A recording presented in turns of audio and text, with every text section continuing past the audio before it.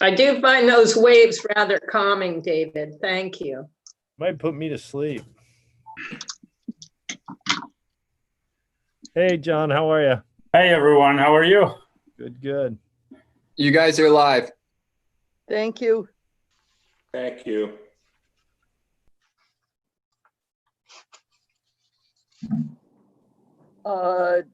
Megan or Catherine, are we expecting Fritz? I haven't heard that he's not attending, so I would expect he'd be here. Well, let's give it just another minute. Should I send him a text message? Probably a good idea.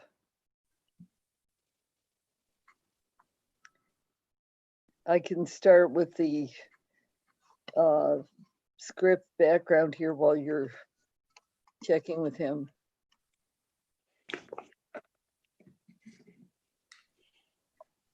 So as I think all of you know, we're still in the mode of having remote meetings under Governor Baker's executive order pursuant to COVID-19 virus. And as a result, the meetings are being held by Zoom for members of the public. I think Megan has made available information to let you know how to have access to the portion of the meeting with hearings where you may want to speak. She'll announce that again before we get into that part of the meeting. Don't be hesitant to speak because we value your input and we're sorry for the relative formality and awkwardness of this kind of format. Just as a reminder on ground rules, as chair, I'll introduce each speaker on the agenda after they conclude their remarks. I'll go down the line of members, inviting each to provide further comment, and also invite, as appropriate, our alternates to speak. Please mute your phone or computer if you're not speaking, so we don't hear the cheery sounds of dogs and children in the background. We're happy to have them other times, but we don't want to be distracted if we can avoid it. I think that's pretty much the gist of what we need to go over. So we're still hoping one of our members will be joining us, but let me take roll call of who's here now, and then we'll be able to get going. Members, when I call your name, please respond in the affirmative. John Trudell. Here. Nat Lowell. Here. Dave Iverson. Here. Fritz McClure. Not yet. Alternates, David Callahan. Here. Stephen Welch. Here. Campbell Sutton. She's muted. There you go, Campbell. Here. There she is. Thank you. Staff, Leslie Snell. Here. Megan Trudell. Here. Catherine Ansero. I see her name, but she's on mute.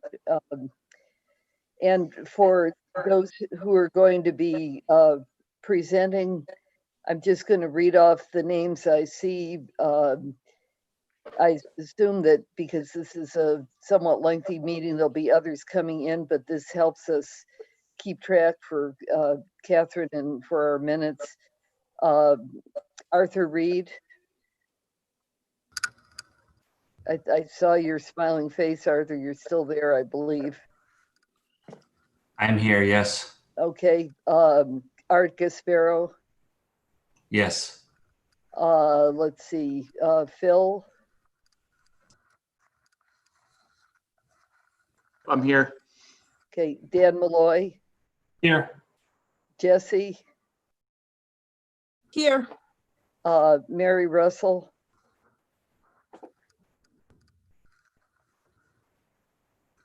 Oh, I'm here. Thank you. Michael Kopko. Here. Okay, is there anybody else who's already there whose name I'm not seeing? Okay, we understand, as I said, there may be others coming in because we've got I see Ed. Which Ed is Pesci on? this? Ed Pesci? Different Ed.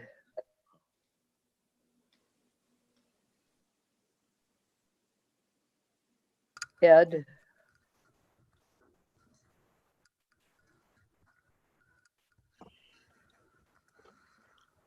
Okay, I guess we'll move ahead then. As others join us, we'll recognize them and be sure they're in the minutes. Okay, could I call the meeting of the planning board to order? Is there an approval of the agenda? So moved. Second. Nat moved, John second. Discussion, all in favor, say aye. Aye. Aye. I guess roll call. Roll call. Nat, Aye. John, Aye. Dave, Aye. Judith, aye. Election of officers. I'm grateful to be back with you, but it's your pleasure to decide who's going to preside. I'll, with the pleasure of the board, I'll make a motion to continue with the existing officers for this coming year, as is. Second. Is there further discussion? Okay, roll call vote. Nat, Aye. Dave, Aye.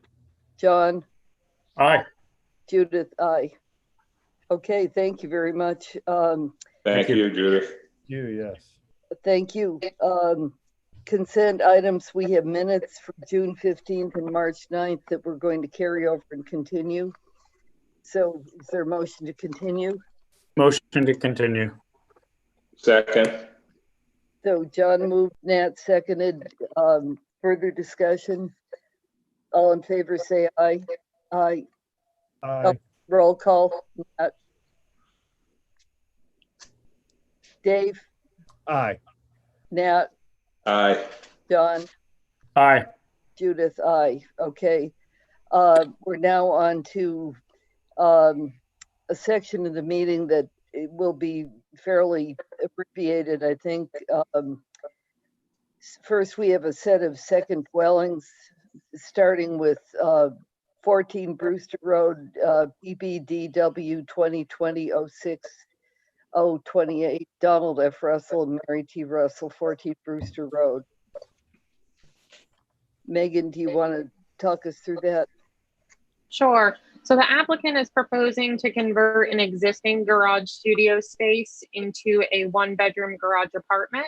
The proposed secondary dwelling will be accessed by the dirt and shell driveway off of Brewster Road that is existing. There will be 4 exterior parking spaces with an additional 2 inside the garage. As submitted, the plan meets all of the requirements of the zoning bylaw for a secondary dwelling. Is there discussion?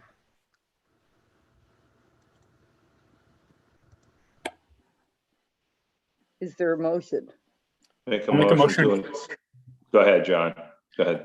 I'll make a motion to approve with the staff recommendations. Second. John moved, Nat seconded. Is there further discussion? Roll call vote. Nat, Aye. Dave, Aye. John, Aye. Judith, aye. Next one is PBDW 2020-06-29, Charles and Cynthia Lenhart, 25 Dukes Road. Mr. Lenhart, I see you are connecting.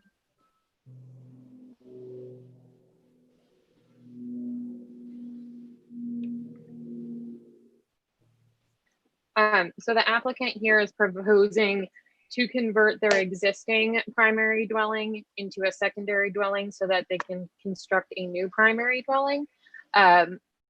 Additionally, they're asking to validate what was a pre-existing second driveway access off of Crooked Lane. However, when the dwelling was shifted on the lot, that access change slightly to the north, so it no longer is grandfathered and does need to be validated as a part of this process. So the dwelling will be accessed by an existing gravel driveway on Crooked Lane, and the primary dwelling will be accessed by an existing gravel driveway on Dukes Road. The driveway in total will contain 7 parking spaces in the exterior, and as proposed, the plan meets all of the requirements of the zoning bylaw. Are there questions? Yes, No. Campbell? Campbell? I just had a couple of questions. I was just wondering, in this area, is this area connected to town sewer and town water, or are they gonna need a well and septic? And if so, are those shared wells and a shared septic?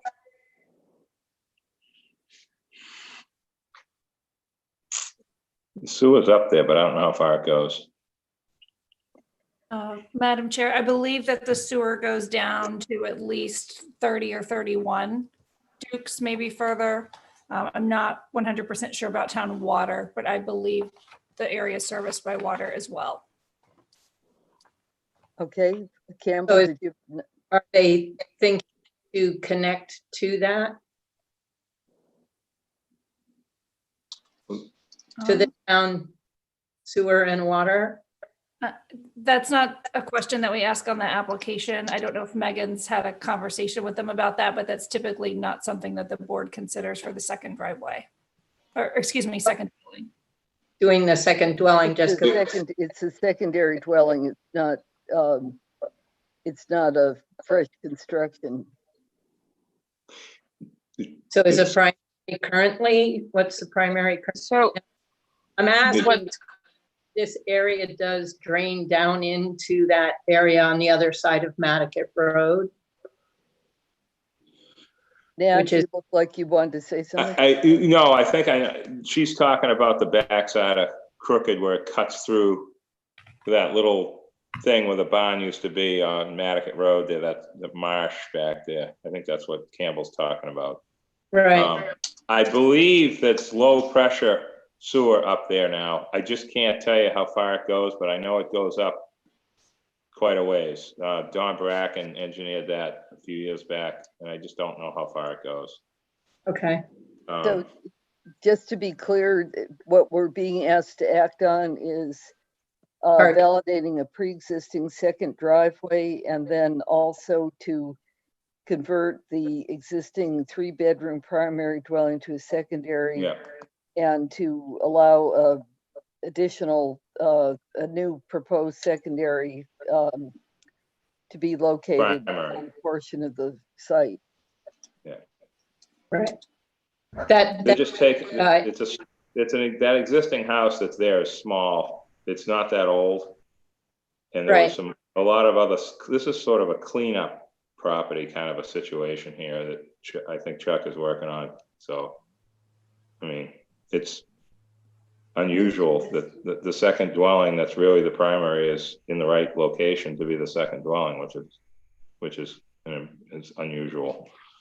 So I think they, right. Campbell, if you'd hold on, let me ask the applicant. Mr. Lenhart, did you want to comment on any of this? You have to unmute. he would know where the sewer is. Can you hear me? Yes, sir. So I'm on 2 lots, and you guys, in fact, the planning board previously approved this 5 years ago. And at that point, I picked up the existing dwelling, moved it over to the side, and then didn't move the project forward. I am on town sewer and was part of the original private line that went in 10, 12 years ago, maybe even 15 years ago. And I have a well. So the existing well will run both dwellings, and the sewer connection that I have now will serve both dwellings also. super. Thank you. Thank you, Chuck, for explaining that. I thought the sewer was more recent than that, but thank you very much. Mr. Lenhart, is there anything else you wanted to comment on?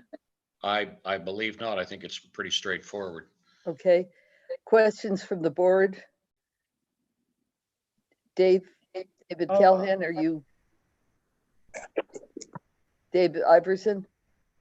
So is the driveway where the driveway's moved, is that what is shown in the picture in the packet? Is that where it exists now? Yeah, so the driveway exists there right now. It was slightly to the south. When it was located slightly to the south, it was grandfathered to be pre-existing, predating the bylaw requiring permission for the secondary cut. So just in moving that house, it was relocated slightly to the north, so it does need to be validated. Okay, I see now. Yep. That's my only question. Yeah. John or Nat, did you have anything further? No, that just explained my question. I didn't quite get that other house. Now I do. I'm fine, Judith. Okay, I'm seeing another iPhone listed as Fritz. Are you there? I guess not. Any other alternates wish to ask a question or comment? Dave Callahan or Stephen? Okay, are we ready for a motion? Yep. Make a motion to approve the secondary dwelling and the validate the driveway, the existing driveways. With staff recommendations. With staff recommendations. There are Yep. 4. Yep, with those 4 recommendations. I'll second Nat's motion. Okay. Is there further discussion? Hearing none, roll call vote. Nat? Aye. Dave? Aye. John? Aye. Judith? Aye.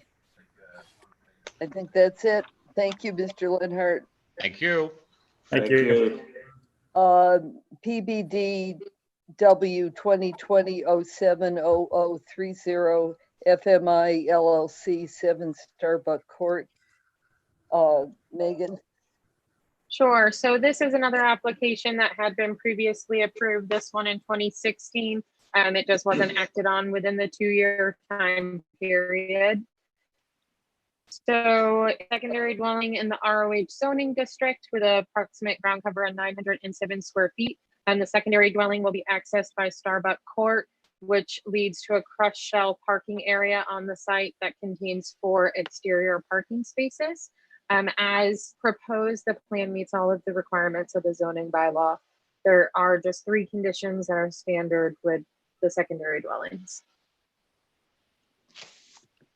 Yeah. Questions or comments from the board? Nat?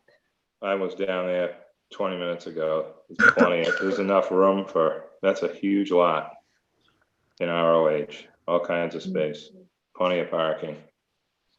Turning around, nobody's backing out of anywhere. So it's good. Dave or John? No, I think we approved this in 2016. They're not asking for anything new. They're just looking to, I guess, clean up some paperwork and get it active again from the expiration. So I'm okay with it. Okay, anybody else? All right, is there a motion? I'll make a motion to approve with the 3 staff recommendations. Second. John moved and Nat seconded. Okay, roll call vote. John? Aye. Nat? Aye. Dave? Aye. Judith? Aye. Thank you very much. Now we have a series of approval not required plans. First 2 have requests for withdrawal. Do we need to vote on those, Megan? No, they withdrew formally, both through Okay. me, and I'll be filing that with the town clerk. Okay, thank you. Then we'll move on to PL sub 2020-070063 Mark and Marilyn Wendling for John Adams Lane.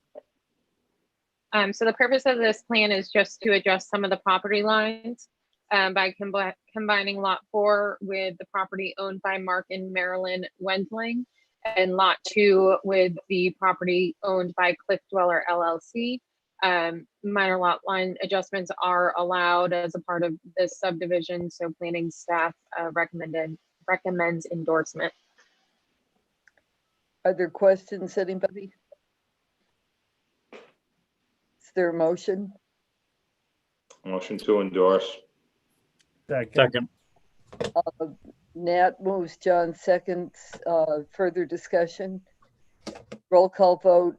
John, Aye. Dave, Aye. Nat, Aye. Judith, aye. Thank you.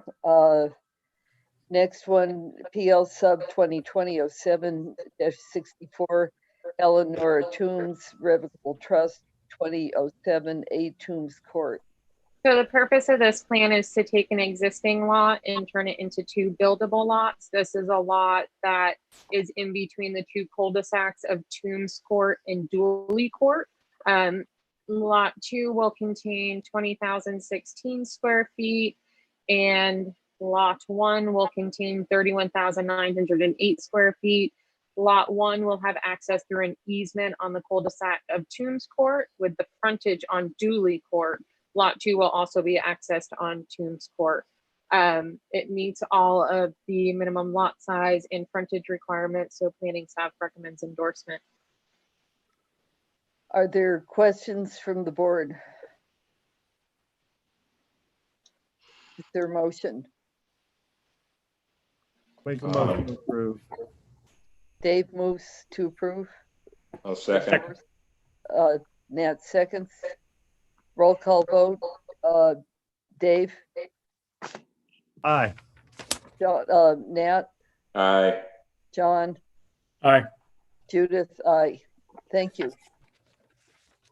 PL sub 2020-07-65, 20 Sherburne Turnpike, LLC, 20 Sherburne Turnpike. Megan? So the purpose of this plan is to take an existing buildable lot and divide it into 2 lots, one of which at this current time will be buildable, one of which will not be buildable. I did want to point out that proposed lot 2 is considered non-buildable only because adequate access has not been established. Once that practical access has been provided, a zoning enforcement officer can make that determination if the lot's buildable, so they won't have to come back to the board for further review. As proposed, the lots do adhere to all of the minimum lot size requirements and frontage requirements of the zoning bylaw. Planning staff recommends endorsement. I wondered if some of you might explain the history of the Folger Road, why it's not been built and how likely it is that it will be built, just to understand what's going on there. Leslie. So, and Dan Malloy, I think, is on here. He's the surveyor for the owner, so he may want to chime in, but Folger Road is private. It's a pre-1955 road, so it existed on plans prior to the adoption of the subdivision control law. So it's really up to the private owners who have rights to use the road to open it up to use for access. And that's why it won't need to come back to the planning board for review, because if the lot was already there, it would be up to the zoning enforcement officer to make a determination about the adequate access prior to the issuance of a building permit. Thank you, Leslie. Dan, did you want to add anything? You're muted. Okay. No, I think Leslie just covered it all. The intent, if the A&R plan is signed, the owner intends to build out half of Folger Road to provide access. They just did not want to pursue clearing and building a road until they got through this process. Okay. Questions from the board? No. Is there a motion? A motion to approve the A&R. I'll second.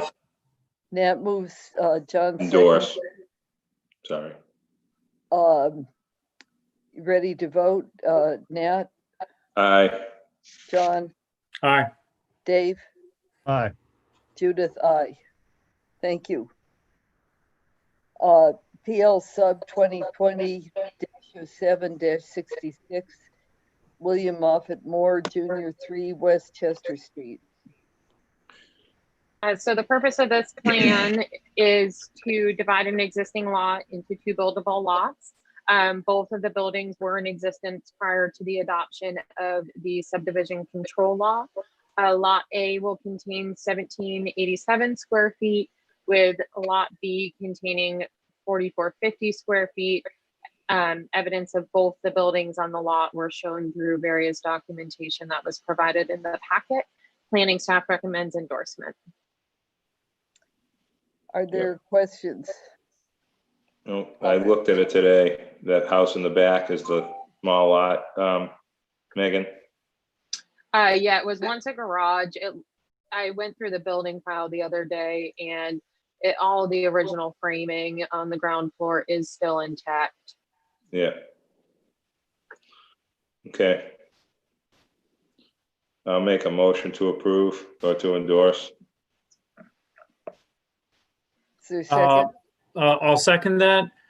You know what? I'm just wondering for procedure. I see in the word it potentially could have secondary access from the back. Was there any discussion with that, or are we still accessing this from Westchester? I don't have an issue with the pre 55 subdivision 41 41 81L. I'm not sure, Leslie, if it's access, if it automatically has access on wire. Is it wires? No, Behind it. We did something up here a year or two ago with another place in the same little road. And I'm sure that they're gonna have access back there for that back house. I mean, that'd be crazy not to. Yeah, I don't have a problem with the approval in principle because it meets all the criteria, and it's just a curious question for future if they're going to access it in the back or the front. And if they don't determine it now. John, are you talking about the front house access too, or just the rear new lot? No, well, just the question is for the rear, obviously. Okay. But yeah. yeah. Okay.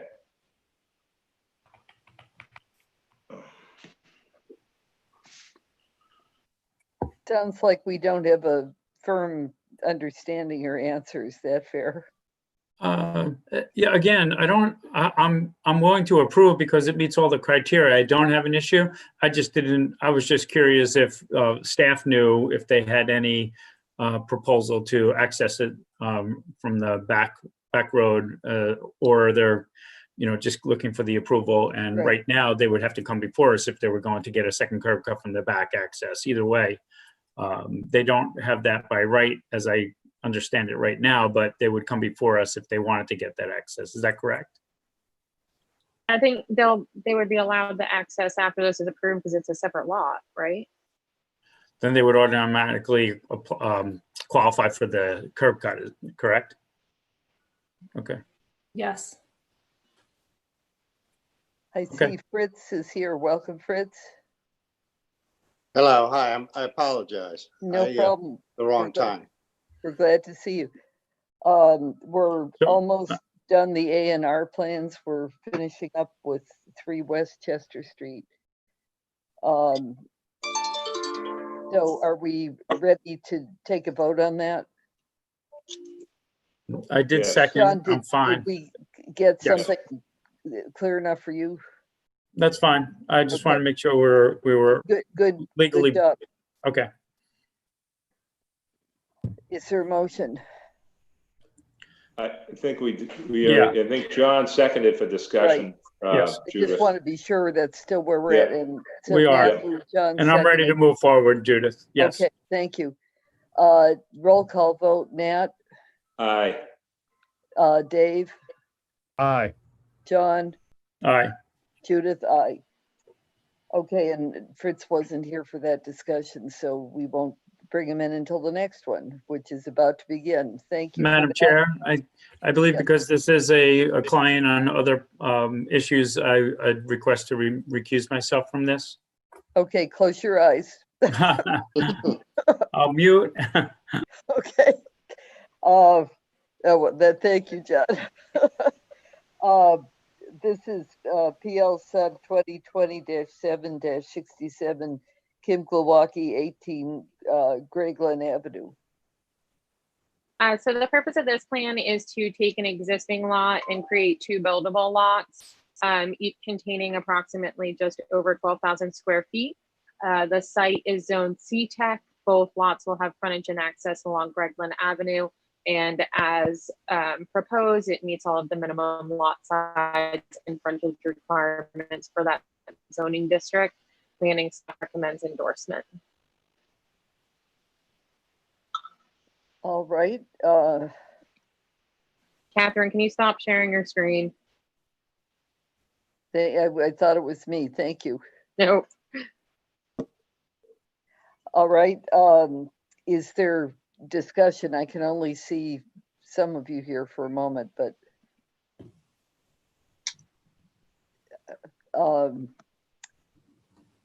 so if there's not discussion, is there a motion? Motion to approve, endorse. Second, Fritz. Okay, Nat moved. Presented. Further discussion. Roll call vote. Nat. Aye. Fritz. Aye. Dave. Aye. Judith. Aye. Thank you. And now I see Stephen Welch is going to recuse, right, Stephen? This is second dwelling, 13 Wayland Road. Yes, Madam Chair, I, for the record, will recuse, and I'll actually just turn off my video, but be here if you have questions. Thank you. Megan? Sure. This So is, the applicant, just to be sure I read it properly, second dwelling and tertiary dwelling, Stephen Welch, 13 Wayland Road. yep. So I think we could probably take them together. He had received Yeah. secondary and tertiary Yep. dwelling approval. And that expires November 15th of this year, just due to COVID and related circumstances. He's requesting that we extend that act on deadline by a year. So planning staff recommends approving that to extend the approvals for a 1-year period of time. I'll make that motion for both applications. I'll second. Madam Chair, Yes. I'm sorry to interrupt your motion, but I just wanted to correct that it is Waydale Road. I'm sorry. I read it wrong. Forgive me there. Thank you. So Thank we had Nat and John, who was second. the second? John, Yes. these are extension requests, ready to vote. Nat, Aye. Dave, Aye. John, Aye. Fritz, Aye. Judith, aye. Thank you. Number, you can come back now, Stephen. Thank you. Thank you. Number 7133, Gingy Lane subdivision, 68 and 72 North Liberty Street. Sure. So the applicant is requesting to release the remaining lots. At this point in time, all of the infrastructure in the subdivision has been complete for some time. We've received all required documentation, and there is no outstanding invoices or payments due for this subdivision. So planning staff recommends the releasing and endorsement of the Form J. Are there questions or comments from anybody? Make a motion, recommend endorsement. That was John. Second. And Fritz that will was second. Nat seconded, or Fritz seconded? Who seconded? I'm sorry. Nat? I Fritz. think I did, yeah. Yeah. Okay. Further discussion? If not, roll call vote. John, Aye. Fritz, Aye. Nat, Aye. Dave, Aye. Judith, aye. Thank you. Then we have two about Reliance Way number 8254, involving legal documents. Yep. So the covenant, I don't know if you guys recall last month's meeting, you had endorsed some of the legal documents for the subdivision.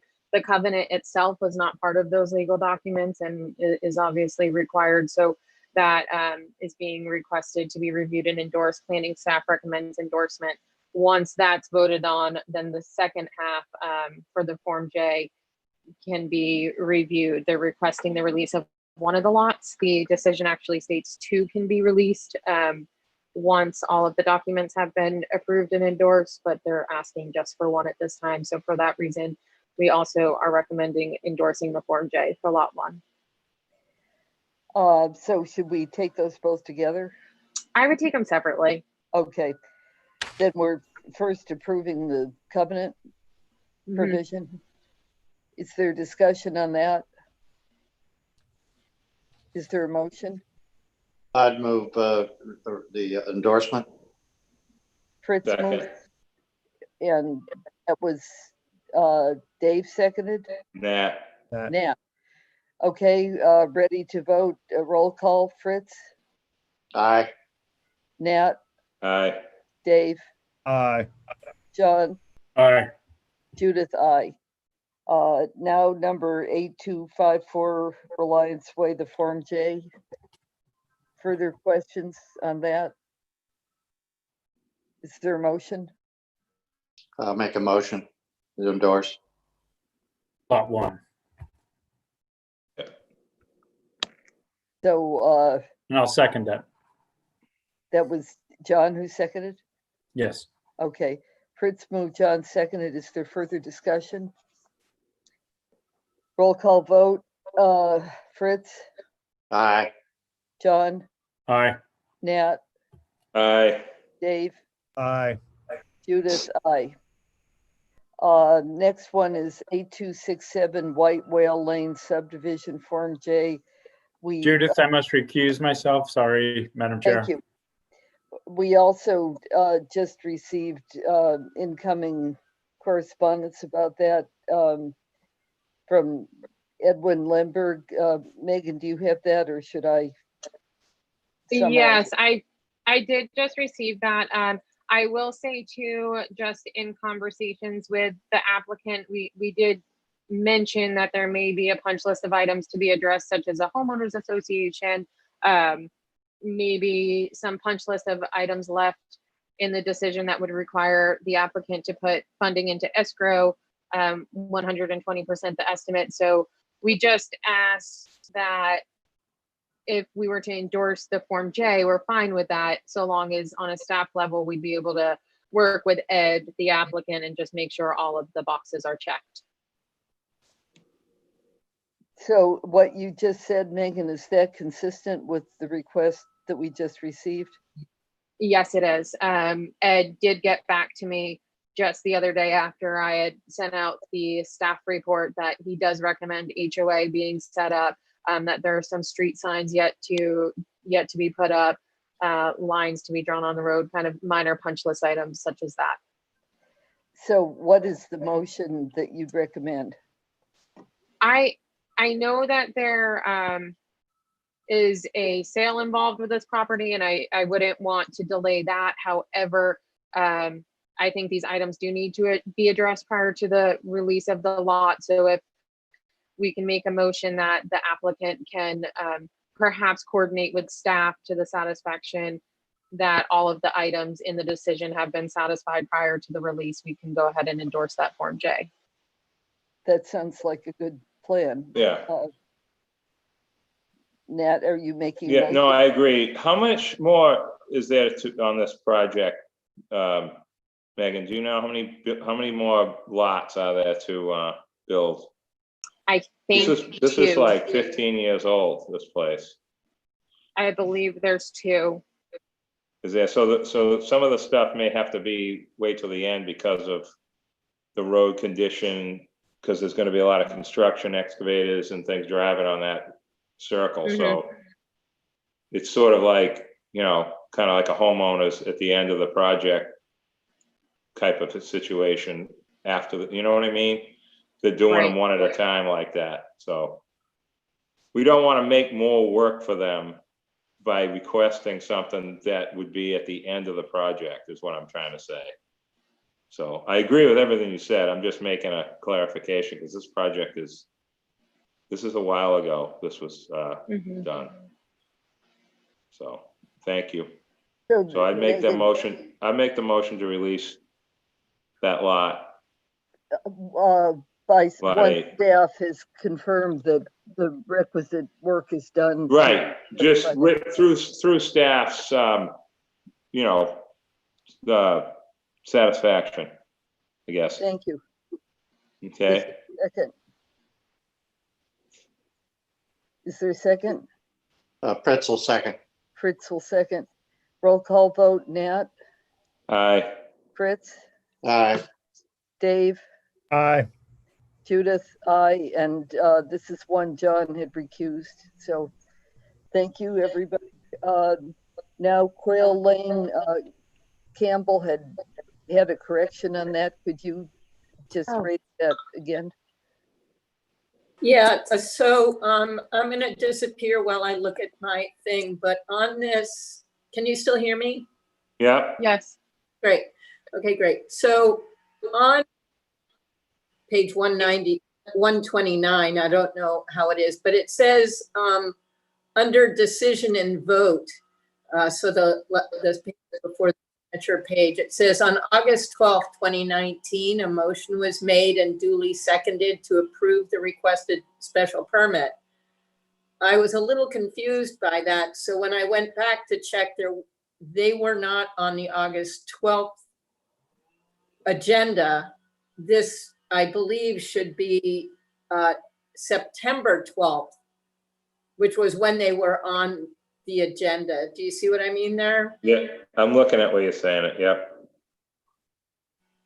So that's just a minor thing, but I thought the decision should correspond to the actual presentation.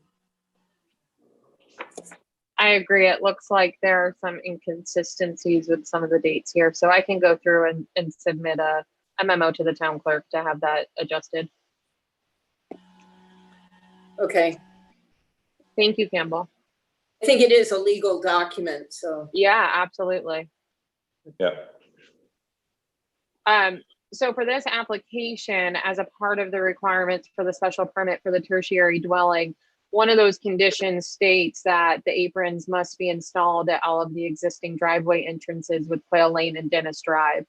So there are 2 driveway entrances with Quail Lane, 1 with Dennis Drive. Bylaw states that any apron must be in a minimum depth of 10 feet. So what they're asking for is just due to the astronomical costs involved with 3 driveway aprons to either eliminate them or reduce the size. So in looking with this, planning staff recommends that if it's going to be approved, that there at least be a minimum depth requirement of 5 feet, just to prevent the materials from going into the paved roadway. So I did include some of the findings and recommended conditions if you guys were to move forward with an approval. They are requesting this to be done as a minor modification versus coming back as a modification to a special permit through the public hearing process.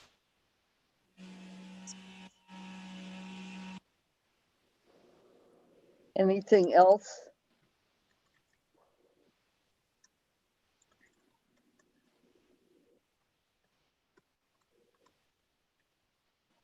Are you ready to,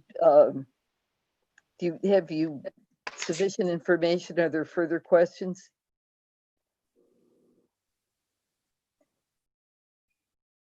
I'm just curious, Megan, do we get issues about costs with driveway aprons coming up fairly often? It's useful if you have a case like this to be aware if other people are going to face similar problems and how we might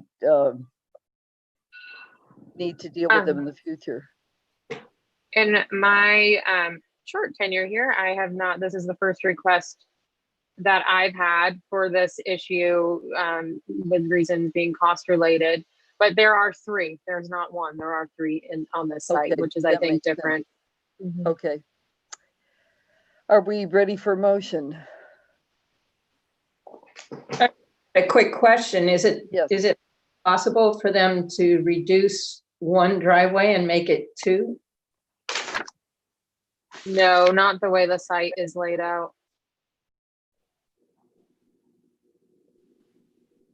Good question though, Campbell. Going twice, is there a motion? Fritz, I'd make a motion that the,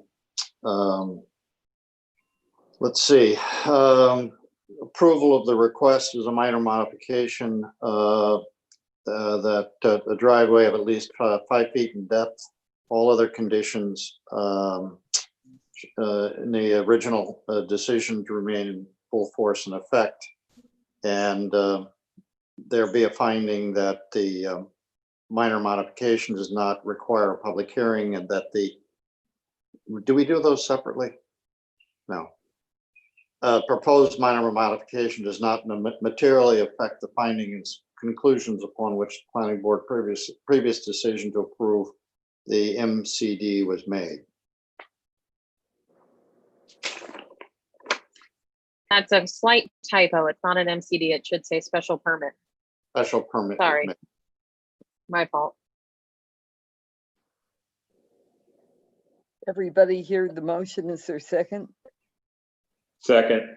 Nat seconds. Ready for roll call? Fritz? Aye. Nat? Aye. Dave? Aye. John? John? Aye. Judith, aye. Thank you. Okay, now we have two preliminary plans. PL sub 2020-07-061 Salvador A. Aguilar Portilla and Myra E. Escobar 72 Cato Lane. Madam Chair, I have to ask that I be recused from this one as well. Okay, thank you, John. John's recused on this. Preliminary plans are not a permit, so I don't think I should need to tap one No. of the alternates. So Megan, you want to walk us through this? Sure. So the applicant is proposing a 3-lot, 2 buildable lot subdivision. The lots would be accessed by an approximately 75-foot long, 12-foot wide gravel roadway that originates from Cato Lane. Both lots would contain just over 10,000 square feet. The site is serviced by town water, and applicant would consider doing a rear subdivision just depending on the board feedback. The planning staff does recommend approval of this preliminary plan, but does strongly suggest conversion to a rear lot subdivision after the definitive.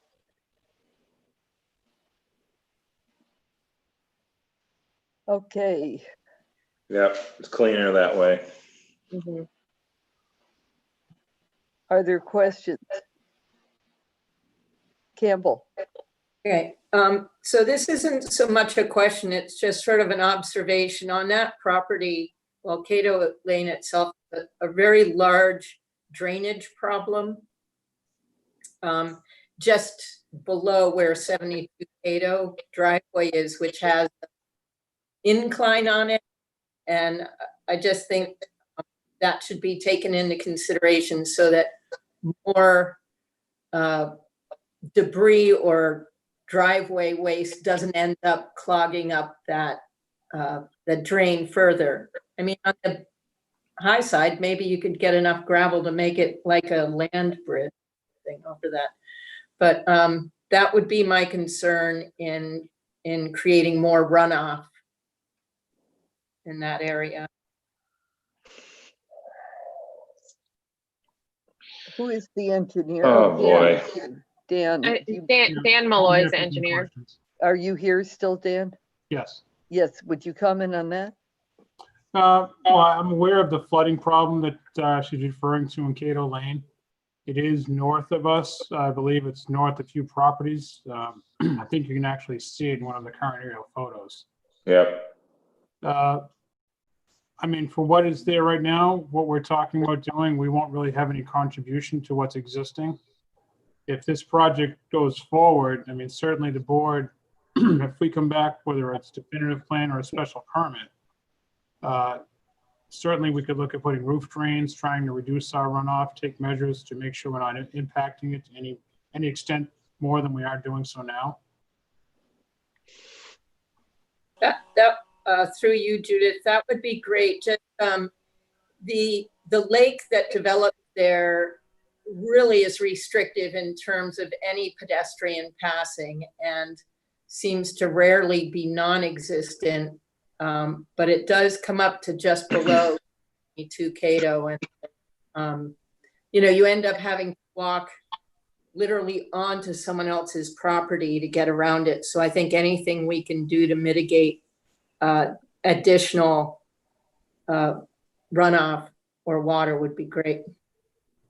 I would just add, I agree with that, Dan. I think with the rate of downpours and changing rain patterns and flooding patterns, the more development there is, the less ground there is to absorb, and the faster the downpours, the harder it is to absorb. So I think it's incumbent on everybody to do everything they can to try to minimize.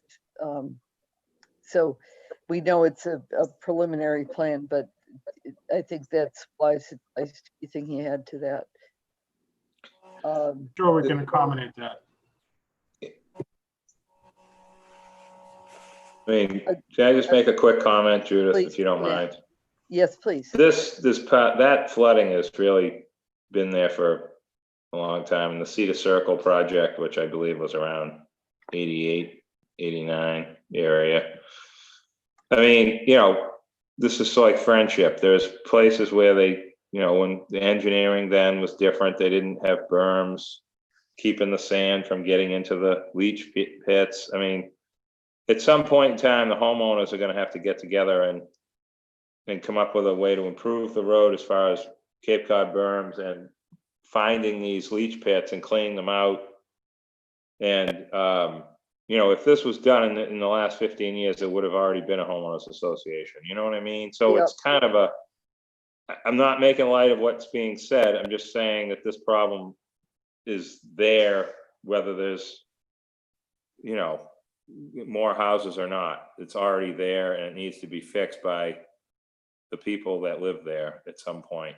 So I'm well aware of what puddles are like and fixing them yourself when everyone else is benefiting from the road. It's just how things work. So, but I appreciate Dan's point about the roof drains and so forth.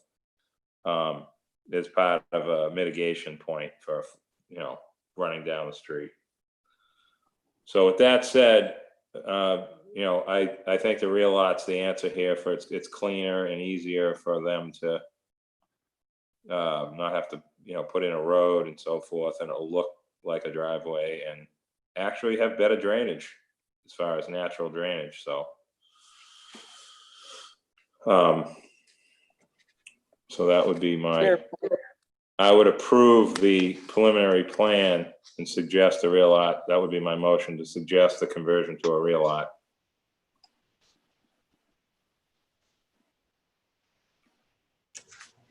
Is that a motion? That's a motion, yes. Second Sorry, that. Dave. Second. That was John seconded? No, John's. That was me. Dave. That was Dave. Okay, ready for a vote? Nat, Aye. Dave, Aye. Fritz, Aye. Judith, aye. Thank you. Judith, sorry, once again, the next two I need to recuse. There's family No problem. and professional, so I must No recuse for the problem. next two. John is a busy man. Okay. So we're down to PL sub 2020-07-62 Marianne Jenkinson, 1 Bayberry Lane. This is another preliminary plan. John is recused.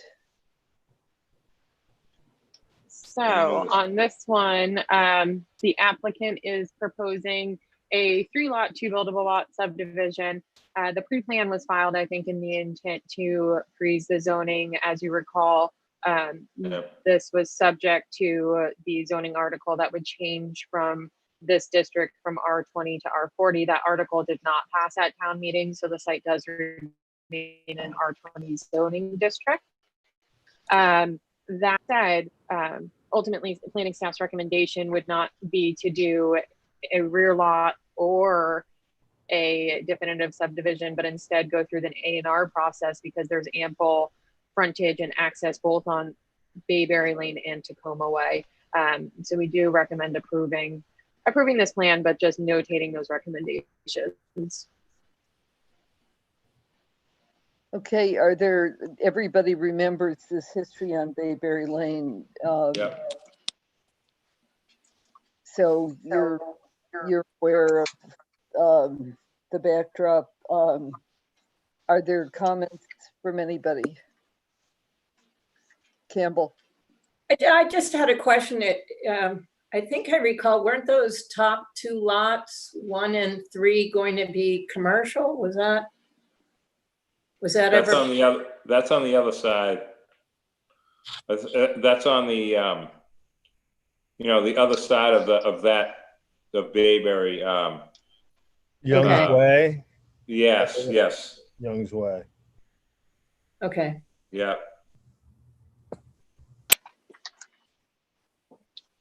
Are there other questions from anybody? Again, it's a preliminary plan. And this one, Dan Malloy was the surveyor for as well. So he's on. Dan, do you want to tell us anything else? I don't think so. Megan covered it pretty well. We're obviously going to review the options now that town meeting is passed. So we may be withdrawing it. We may be pursuing something. I'm not really quite sure. So I would ask that the board, approve the preliminary plan. I just don't know if we'll go forward with it. I think anytime we have had preliminary plans that are kind of at this stage with that level of uncertainty, I know you understand this, Dan, but if you come back, there'd really be need for a lot more certainty and clarification about what uses are being made and everything like that. So we appreciate that you want to get to this stage and have a bookend on it, but we also know you may be back. Right. Anybody else with a question or comment? Nat? Nope, that's good. You know Is about this place. Is there a motion? Motion to approve or endorse the preliminary plan for 1 Bayberry. Okay, is there a second? Second. Nat moves for seconds. There's no added kind of special conditions or anything you want to see added, is there, Megan, that we haven't touched on? Okay, then No. are we ready Till the for next step. ready for a vote? Nat? Aye. Dave? Aye. Fritz? Aye. Judith? Aye. Thank you. Thanks, Dan. Yep. Thank you. Okay, Megan, the next couple for our continuations, continuances, we need a motion to continue. Is that right?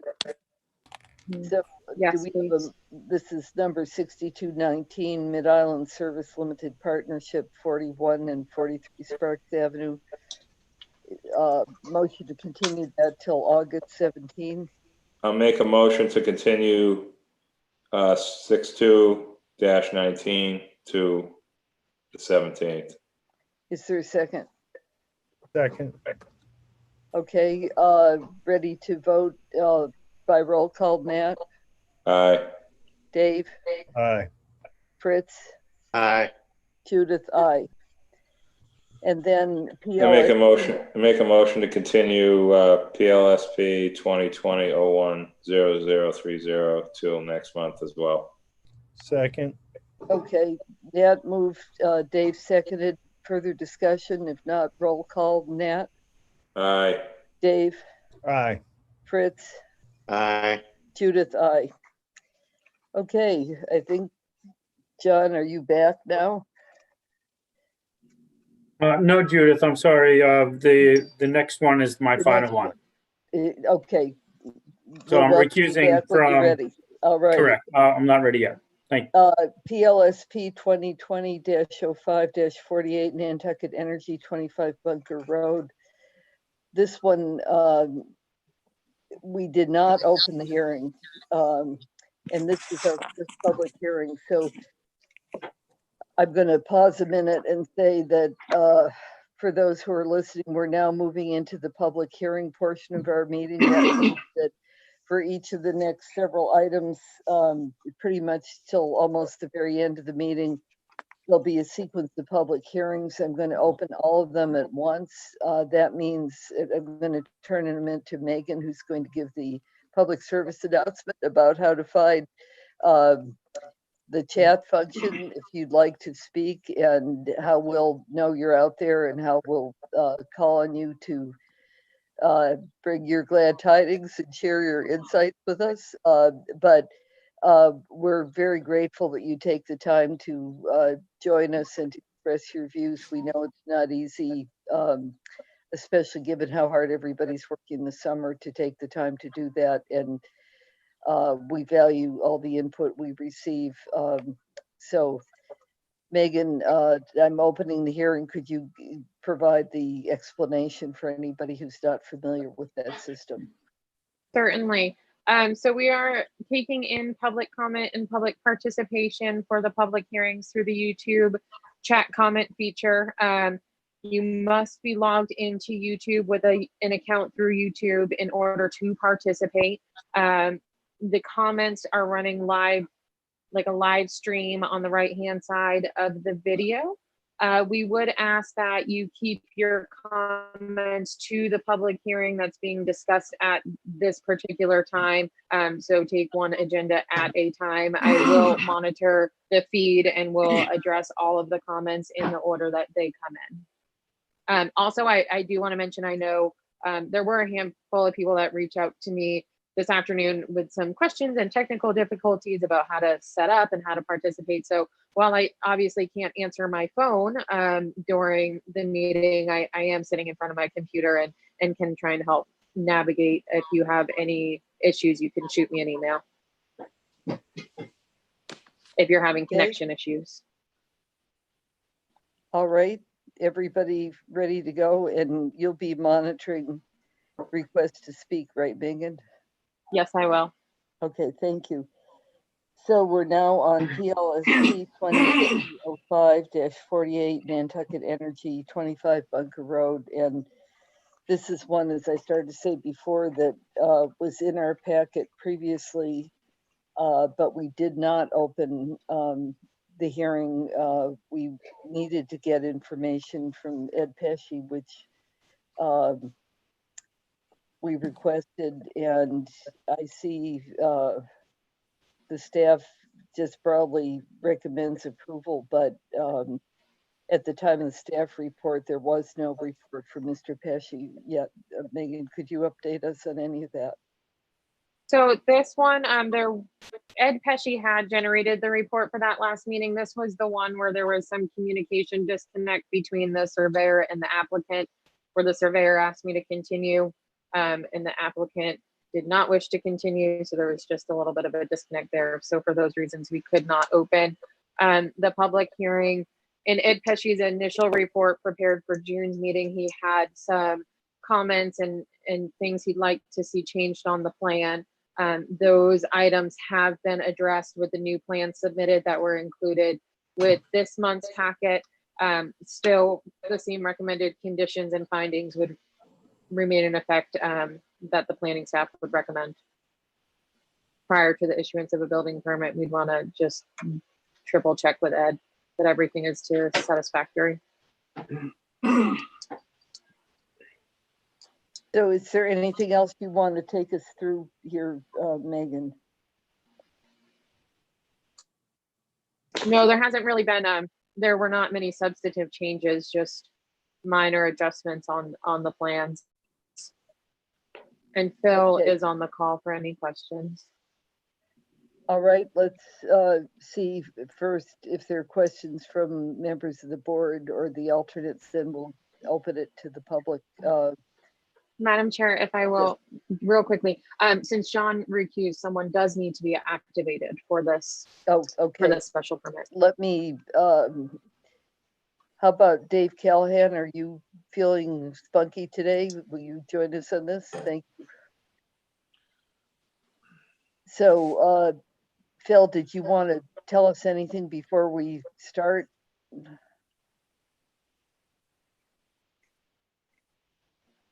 Yeah, I kind of like outlined it last time, how we're just trying to clean our lot up and get everything, a lot of stuff indoors. That's why we're adding the 2 storage units plus we're moving our office out there with a large repair garage. It's been a long time plan to do this company-wise, finally getting there. And made the adjustments with far as on the plan as far as the drainage goes and stuff that were asked of us by the engineer. And we changed our aprons to concrete versus asphalt. Just so we could get them done sooner due to the backup with the asphalt. And we've actually started that work. So that's all I really have. If anybody has any questions, happy to answer them. Okay, thank you. Board members, do you have questions or comments to start?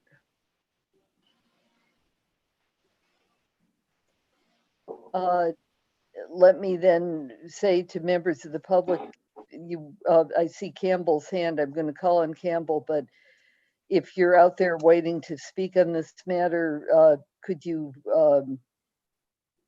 what did they do, Megan? Raise their hand or? Just type in their comments on the YouTube chat.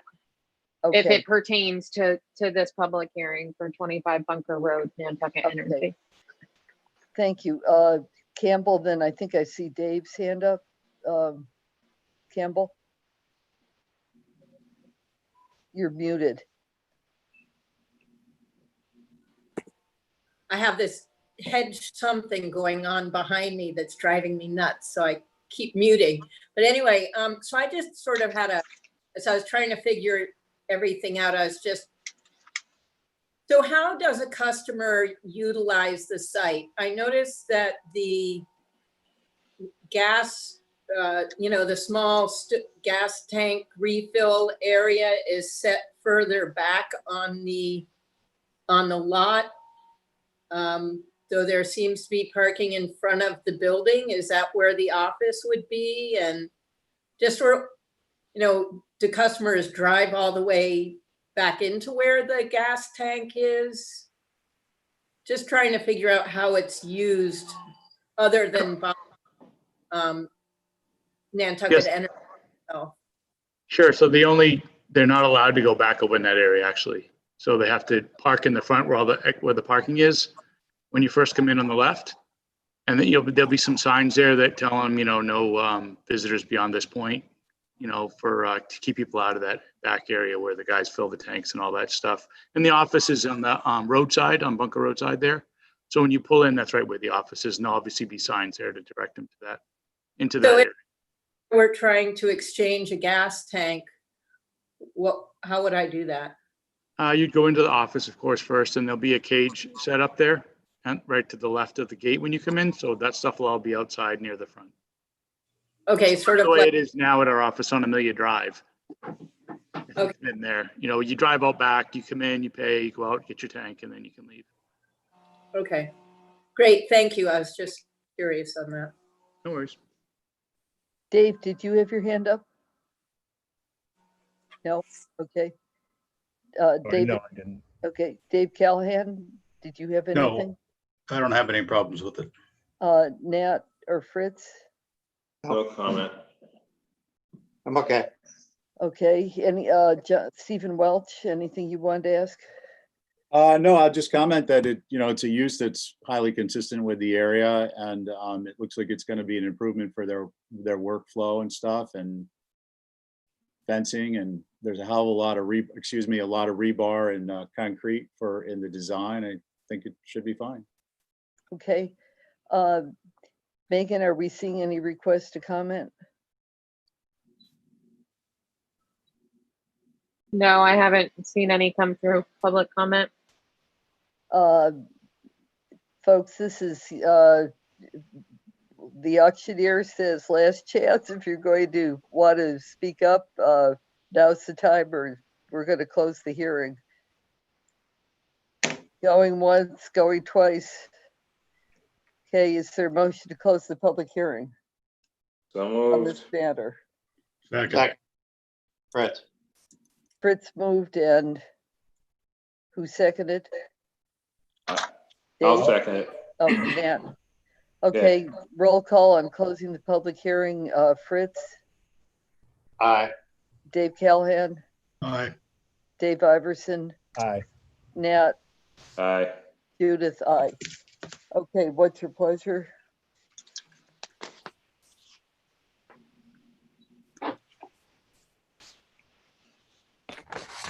From the packet, I'll take a crack at it. we have I'll to make have a- the findings about harmony and everything. Right. again. Yep, make a motion to approve, and that the request is in harmony with the general purpose and intent of the bylaw, and that the request is consistent with the findings in the original decision, that all the comments referenced in the report fair by Pesci Engineering, with the exception of comment 2C addressing setbacks, are addressed prior to issuance of a building permit and start of construction. Is there a second? Second. Dave Callahan was seconded. Further discussion? Ready to vote by roll call? Nat, Aye. Dave Iverson, Aye. Dave Callahan, Aye. Fritz, Aye. Judith, aye. Thank you very much. Congratulations on the good work on this project. We appreciate it. Yeah. Thank you. Thank you for all your help. Appreciate it very much. Okay, Mr. Malloy, I think you're going to help us again with PL sub 2020-06-58 at Glondro LLC for Hannabia Lane. And I see there's an additional Hannabia Lane, but I guess we need to take them one at a time, right, Megan? So they're gonna have to be one at a time. The second one is actually for the special permit for the second driveway access. That public hearing was open back at the March meeting, where it was determined that a modification to the subdivision must happen first.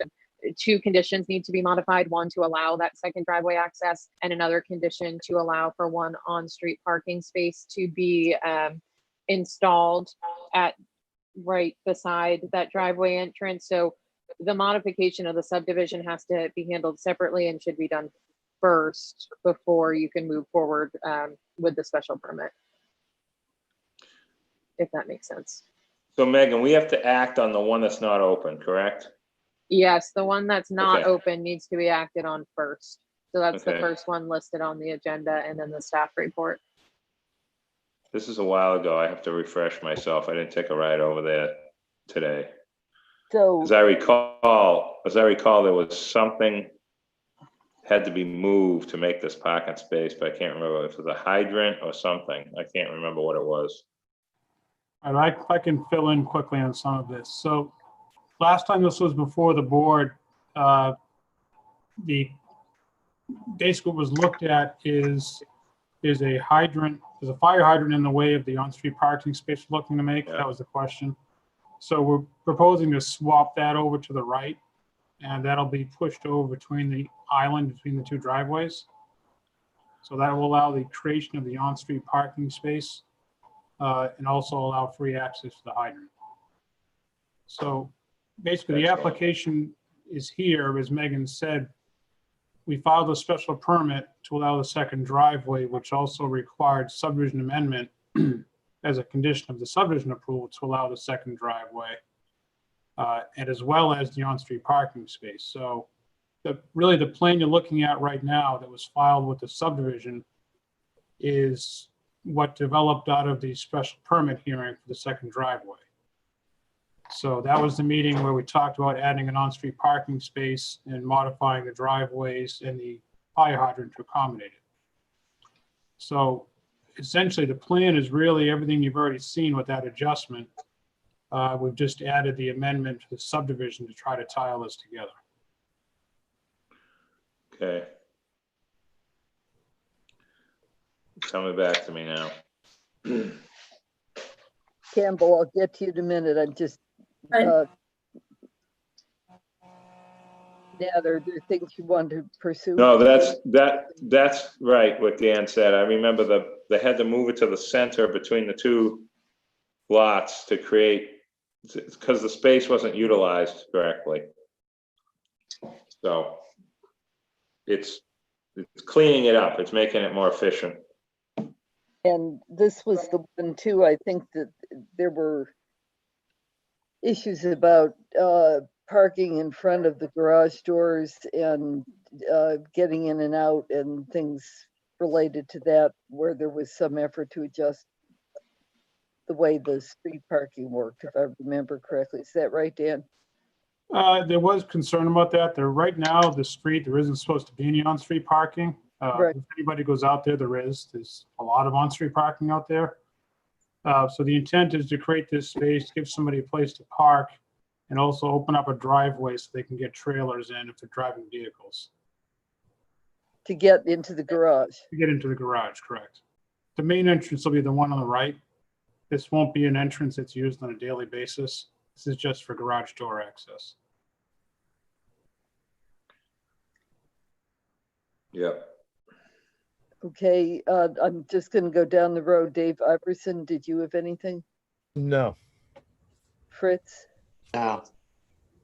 John? No, I think it was discussed in detail last time. I'm fine. Campbell? I just had a quick question because I couldn't recall, and maybe I asked last time, but my understanding is there's 5 lots in this subdivision and there were 3 driveways allowed. And what I was wondering is, does this set a precedent for the other lots, or is it that there's, parking is, sort of anywhere you want to park kind of thing? Or whether other lots in this subdivision are now going to, follow suit with 2 curb cuts, and whether in the end that creates a traffic flow problem. I can add only one part to that. I know the lot immediately to our right, I believe, was construction may have just completed for, I think, a duplex maybe. But that property is completed with a single driveway, so I can't anticipate anything else would happen there. I don't know about there's 3, I believe 3 additional lots going to the right after that one. I don't know the status of those, but they all have the same restrictions on them. So any changes to driveways in any way would require coming back to you as a board. Well, right, but they'd say as you did on lot 4 kind of a thing. So I was just checking in on that. Campbell, I will say I have knowledge of, I believe it's 8 and 10. It's the lots on the corner of Novadear Farm. Those are held in common ownership, that it was designed specifically to utilize that shared drive. So I know at least they won't be coming back either for 2 driveway accesses. Thank you. Megan, could you just be sure in terms of public comment, is this first one, this is the one we hadn't had hearing on before, correct? Yes, this first one for the subdivision, we do need to open a public hearing. It has not yet been opened. Okay, I'm opening the hearing here. Anybody who's out there who'd like to address us on this matter, Megan, do you want to tell them one more time how to do that? Sure. So we are taking all public participation through the YouTube chat comment feature, and you must be logged into YouTube in order to participate. You'll see the comment live streaming right beside the video to the right-hand side. I'll be monitoring all of the comments as they come in. We do ask that your comments do pertain just to the hearing that we are discussing at this moment in time, which is for Hannibia Lane, either for the subdivision or the special permit. So please, I think we can go on and discuss the second of these 2020-02-35 while we hold the public hearing open for comments on either. Is that appropriate, Megan? Yeah, I think that's fine. I do just want to mention though that there were alternates that were activated for the special permit, Stephen Welch and David Callahan, whereas all 5 members are present for the subdivision. So I don't know how you want to handle the voting for that. If it's agreeable, I would suggest we keep with those who were there for the first round rather than trying to go back and substitute others back in, because you may not have had the chance to have observed the prior hearing. And I think our colleagues who were activated probably have a good understanding from the prior discussion. Is that agreeable to everybody? So just to be clear, Megan, I'm sorry here, but that could mean that we have a different group on the first item than on the second item. Right, that's what I was trying to clarify to make sure everyone was on the same page with that. So unless those who are here and eligible to sit on the first item, I don't even know how we would do this, that you would step back in favor of those who've heard the other matter. It's a separate matter, even though it's related. I think we need to proceed with the standard crew here for the first item, and then when it gets to the second set, stick with those who had been activated, who were Stephen Welch and Dave Callahan, and those who were missing on that occasion were who, Megan? Fritz and Dave Iverson. Okay. Everybody clear on that part? So in the meantime, have we had any comments for the public? No, just to say that there's some folks that are hanging around for a later hearing, but nothing pertaining to this. Okay, I think, let's see. What's your pleasure, to close the hearing on the first matter or to leave it open? I think we probably can close it on the first. Right. matter. I would make a motion to close PLS UB -2020-06 00058. I'll second that. Okay, roll call on that. Nat, Aye. John, Aye. Fritz, Aye. Dave, Aye. Iverson, Aye. and Judith, aye. So hearing on that is closed. What's your pleasure in terms of action? Can I just ask just a question for staff? Megan, we're approving the on-street or the little single space, correct? Yes. Is that what this is? Yep. So, well, 2 conditions are with the subdivision. You're allowing the second driveway access separate from the special permit. You're also going to be modifying the condition that states no on-street parking, and it's as it pertains to this design spot only. Okay. And again, these places end up changing as time goes on. I'm not concerned about that. I just want to make sure we're making the right motion for the right thing here. So, I would motion to approve the modification of the no parking, requirement on this lot with this application. I believe that's the correct motion. The no on-street parking and the utilization of the shared drive only, so that they can allow for that second access. Right, correct. What they're asking for. Yeah, before we. I mean, do I need to say we're amending condition 14, Megan? Is that what I need to say here? That's what I would say. Okay. Number 14 and number 6. Okay, well, let me start over again. So we're amending number 6, the condition number 6 and condition number 14 for this, this application. I would move to we approve those modifications. Nat, could I ask a refining question on this? Is it Yeah. only for this current, Yes, by this lot. current owner? Because we don't know if there's going to be something else there. And, Yeah. okay, that That's what that's what Megan said at the beginning until I realized these condition numbers. So yes, and this is just for this. We're not changing the whole subdivision. We're changing this one lot, correct?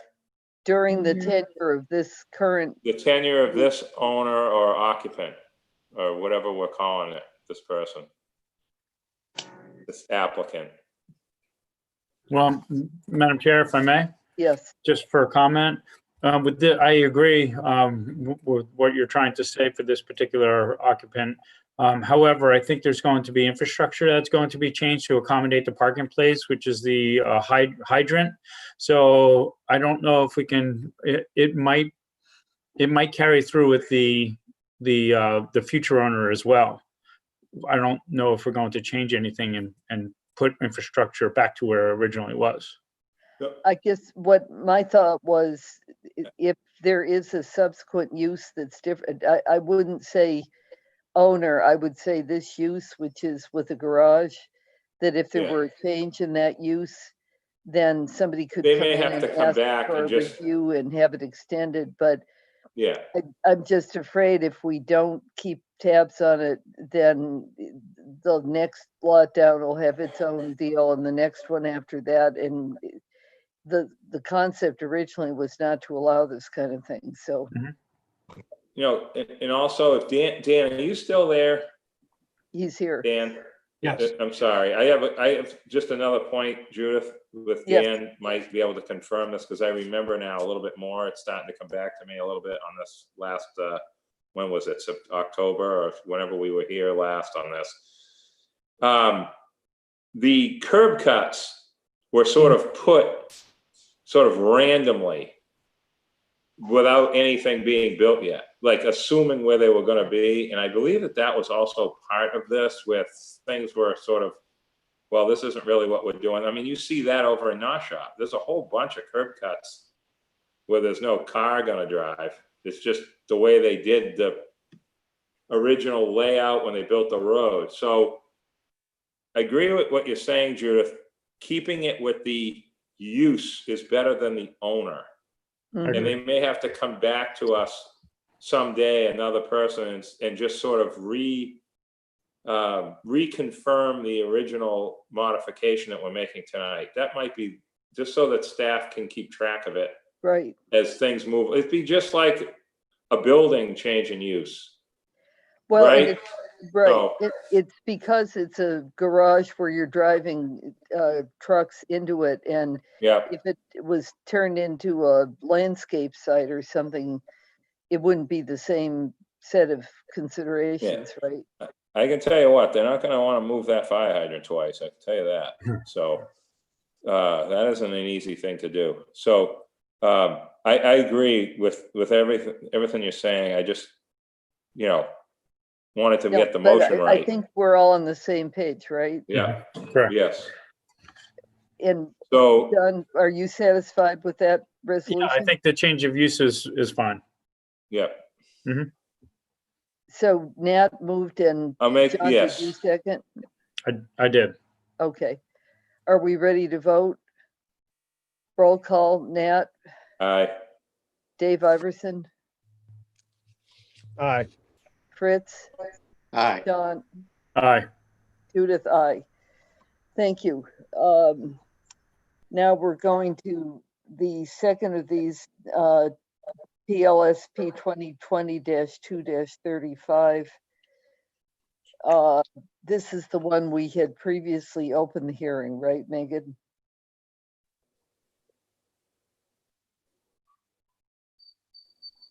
this is already open.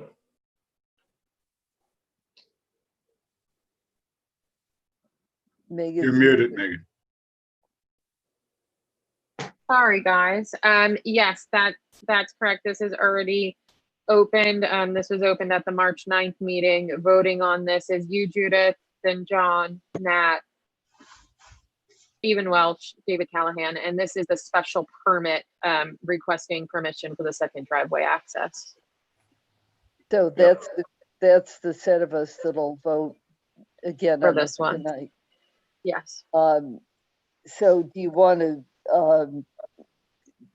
people out there who may desire to speak, the public hearing is open on this matter. Megan, maybe you'd sketch exactly what it is in case anybody's confused about that.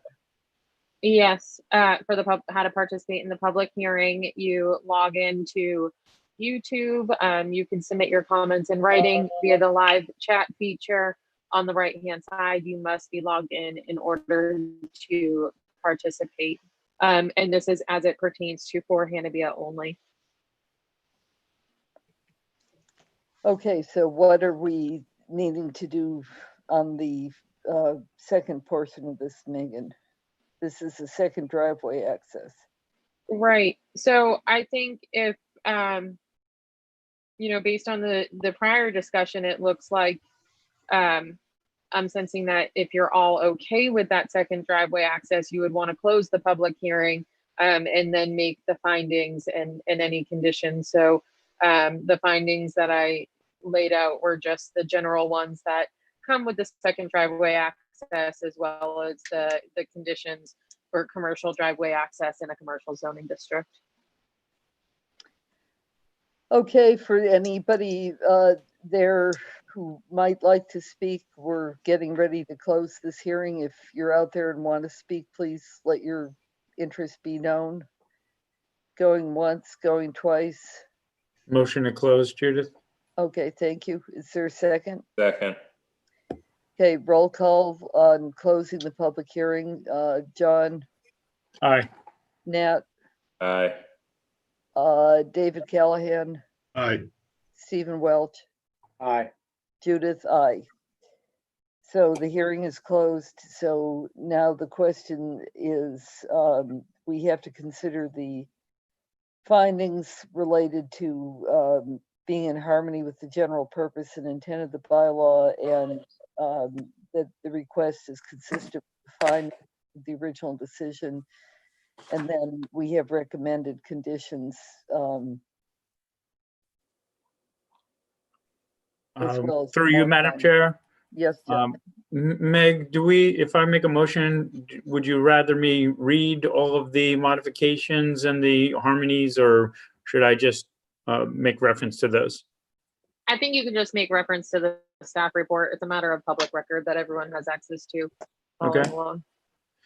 Then I'll make a motion to approve with the findings as written in the I'm sorry, in the outline here with the special permit and also the staff planning staff recommendations for the two conditions at the end. So we have the subdivision modification, the special permit for second driveway access, and then the staff recommendations. Second. Nat seconds. Is there further discussion? Are you ready to vote? John, Aye. Nat, Aye.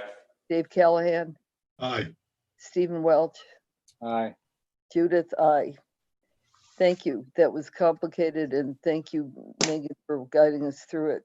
All right, I'm going to keep going, I think until towards 6, and then maybe take a 5-minute break if that's agreeable to everybody. If you need a quick break, feel free to go back and come back, but let's try to see if we can plow forward a bit longer. PL sub -2019-12-18 Skinner's Way subdivision 320R Milestone Road. So this came and before. Let me just say, for anybody who's in the public who would like to be commenting on this, we're opening the hearing so you can make your interest known, and Megan will let us know that you're out there. Megan. Okay, so this came before the board. The public hearing was opened last month. The applicant was proposing a 5-lot, 4 buildable lot residential subdivision. They're going to be oversized lots, and just based on conversation last month, we were waiting to see the outcome of annual town meeting, whether or not this this particular site would be subject to the sewer district, the Sconset Sewer District, which it did pass at town meeting. So this will be on town sewer, which can change the conversation as to what's going to be built out and what type of waivers might want to be afforded, knowing that there is now potential for a 13-lot subdivision, which is much different than just 5. There was also questions surrounding a possible access connection between the Hydrangea Lane cul-de-sac. So I included that plan with the packet that access was put in place for emergency vehicles. Really, those are the 2 major developments since the last meeting, that it is now confirmed to be on the sewer district, and we did find out about that access point. Ted King is the engineer or the surveyor, and he's on the call. Mr. King, did you want to say anything preliminarily? No, not at this moment, Madam Chair. Thank you. Does everybody have a fairly reasonable recollection about where we left off with this? I think the sewer district issue was really a major part of the consideration, so we are grateful that that's resolved. But that also means it's a potentially denser development than had been discussed before.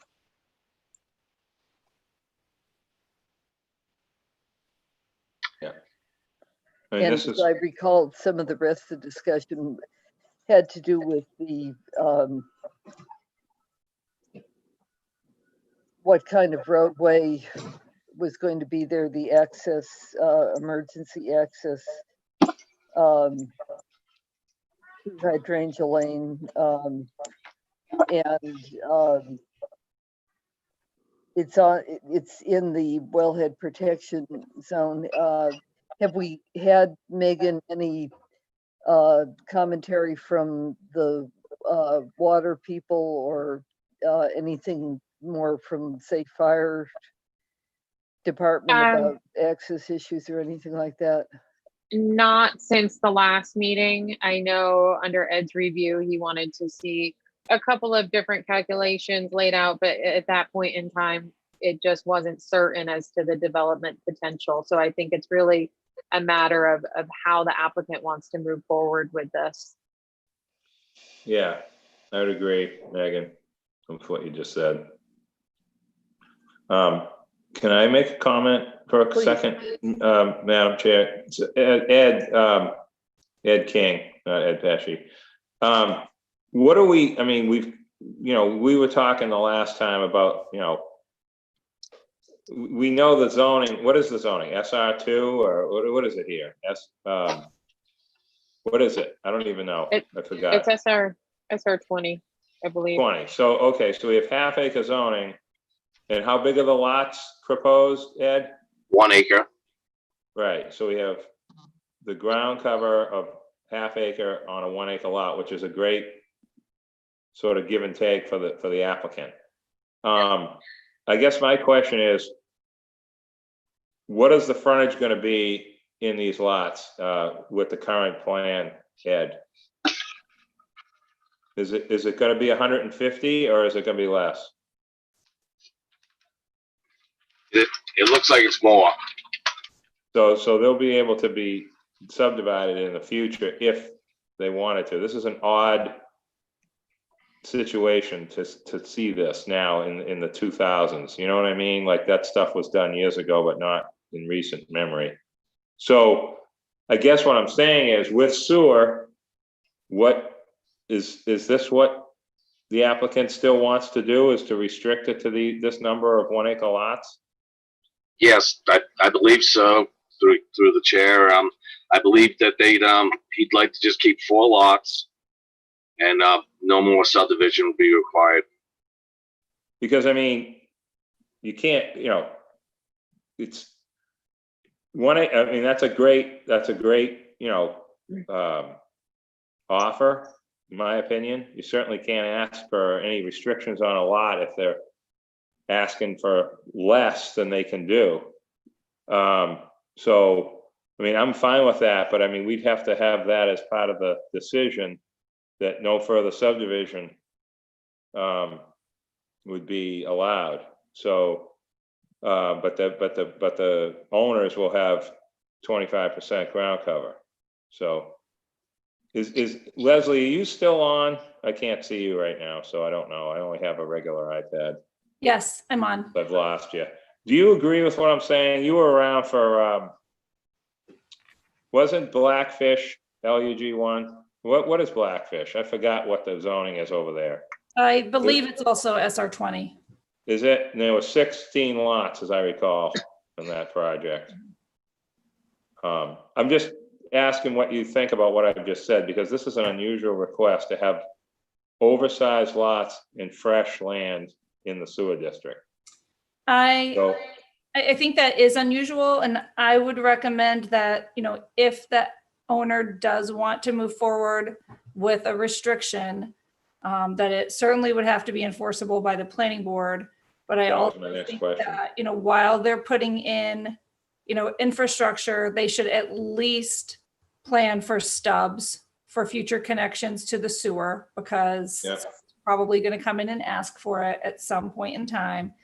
And you should, I think, require some road improvements beyond what the applicant's representative requested at the last meeting, which I believe was just a dirt road. And I also think you should include a condition that says, you know, in the event that they come in and request future lots, that you may reopen the roadway improvements, because what's appropriate for 4 lots with extra ground cover probably isn't going to be appropriate once new lots are created, if they're created.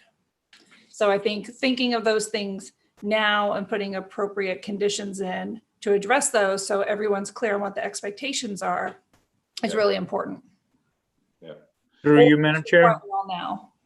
Yes, yes, John. Leslie, question.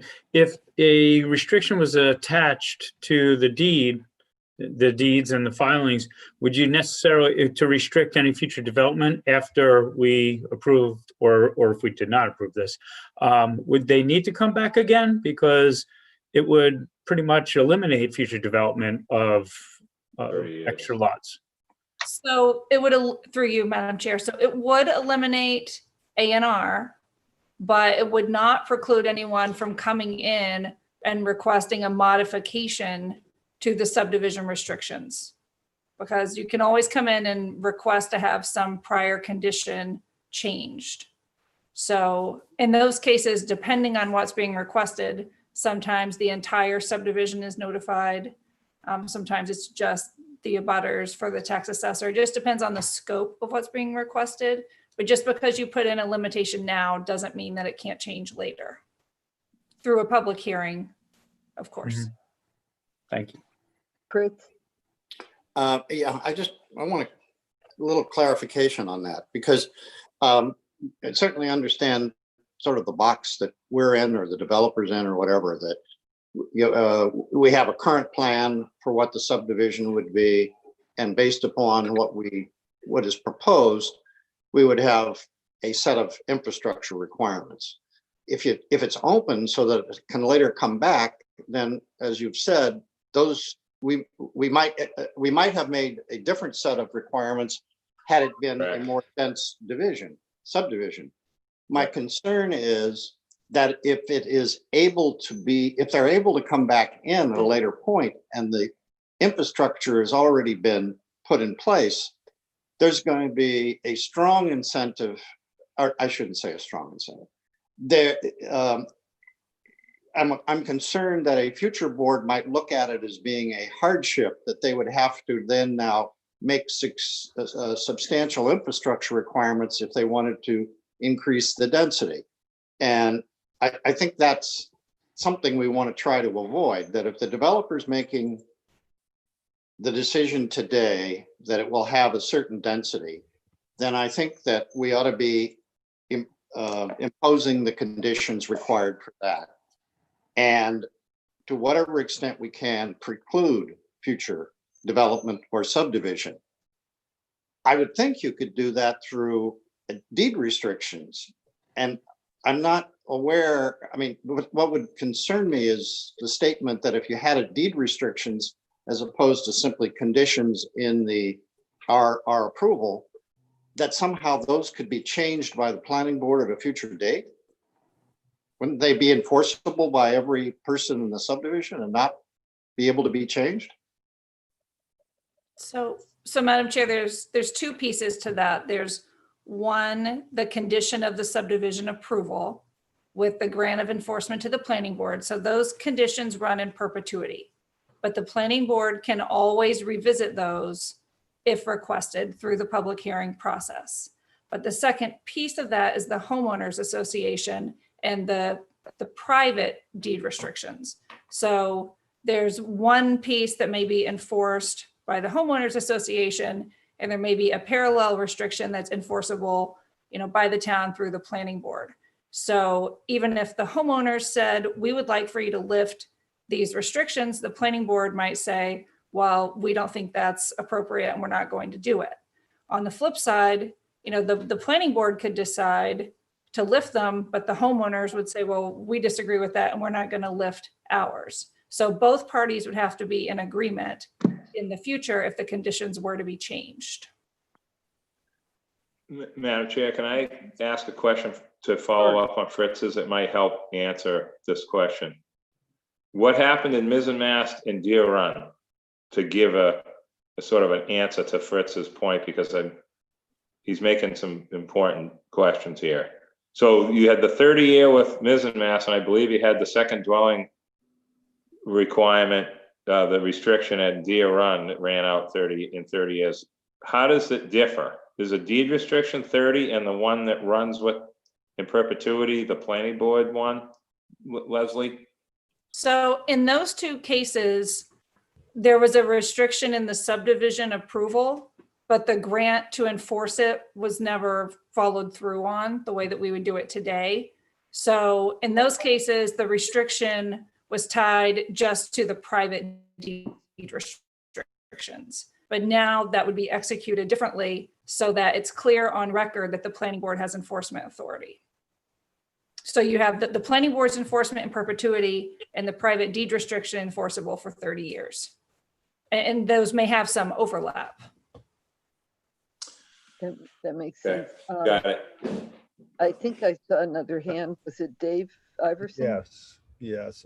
So just for clarification, so there's no way for us to restrict further subdivision in a way that maybe a more pro-development board could change in the future?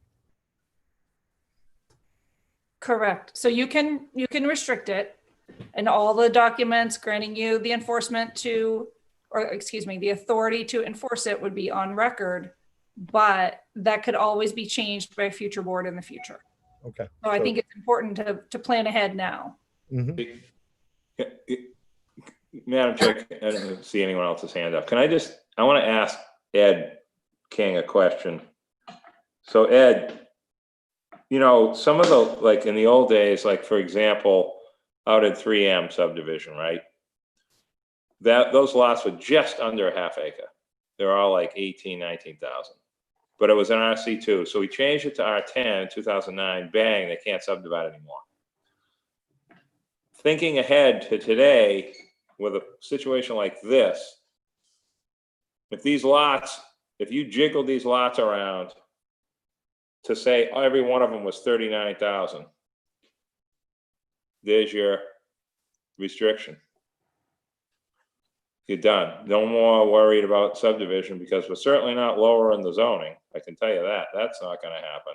So if you made the lots just a whisker under 40, now you have no way to subdivide regardless of deed restrictions. Now, you might be adding a lot, but compared to this conversation, that's nothing compared to this thought process. And you know what I mean? I agree with Leslie's point about stubs, things like that. When you get the trench open, I mean, that's easy, but I'm talking about what Fritz is talking about and what Dave is talking about. This eliminates that completely. So that would be my thought. I'm not trying to tell you what to do, but I'm thinking about the past and what was done versus now. And I just have not seen something like this come in before, where we've got all this land in half acre and no one's taking advantage of half acres. I'm shocked. I understand why, probably what Skinner's thinking, but at the same time, to leave this open for, 20 years from now or whenever that is, it just doesn't make sense to me. We should try to find a way to still do what the applicant wants, but not create a problem with the half acre zoning. So that would be my question. I don't know if anyone else has a comment to that, but that's something I just thought of. I think it's a great idea if it can work. Just a whisker under a builder's acre, Ed. Through Madam Chair, the one problem would be is the septic. I know we're in the sewer district, but I don't know when the sewer line would be there. But I'm pretty much planning on septic systems on those lots. So I would think that that's why we're at 4 bedrooms at 40,000. I thought we were doing sewer. I wasn't thinking about that. Mm-hmm. I mean, it's definitely in the district, but there's no line there, and I've talked to Dan Malloy about it. It may not be quick. I would I'm sorry, Dave Callahan, hand up there. Yes, I think, but if you put an IA system in, you can still get 6 or 7 bedrooms. True. Leslie. I mean, Madam Chair, I'd just like to point out the whole reason why that article got support at town meeting was to connect the subdivision to the sewer, not to allow a subdivision to go forward with, IA systems or something else. I mean, I strongly recommend if the board's going to approve anything that you have a requirement that it be connected to the sewer, however they have to go about getting that done. It's in the zone 2. I think that's something the board should encourage. I was going to say, that's my opinion, Mr. King, that since that is now available, I don't know if you've talked to David Gray and the sewer people, whatever, but I don't think, at least for me, I don't feel comfortable approving something with septic if sewer is in the offing, particularly given the potential density here. And I also think that we don't really have a appropriately fleshed out plan taking into account the changes that sewer is now available and the added infrastructure. So I think it's in your interest not to take your time and just kind of go down the route you were maybe contemplating to begin with, because the point of having the sewer available is to have greater safety and better management. I think it also improves probably the property value to have sewer available. And I would think you'd want to go to the town to inquire about that. Not that Mr. Malloy isn't knowledgeable, but I think that that's really where you need to go. Plus, our obligation is to be sure we understand what the views of the other town departments are with water and sewer and fire protection and things of that sort. So we can't act in isolation apart from those considerations either, just so that's clear. Madam Chair? Yes. I guess that's a question for Leslie. I understand what Nat was trying to suggest by limiting to 39,000 and the problems that it created with the sewer and the septics. Would we also, would we actually in essence be doing the same thing, a restriction, if we limited it to 3 dwelling units per 40,000 square feet, the subdivision? Because even if they subdivided it future, came back to the planning board to re-subdivide, we would have that limitation of those 3 buildings. So you wouldn't then, in essence, be able to make 3 buildings on the new subdivision of the 20,000 square feet. If you limit it to the 3 for that 40,000 square feet, if they did subdivide it, there would be 2 and 1. So we wouldn't really be creating future development. We'd be just, if they came before with subdivision, all you'd be doing is changing the lot size, but you wouldn't be adding to the amount of dwelling units. Is that a way to kind of limit that? Madam Chair, I would need to give that a little thought, but you can certainly limit the number of dwelling units. There are other subdivisions, but keep in mind, this is a conventional subdivision. It's not a special permit. Limiting the dwelling units is typically not done on a conventional, particularly with oversized lots like this. And I do want to point out that the last lot, lot 13, that's 157,000 square feet. So that can accommodate a lot more than 1 new lot if the roadway layout were changed in some way, to provide frontage. So I think the focus on, there could be 4 new lots is really not incredibly accurate. Yeah, and I think what I'm trying to do is respect what the owner is trying to do. We're not imposing something on that the planning board is imposing to limit. We're trying to meet the concern of the owner right now.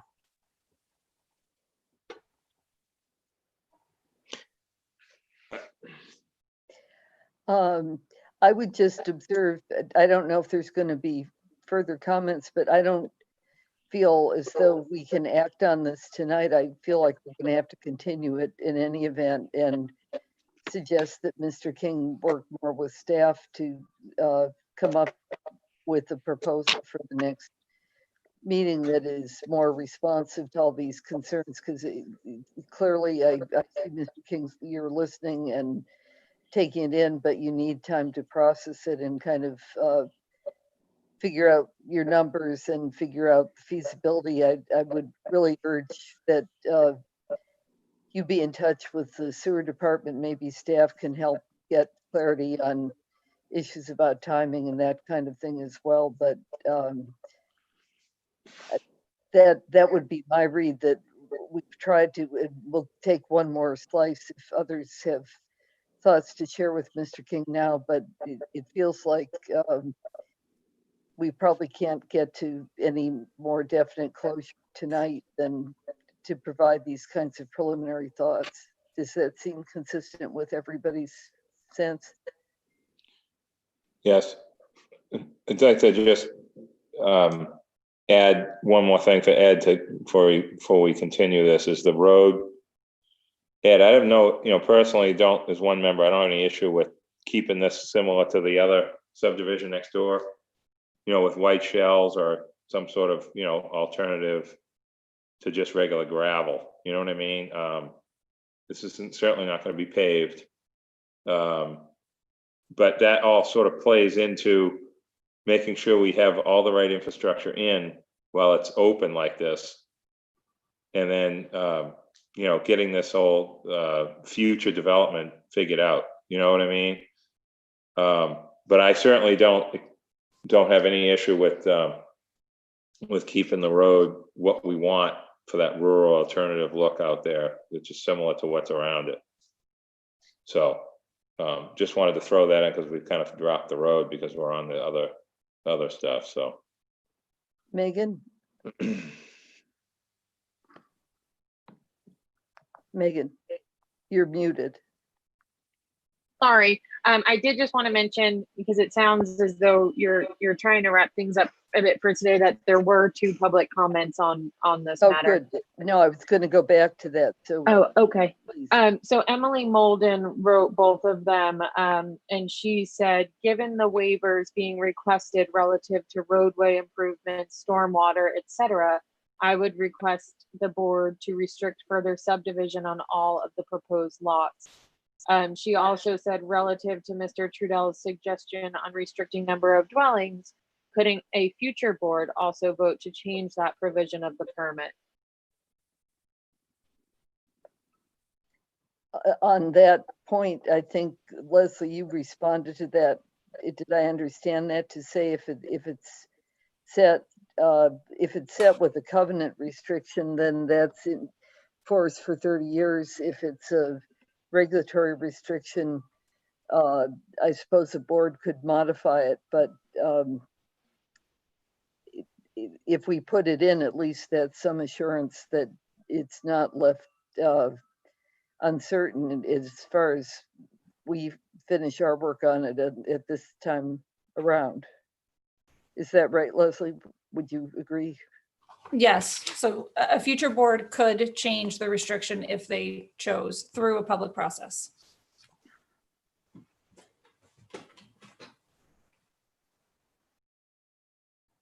This is important to know.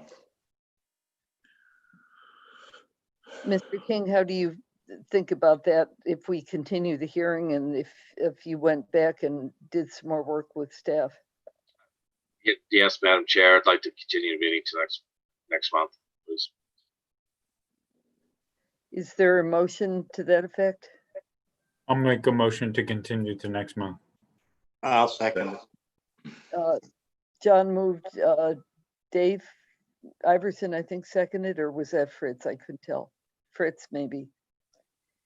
Are you ready to vote on the motion to continue? Roll call vote, Nat. Aye.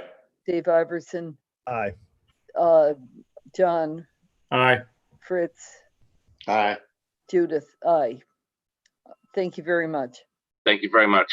Thank you, Ed. Judith, Oh, Dave.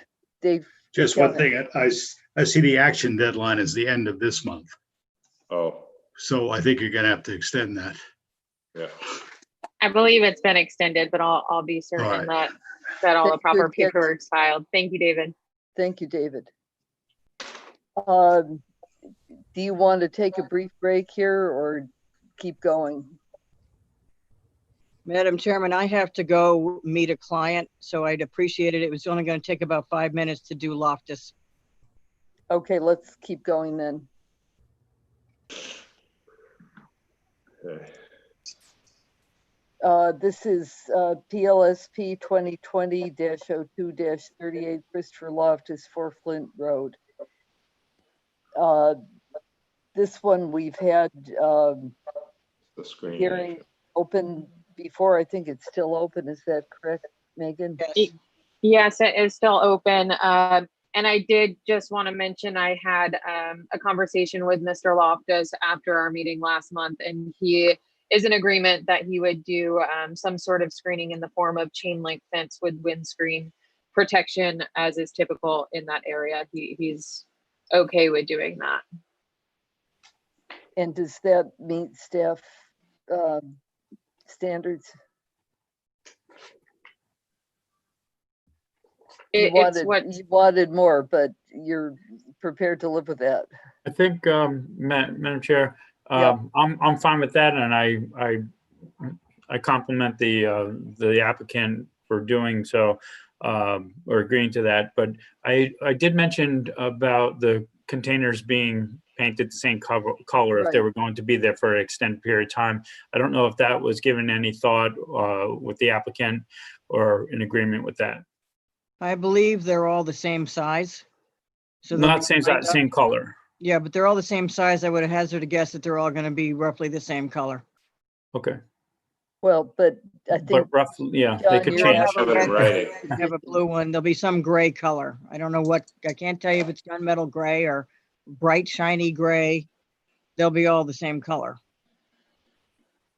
John, you want to put that in the conditions? Yeah, I think we don't have to, say what particular color. I'm sure the HTC is not going to like purple, but I think a universal color would be Red.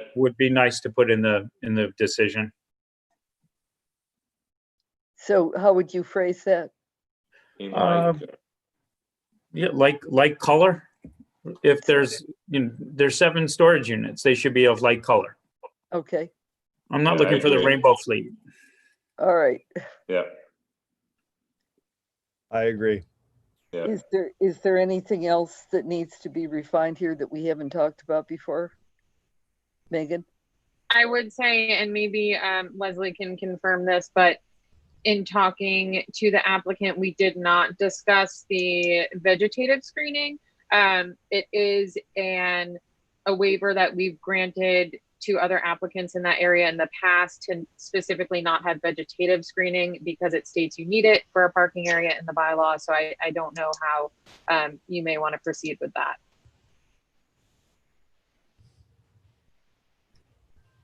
I believe the last one I brought in here had some relief on the vegetated screening because of his particular situation in the same pit, but around the corner from this.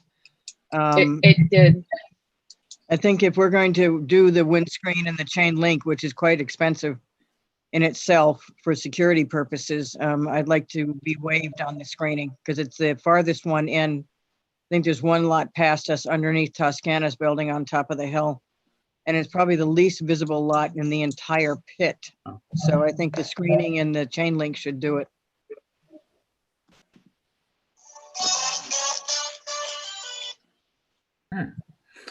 Even on Zoom, Linda. Musical interlude. Leslie? Madam Chair, I mean, I would support a waiver on the screening of the parking area. I mean, this is an industrial area.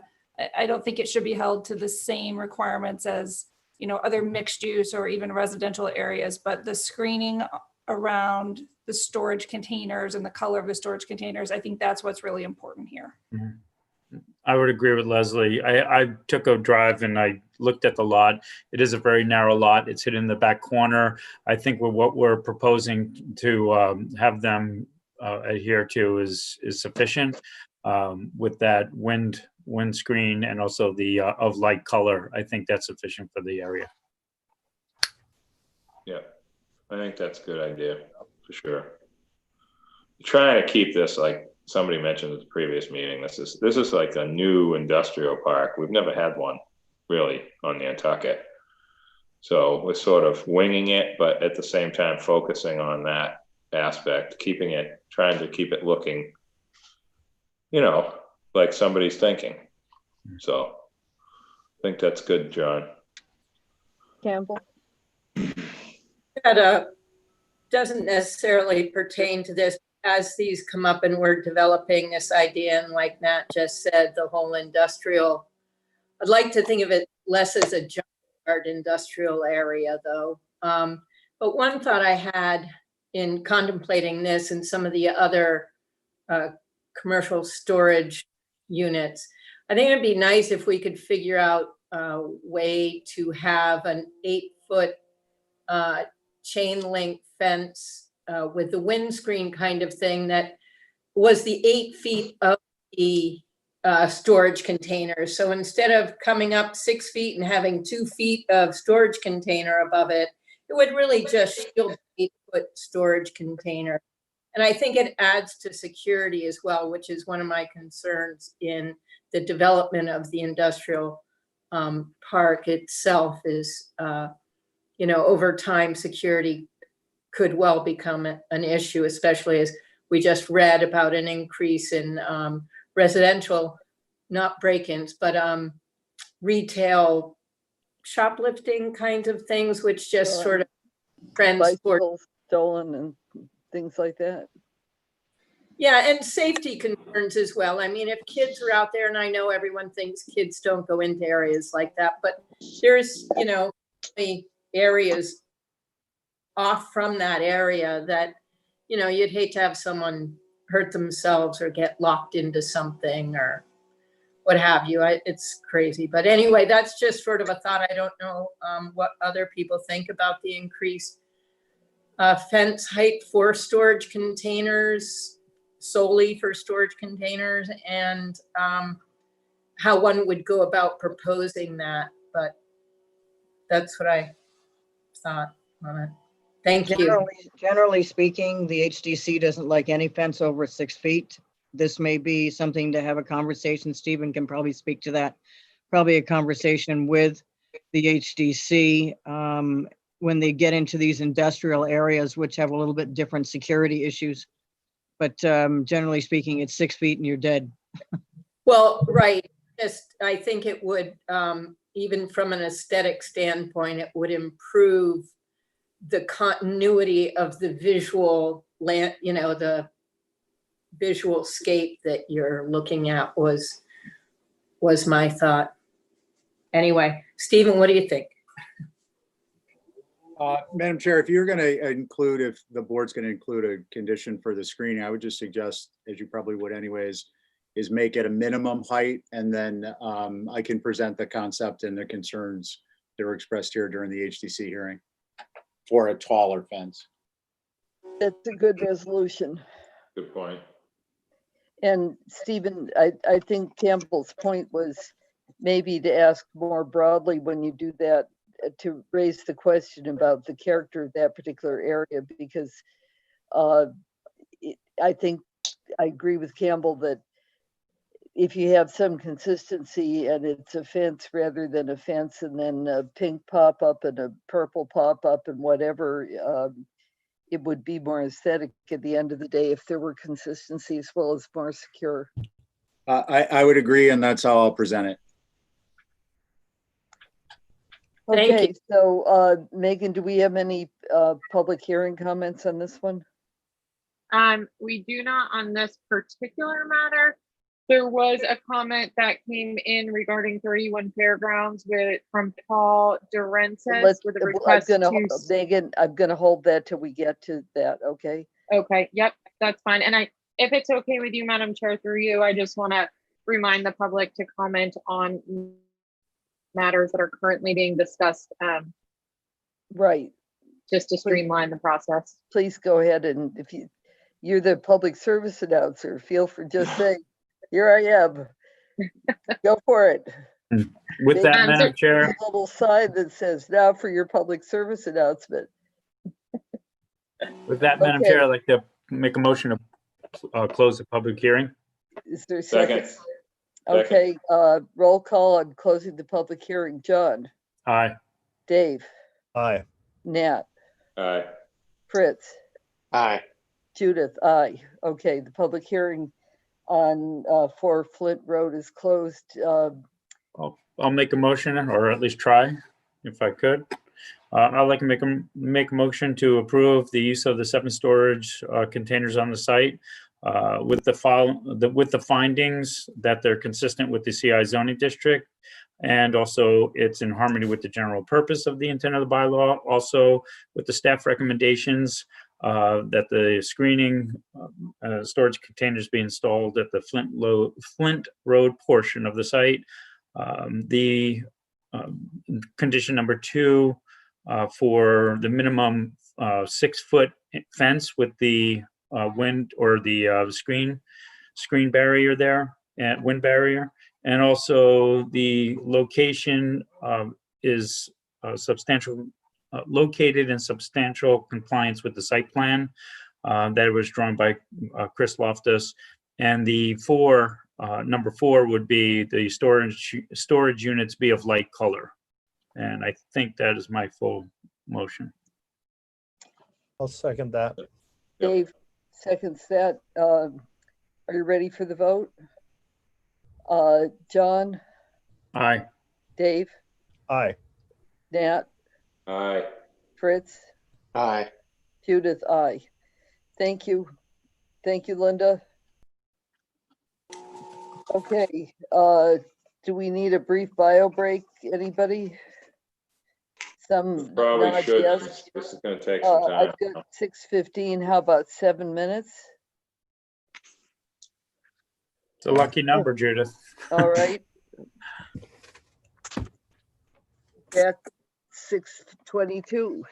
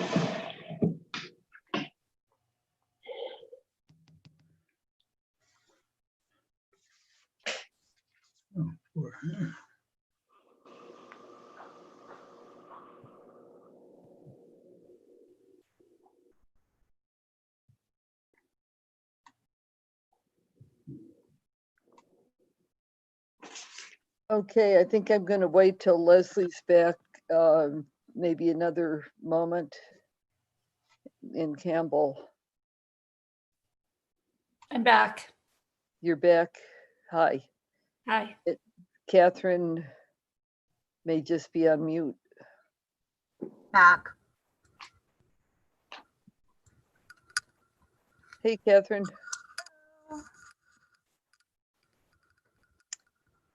Okay. Ready to go here, everybody? Okay, Mr. Kopko, welcome. I'm just going to announce the public hearing and then we'll jump right in. Ladies and gentlemen, I'm going to invite Megan to make her public interest announcement again, but we are now to the point that we have another few public hearing matters, and we have the chat function available to you to comment on each one as we go. So the next one up is PLSP 2020-05-50 White Heron Theater, 5 North Water Street. So if you wish to offer comments on that, we have a fair number of comments that we've received in the file. But if you're there to share thoughts via chat, I'll turn it to Megan to tell you how to do that. Sure. So if you would like to participate via public comment for the public hearing for the White Heron Theater, 5 North Water Street, you may do so via the YouTube chat function. You must be signed into YouTube in order to participate. The chat live stream will be shown to the right of the video screen. We will read and address any of the public commentary as it comes in. And again, this is for 5 North Water Street only at this time. Okay, thank you. Megan, how about we hear from you and then we'll hear from Mr. Kopko. Sure. So the applicant is requesting to amend their existing MCD specifically to remove condition number 4, which states that there shall be no amplification of any sound outside of the theater. The proposal for the reason behind asking for this request is their proposal includes live entertainment that would be viewed from the existing courtyard area of the site. Tables and chairs would be set up in the courtyard and in compliance with their existing licensing. Drinks, packaged snacks would be provided. The performers would consist of single musical accompaniments, and single vocal performers only would remain inside of the theater, with the stage to be reconfigured with the barn doors open. So again, patrons would be seated in the courtyard area. Admission for this would be ticketed only. In the planning staff review, it was unclear to us as to what the proposed occupancy limits would be of the courtyard.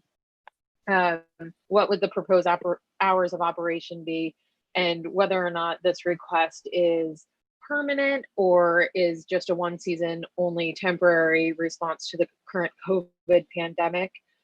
There have been several emails and letters concerns from the neighbors surrounding this. So our recommendation is that the board just consider those concerns of the neighborhood and have a discussion with the applicant further as to more details of what it is that they're asking. Mr. Kupko. Thank you, Madam Chair, and members of the board. Good evening. It's good to be with you. And just to be clear, I'm not sure we're asking specifically to have that single condition removed so much as possibly modified or amended. And we're open. Our intent, just for a little background, this would have been our 5th season in the building downtown, producing the kind of theatrical events that we produce. As you know, in the current state of affairs, we're not able to do that. And the type of performances that we run are likely fall into the phase 4 category, which is a post inoculation category. So we're unlikely to be able to have our regular programming this year. We have had many events in our courtyard over the last 4 years, many with entertainment. We're permitted to have those events. And the only, what brought this up is in the event that we wanted to have an outdoor performance of, say, a cabaret singer, and we wanted to be able to have an accompanist for that singer with a keyboard or a guitar, could we have that instrument amplified? So that's really the whole extent of what we're asking for. These events would take place during the normal times of events that we have here, which start at 7:30 and generally end at 9 or 9:30. So we'd be happy to have any kind of restrictions put on hours along those lines. All of the events that we have here are controlled access. They're either controlled by ticketing or invitation and limited to the capacity of the facility. We have tables and chairs in our courtyard already that are often used by our patrons. And we have sort of an occupancy of that area already in all of our permitting. And obviously, if we were to have an event like this, it would be in strict accordance with whatever COVID regulations are existing right now in terms of numbers of people. I don't anticipate that we'd ever be able to have more than 20 to 24 people at one of these performances. So that's what we're asking for. It's not, we're not intending to have open events where the public can just come in and sit down and have a drink and listen to music and all that. That's not the business that we're in. This is a way for us to be able to provide live performances without being able to do so inside the theater building. So, and I'm happy to discuss any concerns. Like I say, we've had many, many events out in the courtyard over the last 5 years, and to my knowledge, never had a complaint or an issue with any of them. So we try to be very sensitive to the neighbors. We're in the downtown commercial zone. We've got a number of businesses around us that conduct certainly louder and more outdoor activities than we're contemplating to do here. So like I said, I'm happy to discuss any concerns and accommodate any kind of reasonable accommodations we can come to. Let me invite the board, Dave Iverson. Hey, Mike. Chair. Any idea of how many you think you'll do this summer, if any? I mean, I know that's hard to say, but that's really the question. That's a good question. The question is, it's really if any too, because to be honest, walking around town and seeing people in these outdoor restaurants and things like that, we're not really interested in having a crowd like that together. Yeah. And to the extent that it would be absolutely as safe as possible and meet every regulation that the health department has, we wouldn't even begin to contemplate having anything until we could do that. And frankly, that may or may not ever happen this summer, but I wouldn't anticipate ever having more than 2 or 3 events in the course of a given week. And that would be in the event that we had, for example, a specific performer who could come in for a couple of nights and attract the kind of audience that we'd want to have for something like that. How many seats do you have out in the courtyard? Out in the courtyard, well, we've got about 24 tables and chairs. 3 6 foot or post 6 foot? Yeah, well, that's a good question too. Once we lay out the tables for real, it would be a maximum of 24 people, as far as I can tell from what I'm looking at. And obviously, our permitting for the occupancy of the courtyard when we're in operation is well more than that. But I don't see us being able to seat any more than that. Great, thanks. I mean, yeah, thank you. Nat, did I see your hand? No, I was just trying to get smarter with an iPad. Yeah, to add to what Dave asked, what about a time limit, Mike? Like 9:30. Yep. If and when there's an event at all, right. What would the time be? We'd have to set a time. Well, it was interesting going back through the MCD permit, because you may recall that we had a tent on the property for a couple of years where we had live performances, and the sound a lot of sound got into the tent and a lot of sound got out of the tent, and the restriction in the tent was 9:30, and then the property had to be cleared by 10:30. But the noise bylaw is 10 o'clock downtown. The Rosencrown DJ starts at 10 o'clock. And so you can't really do any kind of outdoor performances after that hour anyway. Yeah. So I would ask if we were going to put a time restriction on that, it would be 10 o'clock. And you kind of led to my follow-up question when you mentioned the tent, when you guys were under construction. Yep. I'm thinking about the fall. I mean, if somebody's going to ask this question, so I might as well ask it. Like early fall, how far into the fall do you think this might go? Because I mean, this isn't going away. So I'm assuming that there may be a tent over there again or something, some smaller one or something like that for weather conditions. Yeah, that's a good question. I can tell you that I don't think we'd ever go there to put a tent up for weather. If we were going to have an event, it would have to be weather dependent. I mean, obviously, if it gets to be the fall, which can be a beautiful time of year on Nantucket, and we're able to do something by then, we'd like to, but it would be weather dependent. We wouldn't be putting up any kind of a structure outdoors. I mean, we have like a 10 by 10 pop-up. Okay, so you have something for rain, but not like I was sort of talking about the Nantucket tent type tents versus one of those things. So yeah, thank you for clarifying that. For 24 people, it's not, nobody's making any money here on these performances. I feel for you, that's why I'm asking. Well, it's a way for us to be able to be back, the nature of theater, if I may, and our theater, like I say, we've been here for a while, and I trust that you've all seen at least one performance here at our beautiful theater. But the nature of theater is that it's a shared event physically, and people are all breathing the same air. And so the only reason we would bring a performance like this would be to, again, be able to provide some kind of a live theatrical experience for the people who enjoy that.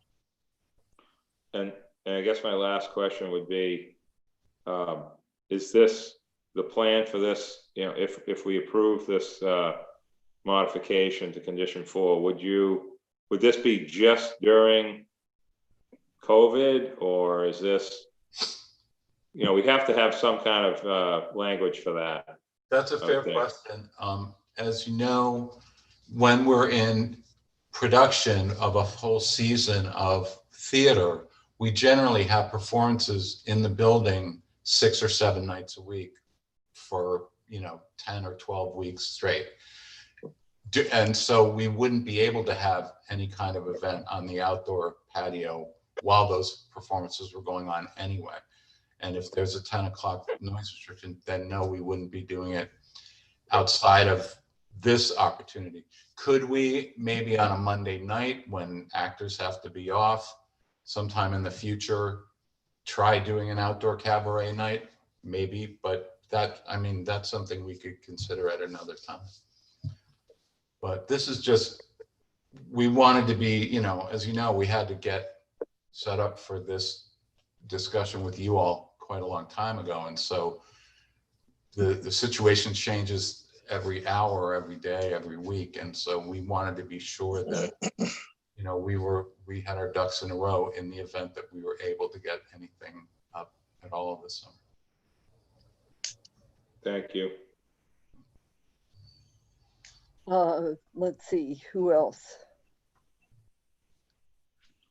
Fritz? Well, obviously there,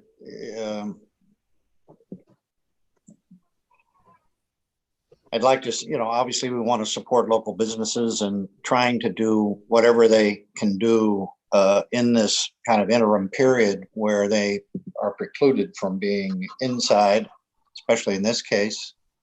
We've done that in the case of restaurants, but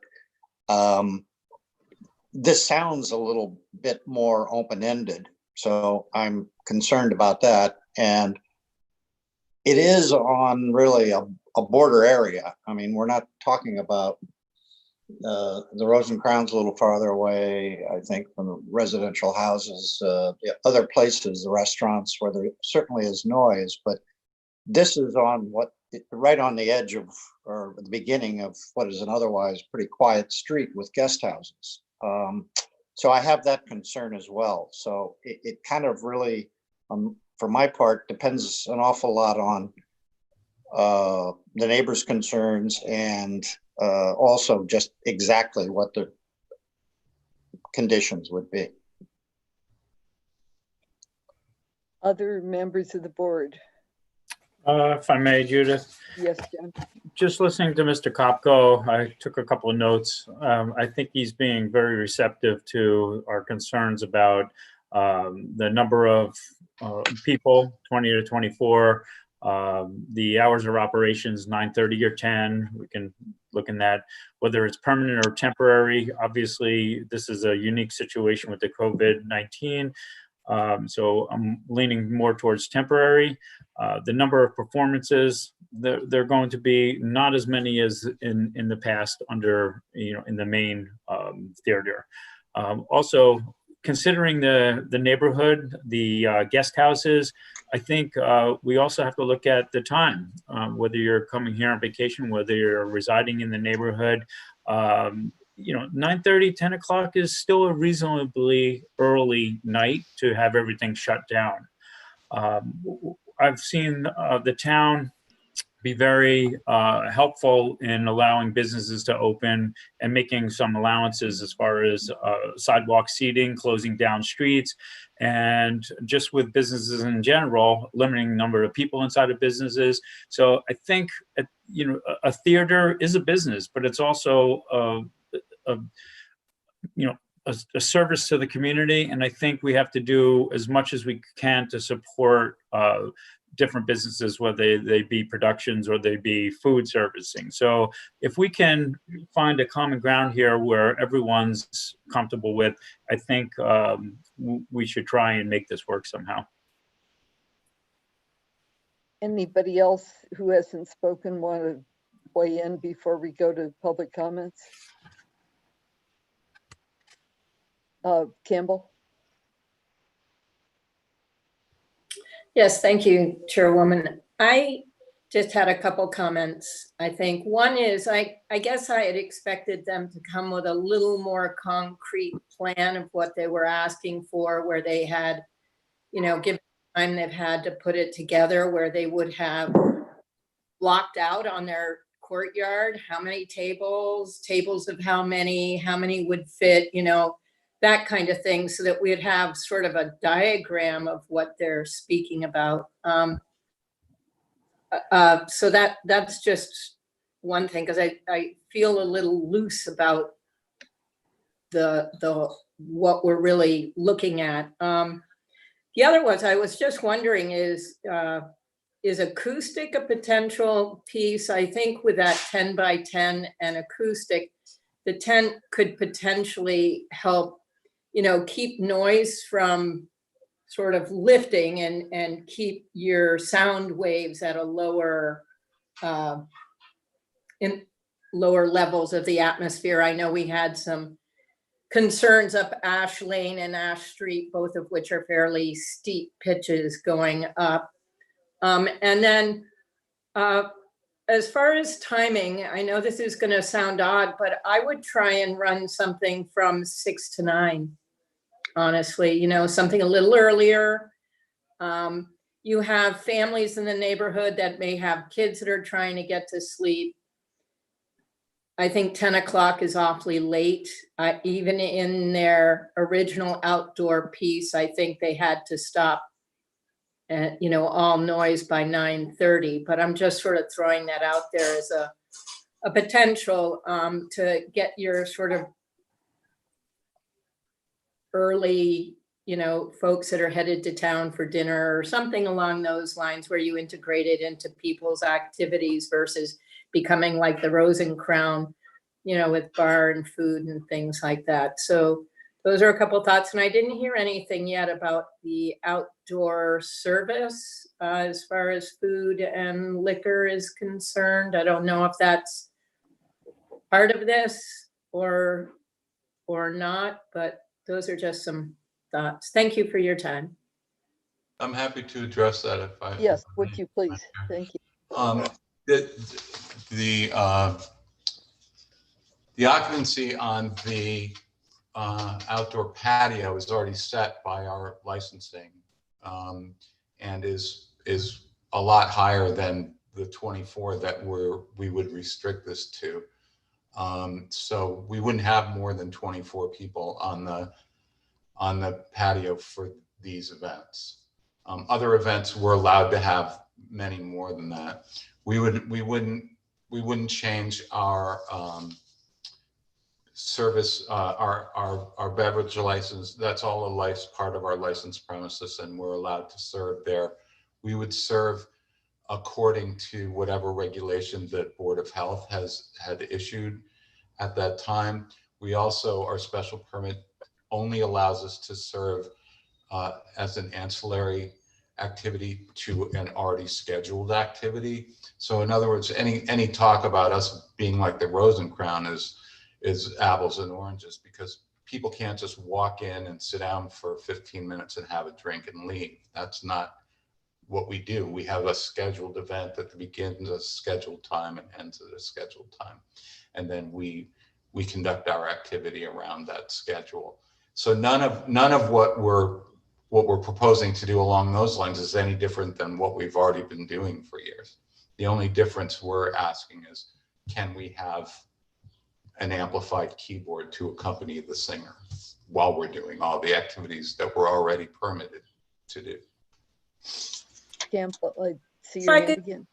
If I could just follow up with a question on the 24, does that include the performers and or any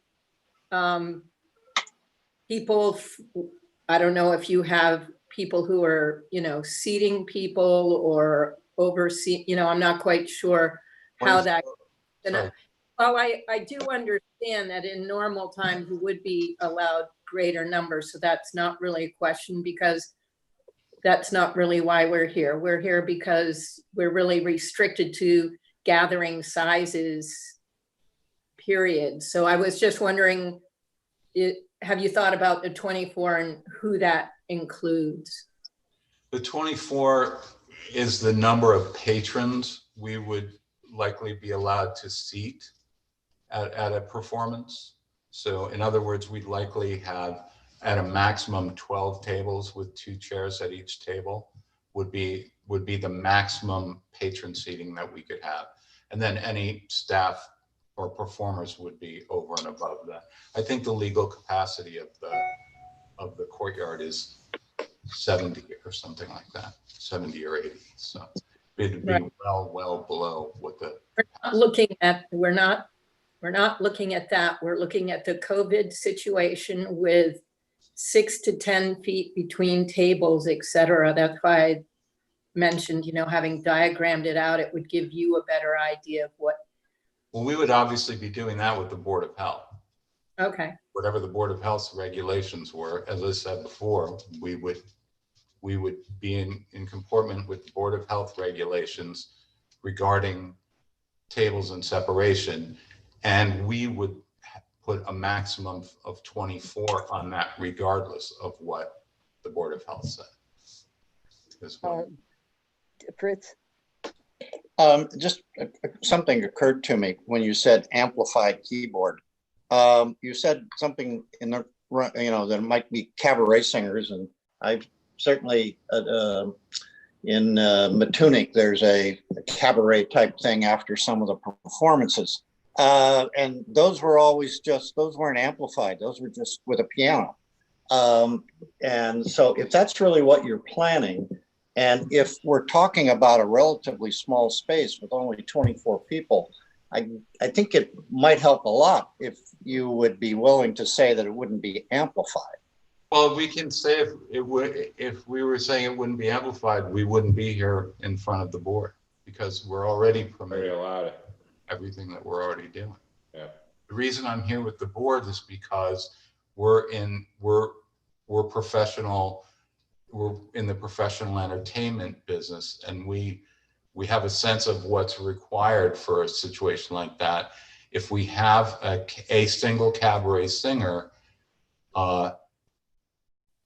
bringing an acoustical piano in and out of a small wooden platform on a regular basis for a singer is a lot harder than the accompanists that work with the kind of singers that we're talking about generally bring a keyboard with them and accompany them with a keyboard.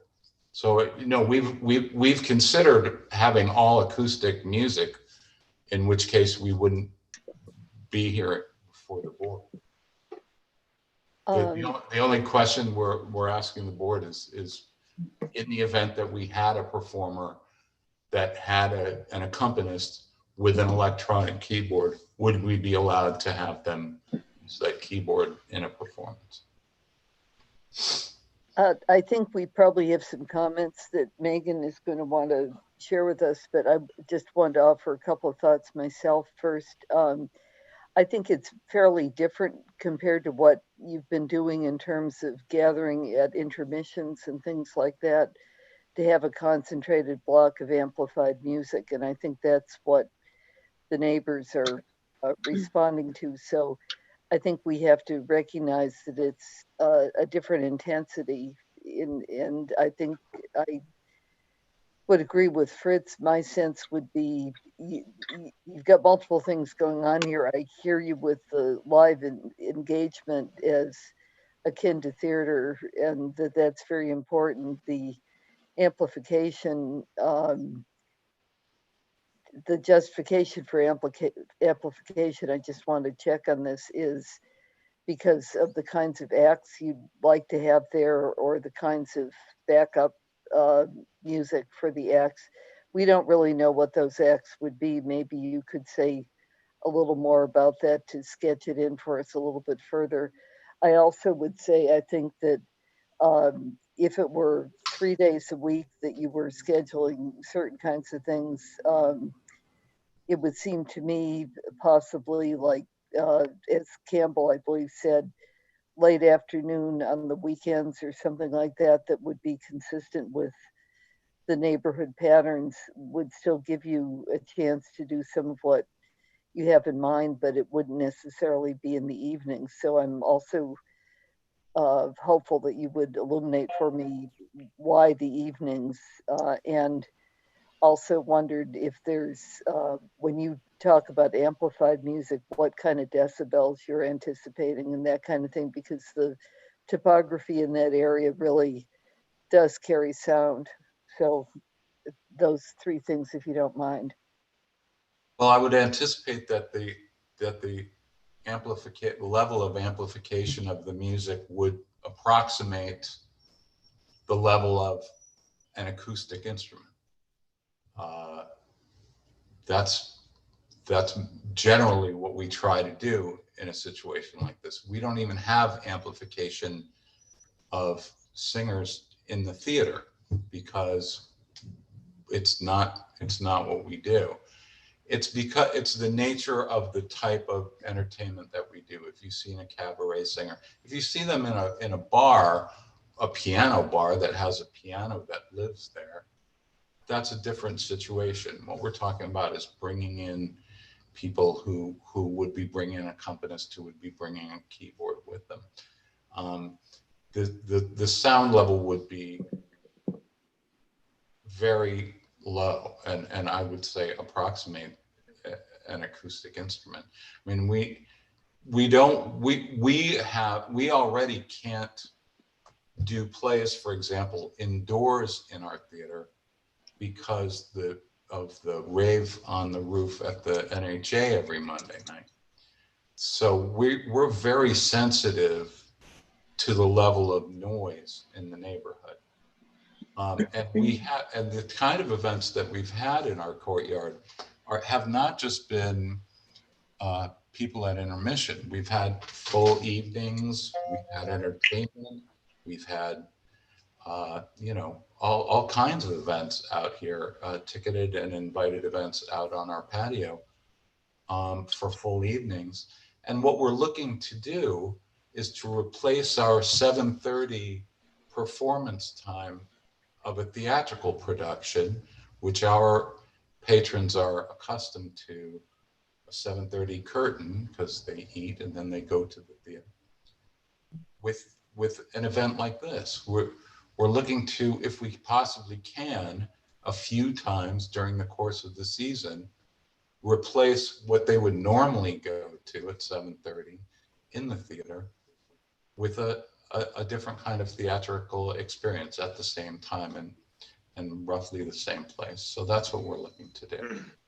So just to see that I repeat back, I still am having difficulty with what you said vis-a-vis your response to Fritz, because you said it's at the level of acoustical. He said, well, why do you need amplification? You said you need amplification, and then you tell me it's at the level of acoustical. So I'm puzzled. I'm puzzled on that.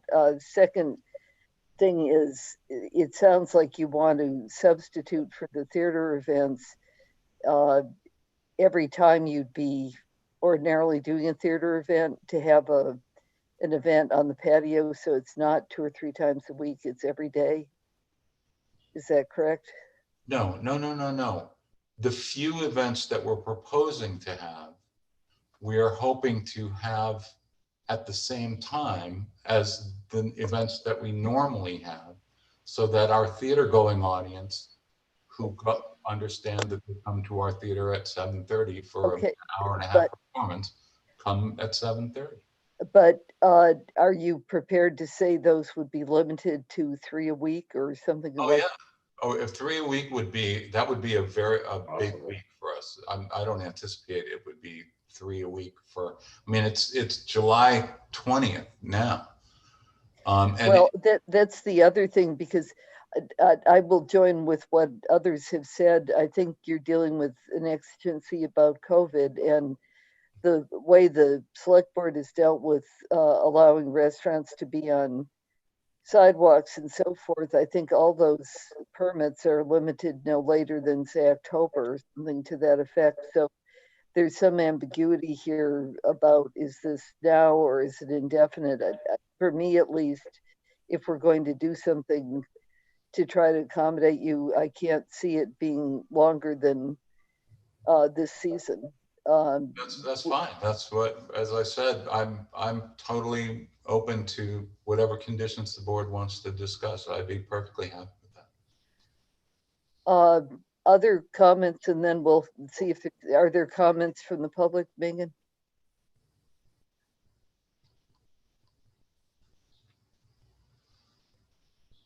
Judith, you're breaking up. Are there public comments you need to share?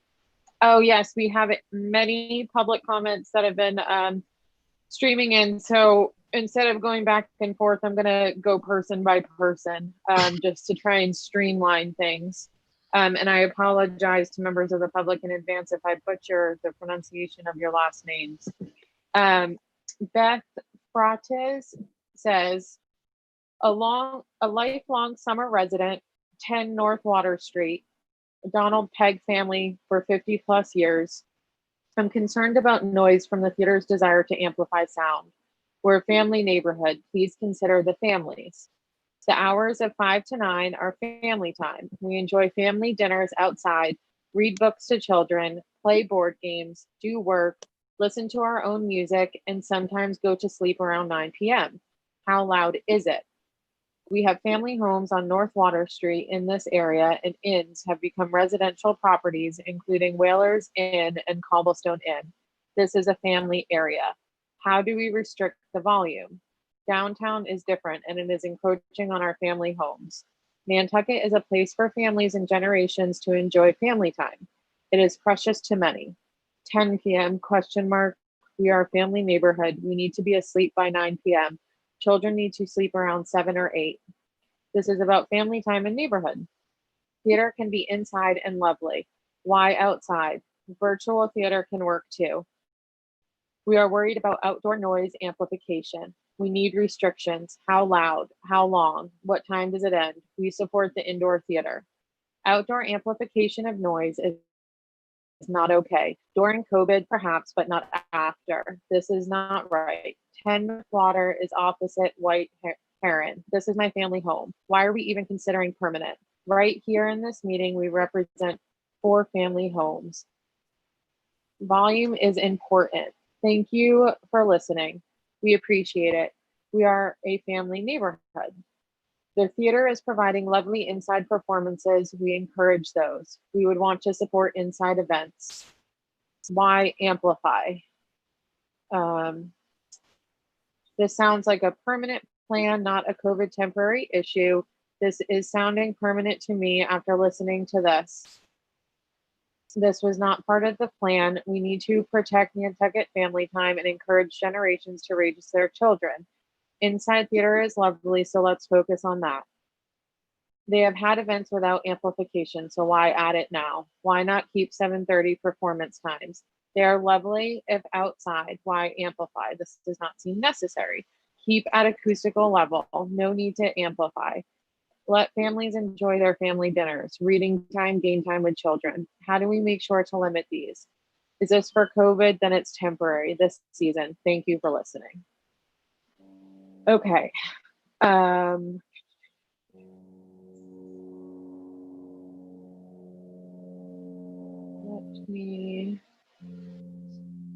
So Sue Lincoln said amplified music is in a residential neighborhood means unwanted noise pollution and depreciated real estate values. James Freitas says clear restrictions on amplification and food service was placed on the MCD when variances to height and ground cover were adjusted. Amplification was strictly prohibited. In the original permit, when the temporary tent was allowed, amplification was restricted as well. Number of people is not an issue. It is the noise of the performers. Residents surround the theater on 3 sides. The consistent day after day performances are exactly the concern. And restriction in the tent was no amplification. Then he's asking why the applicant's allowed to speak and not the abutters. There are 3 abutters are not guest houses. They are permanent homes. And the whole point is the performances interrupt our time and our yards. A cabaret is a restaurant-based performance and will be advertised as such. It is very different than an indoor theater. To compare the Rose and Crown really isn't fair. Performances there start at 10 when people are indoors and sleeping. This is constant outdoor sounds when people are in their gardens. So if they can do that, they can accommodate performances in this difficult time. So is it too much to ask that they get a piano? They are not limiting to the number of events.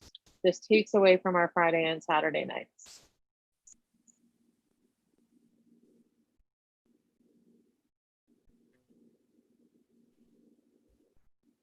Chuck Davis. The proponent is making a very nice case. Why are the voices of the neighborhood not being heard? It sounds as if the board is negotiating terms with the proponent. Is there not a basic question as to why a variance would be granted at the expense of the local residences? Why would the proponent be entitled to a variance? Special permit. And I believe that is all of them. Okay, back to colleagues in the board comments, further comments. Dave? You're Dave, you're muted. muted. You know, I mean, I think that we need to try to make some accommodations for COVID, and to help them out as well as listen to the neighbors. So I don't know. I mean, how late, Mike, would you want to do this? And like through October? I think that if I had to guess right now, it's hard to imagine that we're going to do it at all. Yeah. Our business has been completely shut down. What we're trying to do is have an option if the situation changes enough that we might be able to bring some kind of a professional outdoor performance to the theater. I don't anticipate that we'd ever do anything past Columbus Day, certainly. I don't anticipate that we'll be doing anything anytime very soon, because there just isn't, you can't right now with the COVID situation. I'm perfectly happy with limiting it to this season because of the COVID situation. We're not interested in having a bar or a restaurant or doing this 6 nights a week or doing it forever. We've been put out of business by the thing, and we're trying to create options for ourselves so that we can respond at a time down the road when none of us knows what's going to be doable. So I'm here to ask if we're able to manage a couple of these performances sometime during the year, during the COVID thing, and one of the performers brings an accompanist who has an electric keyboard, can he plug it in? Now we're even talking about the performers being in the building facing out. They're not even we're not having speakers outdoors or microphones or things like that. So Mike, if we said to you, you can do it max 2 times a week, has to end by 9:30, and you won't do any performances past Columbus Day, would that give you enough flexibility? Absolutely. Absolutely. Okay. I mean, that's what I'm thinking, but Sure. What the rest of the board's thinking. Madam Chair, might as well just finish with real quick follow up on what David said. Michael, since you're not going to put a regular tent, then then Dave's point about mid October makes sense. Weather-wise, I would think for coldness. Just for clarification, and I appreciate the public comment, but the way the application is written, I can see why people would think that this was different than what the applicant is actually asking for. Sometimes these special permits things are not that easy to understand. It's a revolving document. It can be changed at any time, modified, removed, opened, all sorts of things. We can close down a condition on our own. There's all sorts of control mechanisms with a special permit. So after reading it again, it does look worse than what he's asking. So with that said, limiting it to COVID or limiting it to phase 3, really, Michael, I mean, that's what you're saying. We don't know if we're gonna even have a phase 4. We don't know if we're gonna have a 3.5 or 3.25 or whatever we're doing. With your industry has really been that, and the tent people and the weddings have been hurt more than anybody else, really. And you're just trying to salvage a little bit of time here. So, I mean, I'm in favor of granting this change, limiting it to the middle of October. And I don't know what number you want to put in, Mike. I mean, you're lucky you're going to do 1 a week. I don't know why we need to say 3. I don't know what the right, I mean, I was even thinking of certain days like Fridays and Saturdays to maybe accommodate the neighbors a little bit. I'm not saying, or maybe Thursday, Friday, and Saturday is the typical sort of weekend nights in Nantucket in the summer. I'm just throw that in there. That just popped into my head. I didn't think of that. So with everyone else's, let's see what the other board members have to say, but that's my thought. Other comments? John? No, I think what David was saying, what Matt's saying, I'm kind of in agreement. My previous comments, shut it down by Columbus Day. It's maybe a max of two times a week. We're looking at 3 months. We're really looking at a quarter. Even if weather operated, they were able to have them 2 times a week. We're looking at someone to pretty much have 24 performances as a max to try and make a summer's worth of revenue. I don't think they're in it for the money. I think anything to help would be appreciative. So with the restrictions that we're looking to impose, I think it's more than fair. And I agree with Nat. When you read it on the face, it looks like it's much, much worse. When you really start to talk about it, I think it's very reasonable. So I'm okay with what we discussed. Fritz? Yeah, I think I'd be all right. I just have one question. Would the singer, if it's a singer, have a microphone? I would say no, unlikely. They don't have them in the theater, so we're not likely. Okay. So yes, I mean, and I heard Mike say no speakers outside. I think clarification of that and making sure that that's a condition would probably help a lot in terms of people understanding of what's going to go on. Anybody else? Megan? Madam Chair, we do have a couple more public comments that have come in, if that's all right. Go if I ahead, read them. please. Yes. So Beth has stated, is this temporary for just the season? Please confirm. Thank you. Please also confirm volume restriction, how loud this would be, how do we monitor it, and does it end by 9 p.m.? Please confirm. I want them to succeed. And then James said, how do we know what they will do? We want to be able to enjoy our homes Thursdays, Fridays, and Saturdays. Honestly, you would not like it in your backyard. So I guess they're really just wanting more clarification on, is this temporary or permanent? Time frame restrictions and decibel restrictions and the like. Madam Chair? Yes. And I just want to be clear that what we're talking about here, all of these conditions are on amplification. Yeah. They're not on the events. They're not on the types of events. They're not on the hours of events. They're not on the number of people. These conditions are all under what conditions can we allow the keyboard player to use his amplifier.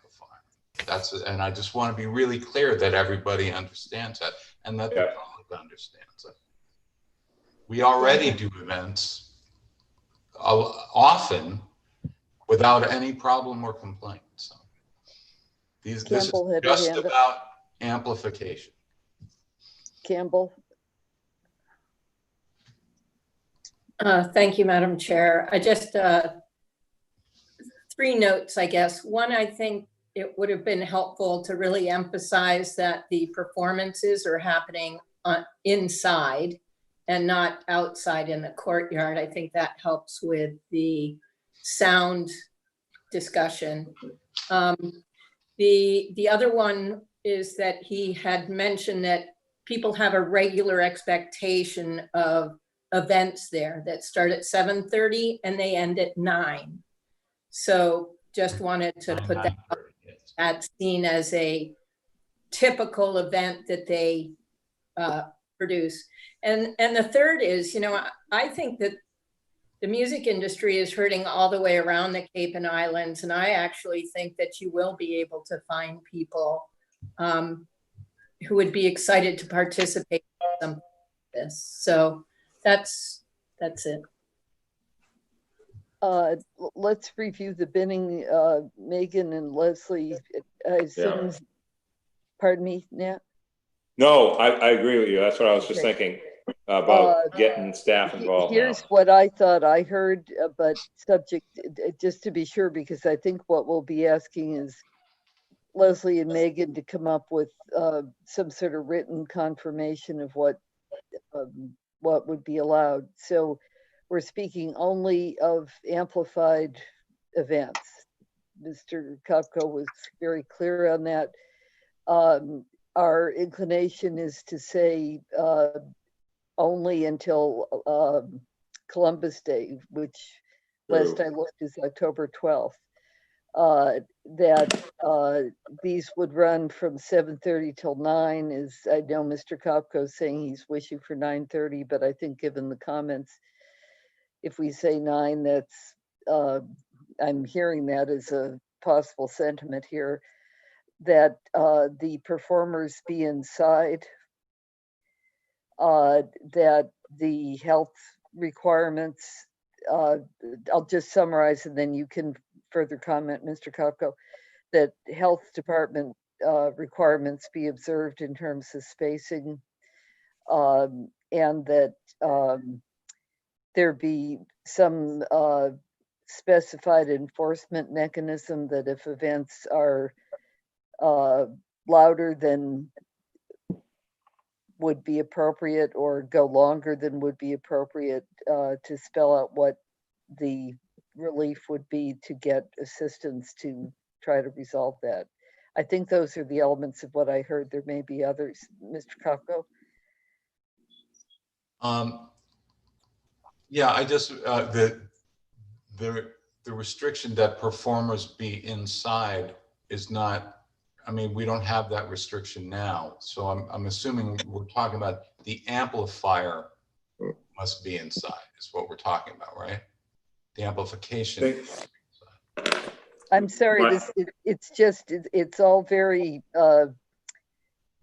slippery, shall I say, that there's ideas that then things get clarified. So I thought the understanding that I was picking up on something, Campbell, you said about the performers being inside. I guess the point is the amplification is inside. So that's okay with me, but I was trying to restate the sense of the meeting, not just my own views.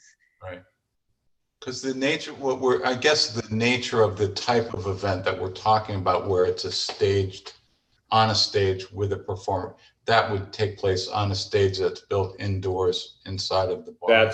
I think that's what she meant. That's line 7 in the application. I think that's what Campbell was talking about. But we already have events with people performing out on the patio. We've been having those for years without any issue and without any amplification. Then I'll clarify that last point. I think we're talking about amplification is limited to occurring inside. Was that the gist of what the sense of the meeting was? Leslie, did you have anything else, or Megan? I just had one question about the number of events per week. 2 to 3, is that what was agreed upon, or a different number, or no number? I just think that's an important piece. I thought we were talking about 2, but if that's not the sense of the board, then it could be 3. I mean, I'd love to give him 3, but I think we do need to be sensitive to the neighbors. So I lean towards 2, even though I don't, I mean, I want to support him. I want to help him, but I also hear the neighbors. So that's my thought process. Megan? I just have one point to clarify, and I maybe missed it just in addressing the comments and taking notes. Is this a permanent situation, or is this just No, this this season is only for in this response to season COVID? only, and Okay. it's the duration is limited to October 12th. Okay, okay. And Leslie? Madam Chair, on the enforcement piece, we have a noise section of the noise bylaw that's enforceable by the police. So I would recommend that you just follow that. And what we have done on prior decisions, if there's an issue with compliance outside of typical business hours, the police respond to that and then they give us a report and we can act accordingly. What I was thinking, Leslie, was similarly to what we did with, say, Westmore Club, where there's potential noise and people gathered, that it would be of comfort to the neighbors to have a direct line if that's somebody on site, just so they know that there's a direct way to report and that be part of what the paperwork says. I think you're right to say police enforcement, but I'd like to ask Mr. Kopko to have some designated contact point. That's not to make it more difficult. I think if people know that they have kind of a helpline that helps them kind of chill out a little bit, so it's more designed to be a help rather than a burden. Yep, that's already in our special permit, actually, that we have that. So if that captured everything, maybe somebody would make a motion similar to that. Fritz? Can I just have one question for Michael? Yes. Something we did, you made me think of it, Judith, when you mentioned the Westmore. The two a week, what if, Michael, are you concerned with, say, 1 week it rained and kind of, dampened the event? What about no more than 8 per month? So that we don't say 2 a week, like you could have 0 for 2 weeks. I'm just trying to be fair. Yeah. At the same time, we're halfway through the summer. This should be, if this was a normal thing and you were trying to do something new without COVID, you would have been to us in May by now, or even April. So that's why I'm trying to just make sure we don't make it worse, where you have like, oh my God, you got, Thursday, Friday, Saturday, but then the following week you have nothing. So I'm just thought I'd ask that question before we. I appreciate your asking that question, because on the number of times a week question, we don't see this as we're trying to find a way to perform, to have something going on at the theater 3 nights a week for 6 weeks in a row. Yeah. We're trying to come up with a way to have some special events that people want to come to. So one might be, we get this great singer and she can come for 2 nights. So we'll have her for 2 nights. The next week we might not have any. The next week we might have one guy who's great and he can be here Tuesday, and another is on tour and coming through the area. We can get him 1 night on Friday. So maybe we can create special events around that. That's what we're looking to do. We're not looking to set up, a 6-week schedule of 3 shows a week every week. That's not the idea. The idea is try and come up with some special events that are they're almost more one-offs than a whole run of programming. Watching nods, I think Nat's suggestion seems to be agreeable to everybody. So if No more than 8 in a month is what in full, that way it covers the original intent. So Leslie, are we, Chris?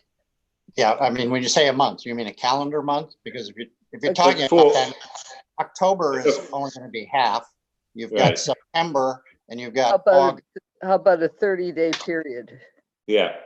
And in October, obviously, there'd be 4. So.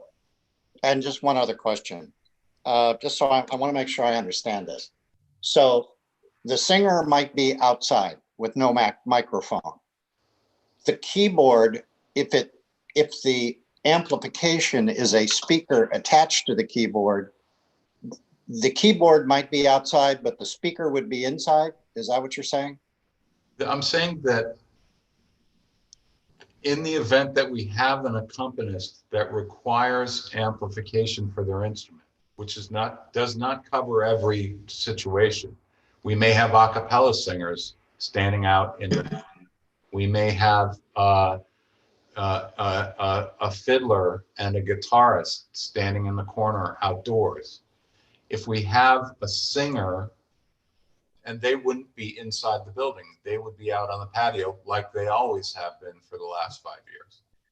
But if we have an accompanist that requires an amplified instrument, that would be inside the wall of the building. The amplification of that instrument would be inside the wall of the building. Okay. Leslie and Megan, are you happy with the clarity here? Anything you want to ask? I think it's clear, and we can get a decision drafted. Megan, you got more public comments? Oh, I do. Just one more point, and they want to know the phone number, the contact phone number. I don't think we're going to do that tonight. It'll be in the order when it's filed. Okay. I'd entertain a motion to close the public hearing. I'll make that So- motion. Second. Sorry. Roll call. Dave, Aye. Fritz, Aye. John, Aye. Nat, Aye. Judith. Okay, would someone like to move the principal motion?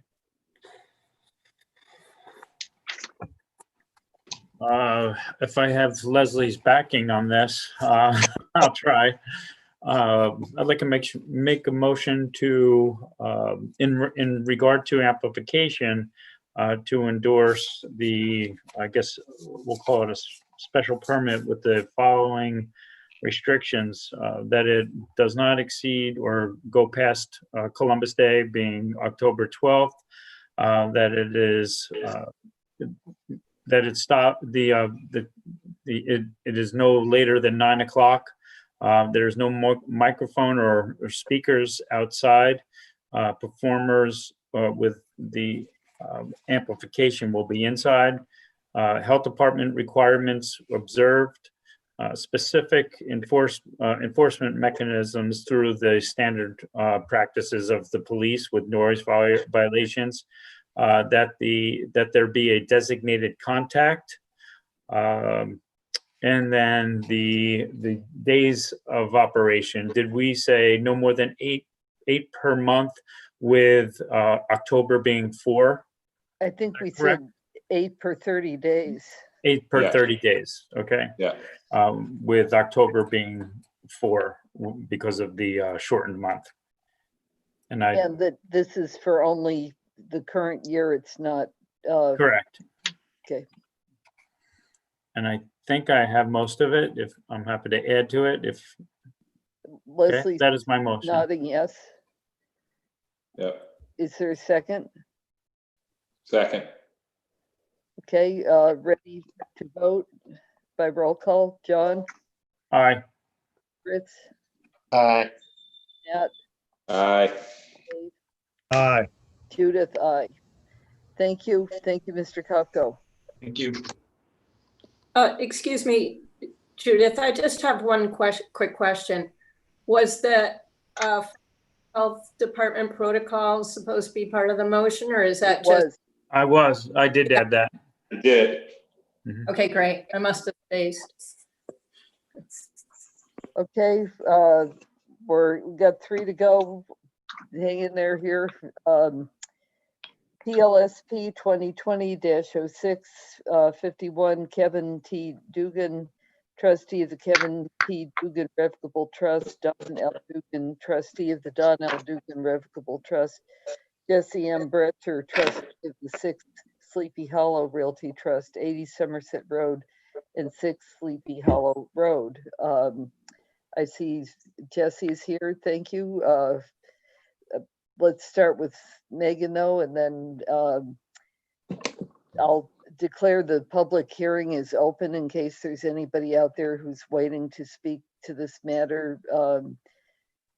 Megan, do you want to give them the drill on how to do that, and then we'll start? Sure. So we are now discussing the public hearing regarding 80 Somerset Road and 6 Sleepy Hollow Road. Public comments will be entertained through the YouTube chat feature.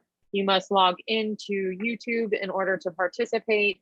It's a live streaming feed of comments, and I will read them after Judith has directed the board members to speak and check in with the applicant if there are any comments to read. So this application is requesting to convert what is an existing housing needs covenant condominium to a secondary residential lot for year-round residents. The applicant is also requesting a waiver for each of the driveway, for each of the lots to have separate driveway access.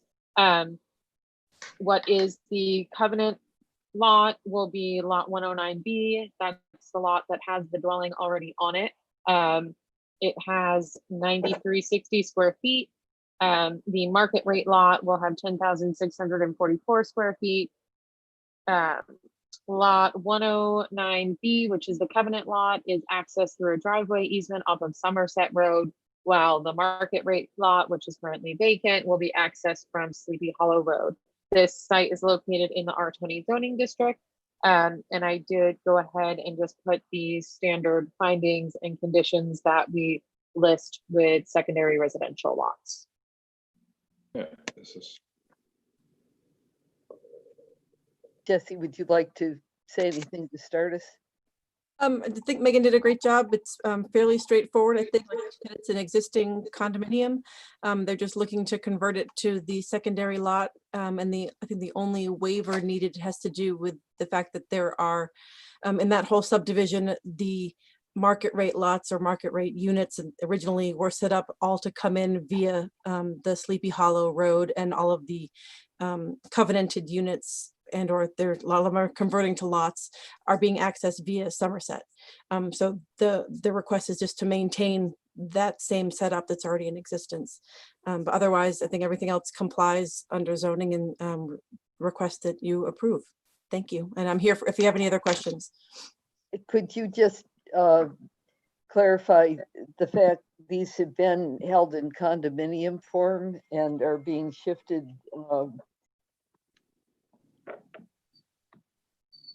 into residential lots instead?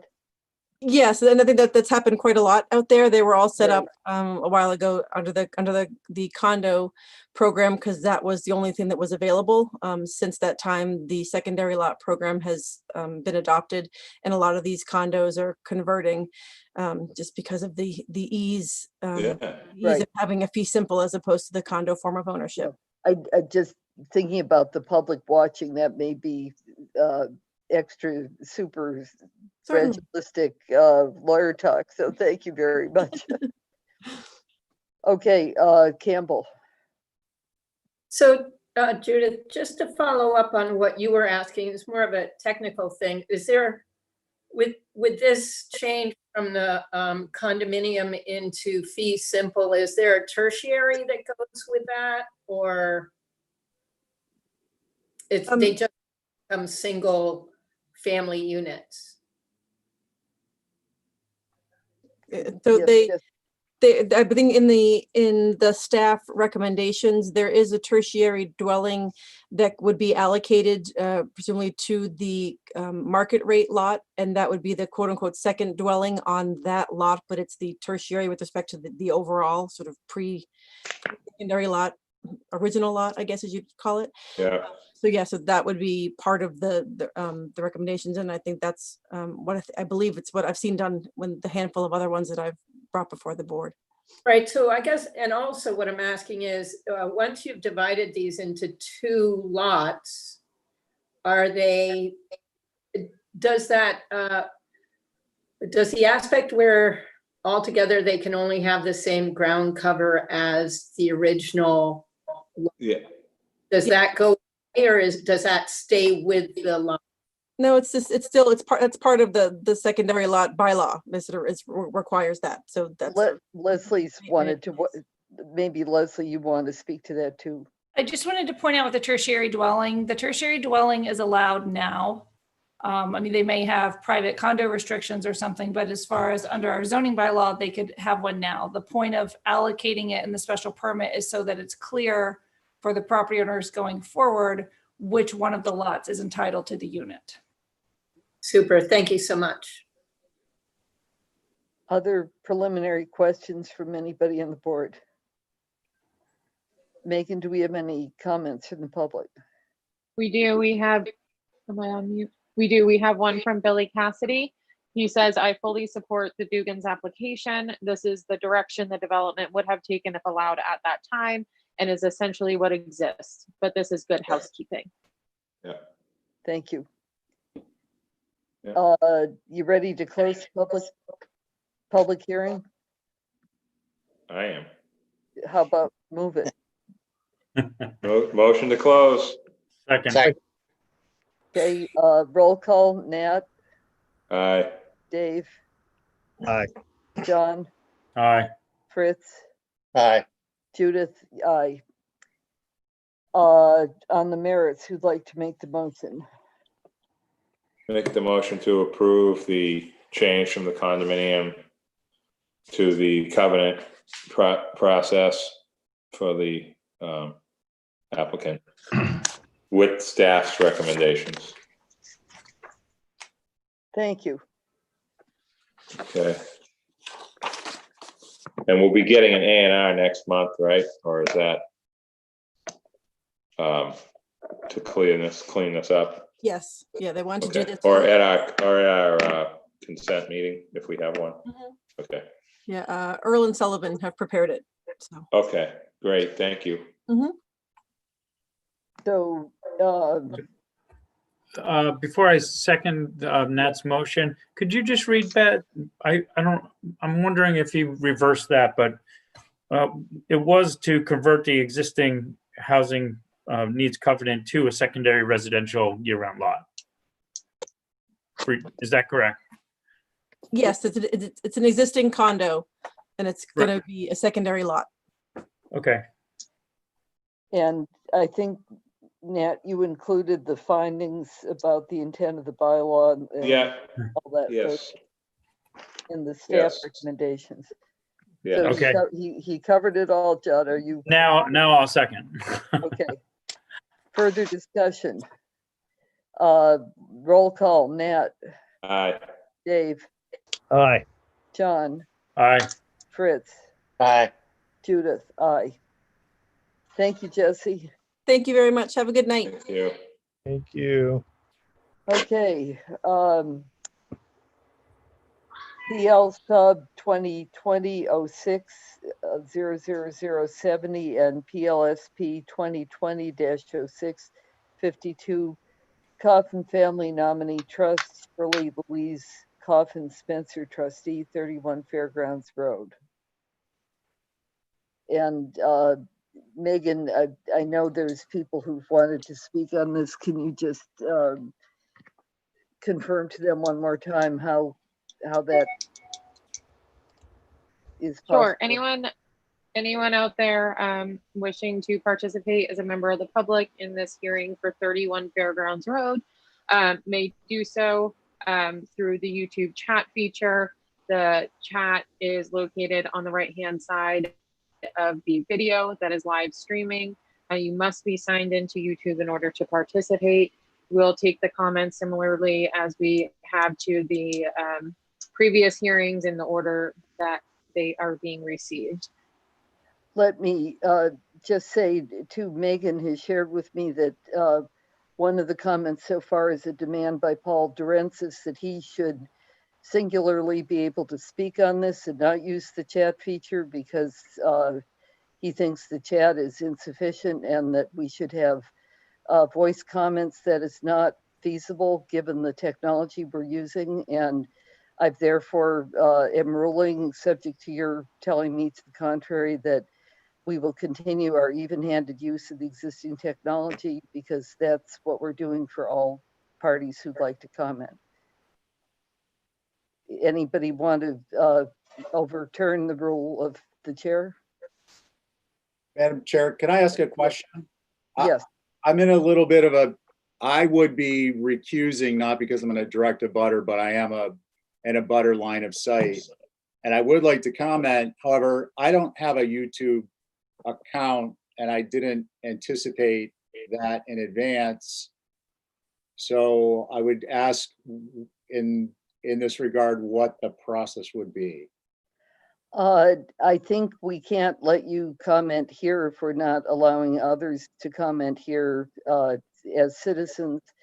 I think it may well be that we end up continuing this matter because there's a lot to be addressed here. I don't know where you are. Megan could maybe send you instructions. You don't have to have a YouTube account. You go in through YouTube, the town's link, and just register and you can access it that way. Do you have a laptop of some sort you can? I appreciate your indulgence on this matter, first and foremost. Secondly, if Megan were to send that, I will try, and I'll try and type up some quick comments. I think if this were to be continued, it would be beneficial because it would certainly give me, but others, an opportunity to prepare and submit. Thank you, Madam. Okay. Everybody all right with that ruling though? Yeah. Okay. Sure. All right. Megan, would you like to start us off? And then I see Art Gasparo and Arthur Reed, our esteemed experts here, ready to help us understand what's before us. Sure, I'll give a quick summary and then I think I will hand off to Art and Arthur to give you guys more detail.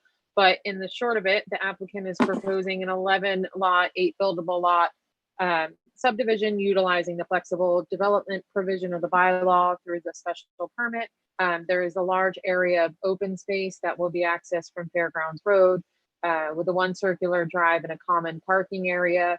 They're proposing parking for 51 parking spaces, 2 loading zones, designated bike parking, and a trash receptacle area. Each individual lot will not have more than 3 dwelling units. There's a total of 22 units with 39 bedrooms that are being proposed. This site is on town water and town sewer. They're proposing a sidewalk to be installed leading to Fairgrounds Road that will border the open space area, and it also includes a proposed bus stop. I'm sure you all remember the concept plan that was first brought to the board as a sketch plan back in March. Overall, I think that you guys discussed the plan favorably, but you did point out a couple of concerns, specifically surrounding parking and parking for overflow and for visitors.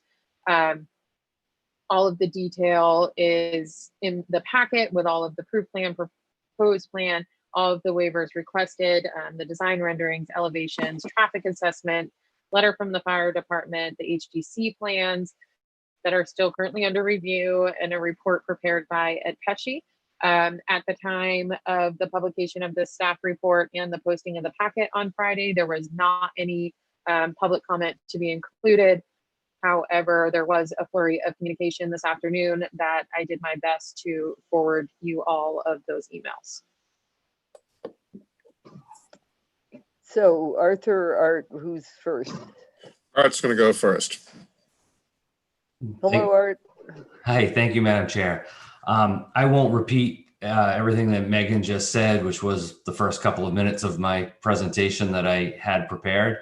But I think she summarized the project perfectly, and I appreciate it. Thank you. I would add that this is just shy of a 2-acre site. It's greater than 2 buildable acres, and 2 builders acres at greater than 80,000 square feet, but just shy of 2 actual acres, statute acres. And the amount of open space that's being provided as part of this project is 40% of the lot in compliance with the flex bylaw. As Megan stated, the proposal that we've put together has been developed based on the guidance that we received from all of you during our discussion in March. And I'd like to kind of go over some of the suggestions which we incorporated. Primarily, we increased the amount of parking from, I can't remember the exact number. I think we had 33 perhaps spaces before, and we increased that to 51.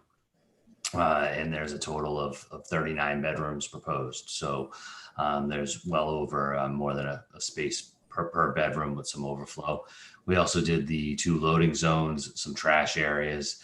And then, and when I say loading zone, that could be, you know, whether it's a UPS, a delivery truck, the recycle trash trucks. And we try to make those in an area that would be very conducive as part of the traffic flow to pulling in and out and allowing the rest of the vehicle movements to continue, so that you don't have, you know, blockage that's happening on the internal part of the site. We also made 2, we could have had a couple more parking spaces, but we understood and heard the board in terms of making enough area for bicycle parking. So we envisioned that that would be more than just a bike rack. That would be, you know, essentially taken an entire parking space and done 2 of those 2 parking spaces that would be all for bicycles. The sidewalk, we moved from one side of the driveway to the other based on some of the discussion. There had been, you may recall, a bus stop proposed originally, and that has been maintained. So that would be out along Fairgrounds Road, and the sidewalk would lead on down to that.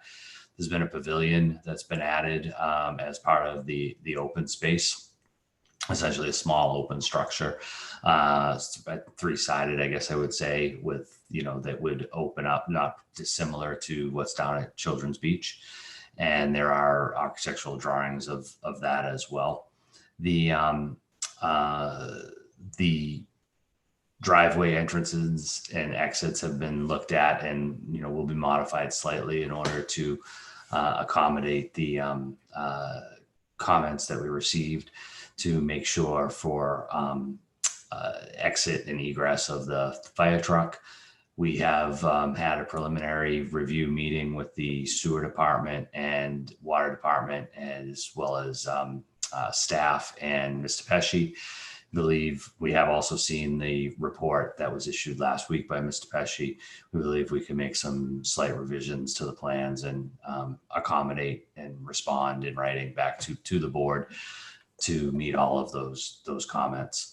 And we've designed a full drainage system, a full suite of infrastructure for the property. As Megan said, it'd be sewer and water. We've done a complete stormwater analysis, watershed, looked at the set up catch basins, included storm scepters for pre-treatment and pollution control. We've included operations and maintenance documents as part of the stormwater system and management system. So we believe that we've been working constantly since the March meeting on this project and refined it, and think that we have a good project for you, and we're happy to address. We've also included, if I may, the traffic review study from Mr. Bristol, and that's also included, understanding that had been one of the questions as part of the discussion that was at the preliminary meeting. So with that, I would be happy to turn it over to Mr. Reed if he had anything else to add, as well as to then be available for questions or comments that the board may have. Thank you. Sure. As the board knows, but for the edification of all concerned, this is proposed as a flex development, and flex development is the successor to previous provisions of the bylaw. Originally, we had cluster subdivision, then major residential development came in, and more recently, as a result of some changes in state statutes and in procedures, the whole concept of flex development was introduced into the Nantucket zoning bylaw throughout the town overlay district. We're not asking in this case for any variance. In some correspondence that's come in indicating that we're asking for various variances. We're not asking for any variances. As you know, the planning board doesn't have the power to grant variances. We're operating entirely within the areas that are in the discretion of the board in connection with both the special permit and the subdivision plan for the flex subdivision that accompanies it. I think basically at this point, I'll let it go for the board's questions and comments, and then Art and I will respond to those. Thank you, Arthur. I just wanted to be sure that if I could get confirmation that everybody in the board did receive correspondence from Mr. Vigil earlier today that Arthur was referencing in terms of arguing that variances were involved, even though that's not indeed the case. I understand how difficult some of the technical aspects and language are here for folks to understand. So I just wanted to be sure that we're all aware that we received those, and there may be questions based on those comments that we want to come back and ask Arthur to address as we go along, which you've already started to do, Arthur. I thank you for that. Sure, I'm happy to answer any of the questions along that line rather than respond to the whole thing item by item, in which case I think we might be here all night. Yes. I'll do it by responding to the questions of the board on or any other matter that needs to be brought up. Thank you. So let's go down the line and see what questions folks might have. Who'd like to jump in first? First thing that comes to mind, storage. I know, I don't see it in the plans. Are there basements here? I see ground level, I see second floor.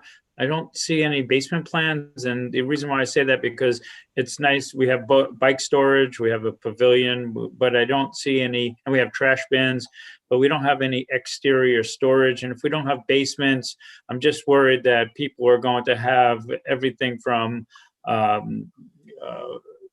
trailers and kayaks, and not that they're bad looking, but just exterior storage that they just keep outside, and it starts to make the area look a little less desirable. I noticed that when we were voting on Tacoma Green, pretty much across the street, there weren't any basements involved in those plans, and we pretty much asked the developer with these same concerns, and they listened and they put those in. So that's one of my first ones. Art, I think you're looking like you'd like to answer that. Yes, Madam Chair, I am prepared to answer that. All of the structures will have basements. Every unit will be provided a storage, unit, if you will, in the basement, dedicated area. Whether it's sort of a cage type setup, but that has been contemplated. And my understanding is that, there wouldn't be exterior storage permitted.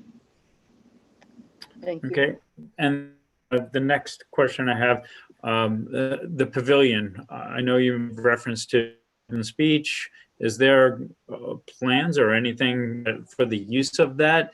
Is that birthday parties, or do we have to worry about amplification that we talked about? Not to get ahead of ourselves, but just to address that. I don't know what the proposed use would be. My thinking or understanding is that it's, just to be complementary to that open space. I can ask my client about that, but that's my understanding. We can come back with more information on that. Sure. I know it will be continued, and that's, I just brought it Absolutely. up. But sure. I'll reserve more questions for later. Thank you. Thanks. Dave, Fritz, Matt? Dave? So we're in the wellhead recharge district. right? In this, I'm pretty sure we are. I guess my question to you would be storm scepters. Is there any mechanism, and I guess maybe this is a Leslie question, to make sure that the storm scepters are maintained on a regular basis? Because I'm pretty sure most of the ones that we install on the island aren't.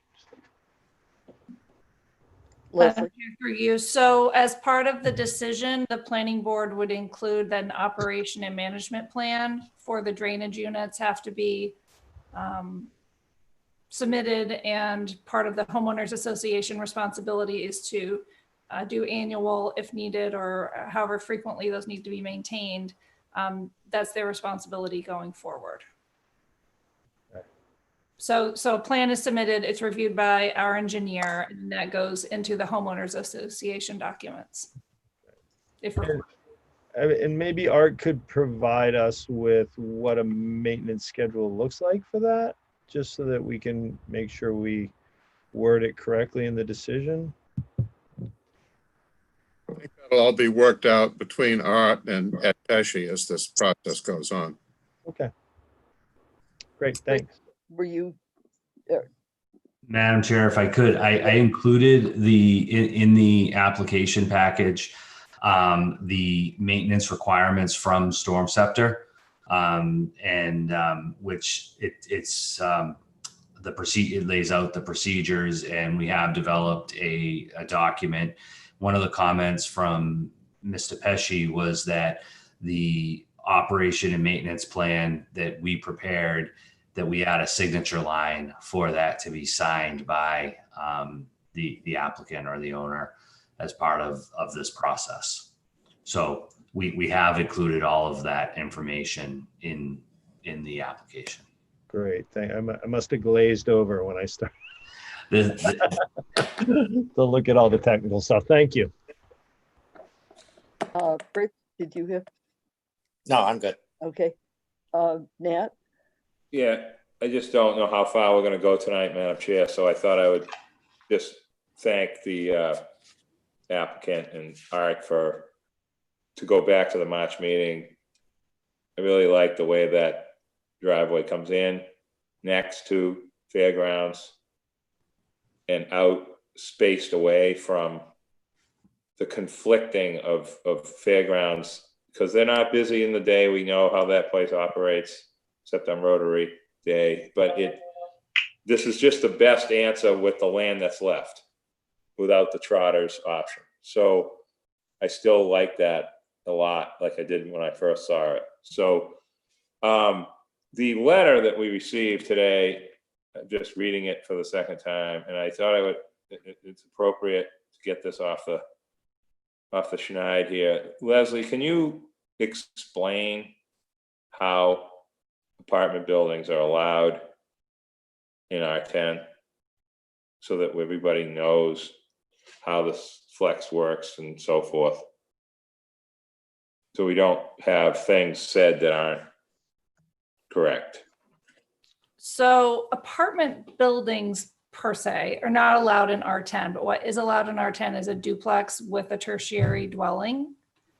And I don't have the letter open right now, but I believe that the author of the letter referenced that the planning board routinely does not allow multiple dwellings on a conventional subdivision lot, which is untrue. You typically don't restrict them. Right. Is more accurate. But again, this is a conventional subdivision. This is a flex development. It has the special permit. So there's a lot of room for flexibility and conditions that you may not otherwise be able to consider. And with that said, the 39 bedrooms, one of the things that gets brought up during these hearings, whether it be conventional or not, is other bedrooms that happen by themselves in every house, basements, etc., where you end up with more of what you thought you were getting. So I want to kind of clean that up where we, with a special permit, we have that ability to control exactly how this is going to flush out, whereas there's no limit to bedrooms with town sewer. Am I correct in saying that? Correct. I mean, once you introduce duplexes and tertiary dwellings, there's a higher parking requirement than there would be with single family dwellings. And again, as part of the special permit process, because the lots are smaller, you do have more leeway to ask for things like the guest parking and the other, extras that you may not be otherwise able to discuss with the applicant. In a conventional subdivision setting. Because, in the past, I mean, when you talk about other areas of the island that we've all experienced, where parking, we just had that the other day, where we have people parking on the side of Appleton, parking on the side of, different places where there was never enough width, there was never enough accommodation for on-street parking or a number of spaces with houses that end up being, more than what they were when they were built. And in this particular case, I mean, in my opinion, we're really sort of planning what this is going to be without it being able to have a lot of open-ended potential. So I just want that to be clear and on the record before we really get into this, because I know we're going to continue it, but it's not, I mean, it's just unfortunate that happens, and I understand why it happens. But, it's a special permit is a lot better than a conventional subdivision in R10. That's all I have at the moment. I have a couple, if you don't mind, folks.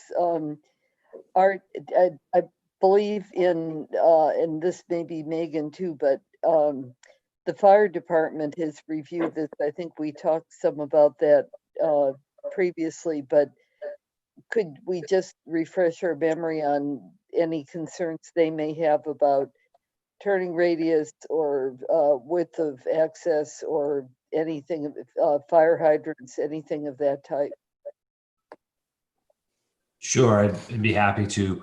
We have, I've also discussed with Mark Willett, who agreed, that we would install a service that would be suitable to have a fire hydrant up, near the buildings. So I think that addresses that. We did included with the traffic assessment is a study for the movement of the largest ladder truck for the NFD through the property to make sure that we can enter and exit. One of the comments that one of the things that I did on the exit is that that movement would result in a very large curb cut. And I had concern that if I made that curb cut that large, that cars exiting might start to pull up next to each other, one person going left and one person going right, and that could actually create a traffic safety issue there. So what we did was to show on the plans that there would be a clear grass space.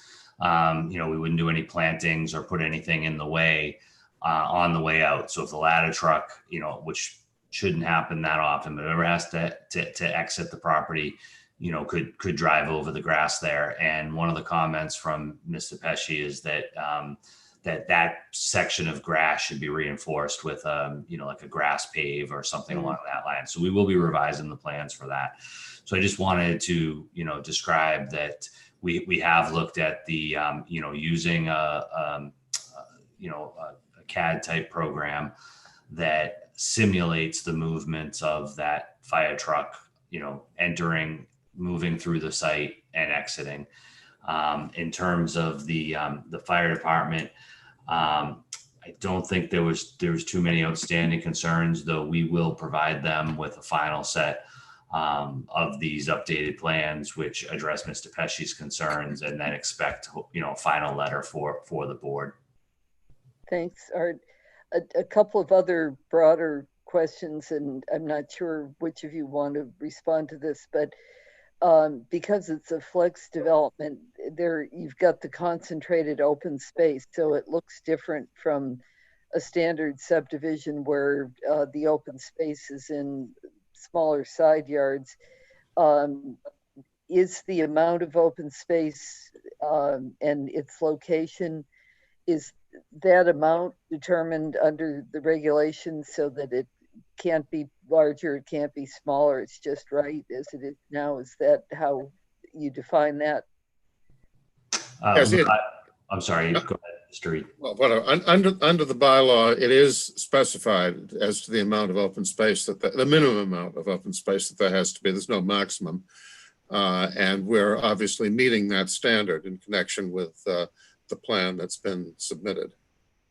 Obviously, the concept here is to have as much concentrated open space as possible. That's part of the whole concept of of flex subdivision and all of its predecessors, going back to the original cluster provisions, that having the area where the development will take place concentrated in one part of the tract of land, and a larger part of the land being open space is a better planning tool. Well, and isn't that environmentally desirable because it helps you manage any rapid runoff and things, especially since this is in the wellhead area?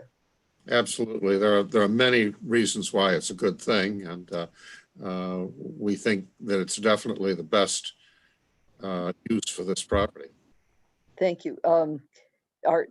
Could I just expand slightly that in addition to that, while we're providing the 40% open space of that dedicated part of the parcel, that doesn't mean that the rest of the lot is 60% impervious. There is still additional open areas surround in other, areas of vegetation that surround the building. So just to be clear, there's the 40% that's dedicated as open space, but then there is still, other vegetated areas around the buildings.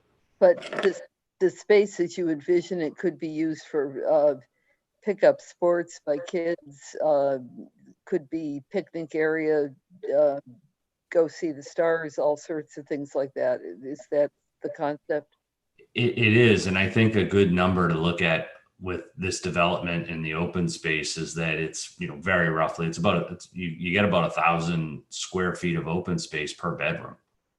So if you want to think about it in terms of how much open space there really is associated with, for the use of the residents of, this development, as well as potential, surrounding areas, or like you say, I think there's also a benefit to, you often see open spaces that are associated with some developments, which aren't always completely functional. And this is a very regular shaped area. And I think that there is, an inherent benefit to that, as well as, along the road, along the bike path.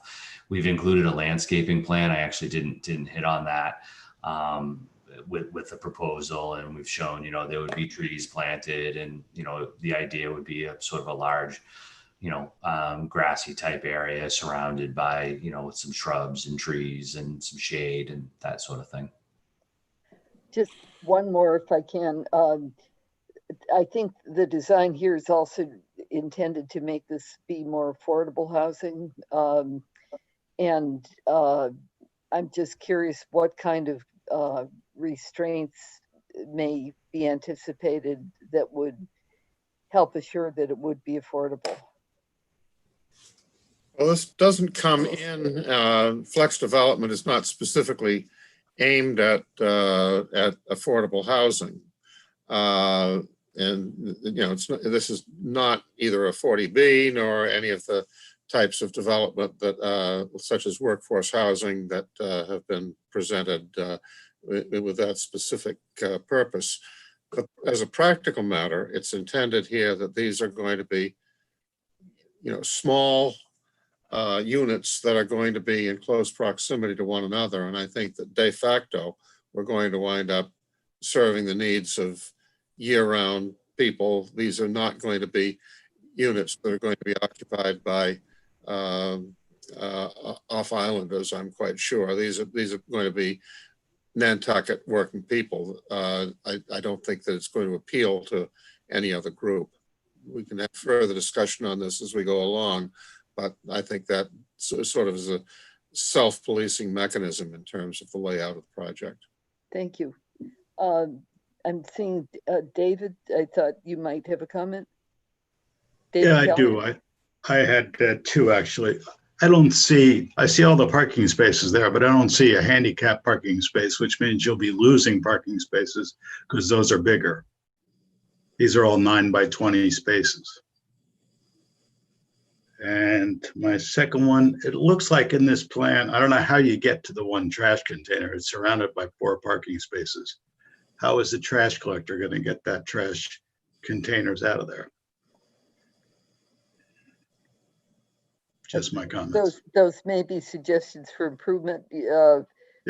Art, you want to say anything about those now, or? We'll look into that and get back to you. Thank you. I think, Madam Chair, I just have also concerns about the parking. I know we talked about, fire trucks and things like that, but the stack parking is a concern. What's the thought behind that? Each of the stacked units, are they going to be designated? So obviously the one that somebody's going to be blocked in will be designated to a particular unit, so they don't block in a neighbor. I'm guessing that has to be addressed. The idea would be that it would be managed parking. So exactly, some of your larger unit, residences could perhaps be stacked, in that way and assigned. It will be managed. But it may be, from what John said, I think that may be something worth explaining in more detail, maybe when you come back, if you could. Definitely. Sure. Campbell, I saw your hand. Yes, so I did look at this, what I thought was pretty good. I got that letter at the very end and I just wasn't able to go through all of it by meeting time. But so I really appreciate the addition of the bike, designated bike parking. I think that'll be very helpful because then people don't have to try and store it in their basements. On the stacked parking, I had a concern with that, but as I looked at, I don't know if you'd call it lot 7 and 8, it's the large structure at the head of the open space. 1 and 8. It's 1 and 8? Yeah. So that's where you have some stacked parking along with the trash. And I realize that these are not all perfect at this time, but my thought at the time for that building, in the mock-up of it, there's a couple of tall maple trees, let's say, or sycamores or something. And they're off to the right of that building, where that building has a lot of window and facial exposure, uninterrupted facial exposure to the sun, and will get really hot. So I was thinking if those trees moved a little bit to soften the corners of the building, shade some of those windows, you could maybe create a little bit better parking in the green space that you have at the sides of that building. Because the trash area is not necessarily something you want to have your car with open windows parked at or anything, but I think trying to alleviate some of the stacked situations will help with the psychology of the people staying there. And I had 2 other questions. One was, where's the mail for the units going to be delivered or picked up, or I'm not sure how that is going to take place. And then my other comment was I appreciate the NERDA bus pull off there. Notice that the bus drop pickup is further down the line, more towards Tacoma Way there. And I'm just wondering if that can come maybe a little, or if anyone has talking to NERDA to see if that could be moved slightly to come more towards the development. I'm seeing kids and things like that from this development utilizing the bus before school and that kind of thing. So those were just some, oh, I know, I had one more. How many of those storm catchments or chasers, you know, the ones that, how many of those are going to be in the development? I thought that was a pretty interesting. Madam Chair, would you like me to respond? Yes, please, Art. Thank you. Thank you very much, Ms. Sutton. We can certainly look at the exact placement of the, of the trees and take that into account, and how that trash maybe is enclosed. The idea is we showed a general space, but we're not going to do this development and then just have a big dumpster right there. That would be screened in some manner, but we can look at that. On the landscape and layout plan, I call out a spot for the mail. The idea would be, so actually on that plan there, the word mail is on there in between buildings A and C. The idea was to show you that, or to demonstrate we're thinking about that, and that there would need to be some kind of, whether it's a centralized box or exactly how that would work. But that's certainly part of the proposal, and it has been considered. The NERDA stop has been placed such that one of my, as I looked at that, I thought that it would be good to have it so that the sidewalk would come down to it. It's near the entrance, because if you put it near the exit, or we start to slide it to the south, then there's the possibility that if a bus is in that stop, it starts to intersect drivers' views of oncoming traffic as they're exiting. So that's the reason for the placement of the stop where it is. We gave it consideration in terms of both, accessibility to the sidewalk, and making sure that at the exit, we've got open space to both sides of that to maximize views of oncoming vehicles.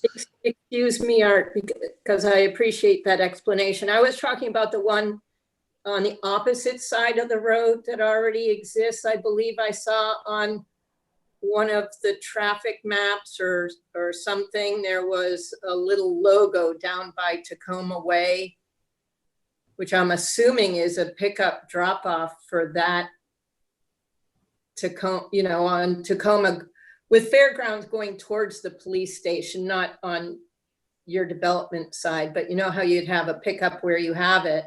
And then I was just wondering about drop off, whether the town would be looking at having something a little, that would complement what you guys have designed very thoughtfully.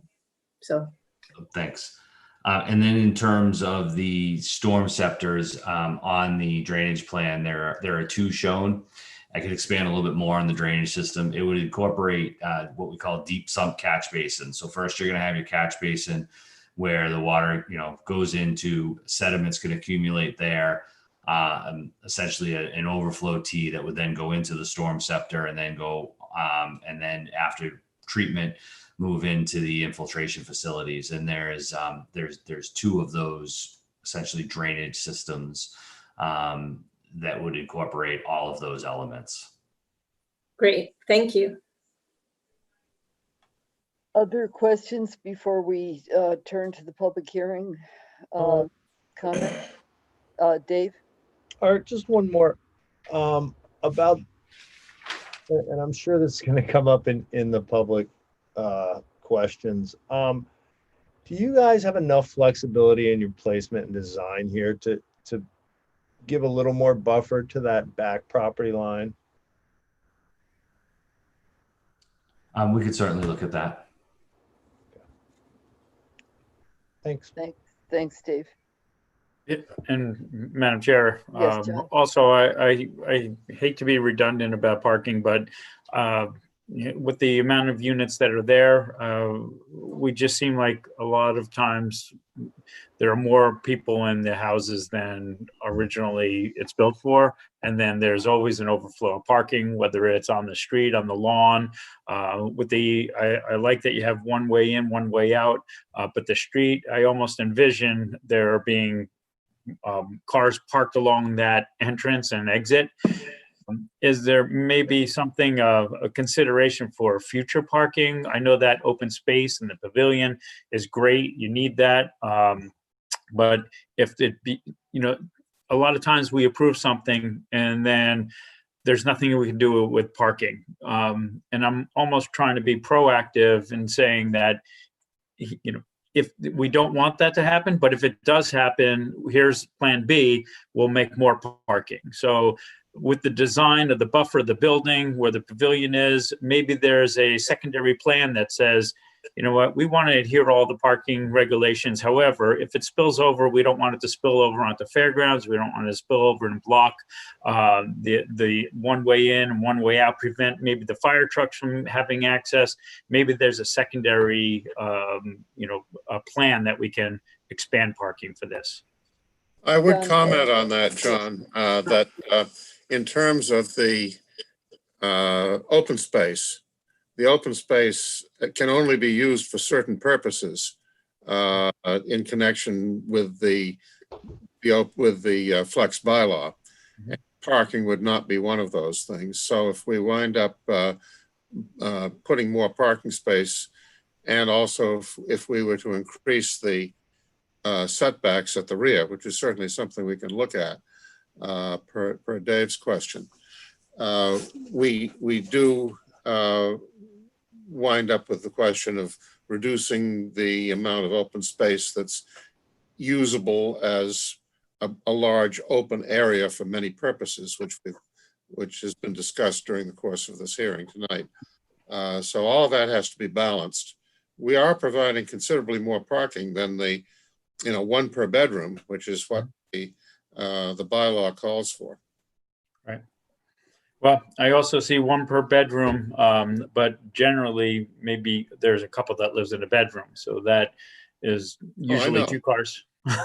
I know, but that's what the bylaw, until relatively recent times, it was one parking space per dwelling unit, regardless, of whether it was a 1-bedroom or a 6-bedroom house. Yeah, and I think I'm just addressing what probably everyone, especially the abutting neighbors, are going to want to address.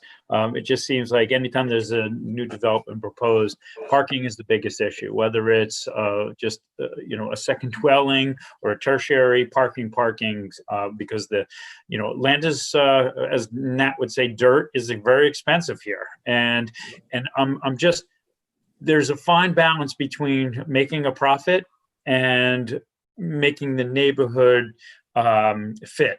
And I think if we're already starting to deal with parking, how do we fit this square footage in, stack parking, who are we going to be blocking in, designated parking, gets to be a little complicated. And I'm almost saying, maybe we should reduce the size of these. I know we have a lot of buildings here, and maybe this isn't something new, but maybe we take out one of those buildings and add that. Now we have a little bit more green space, and then we have a little bit more parking to go with that. I know it's, I like the overall plan, but it just seems like,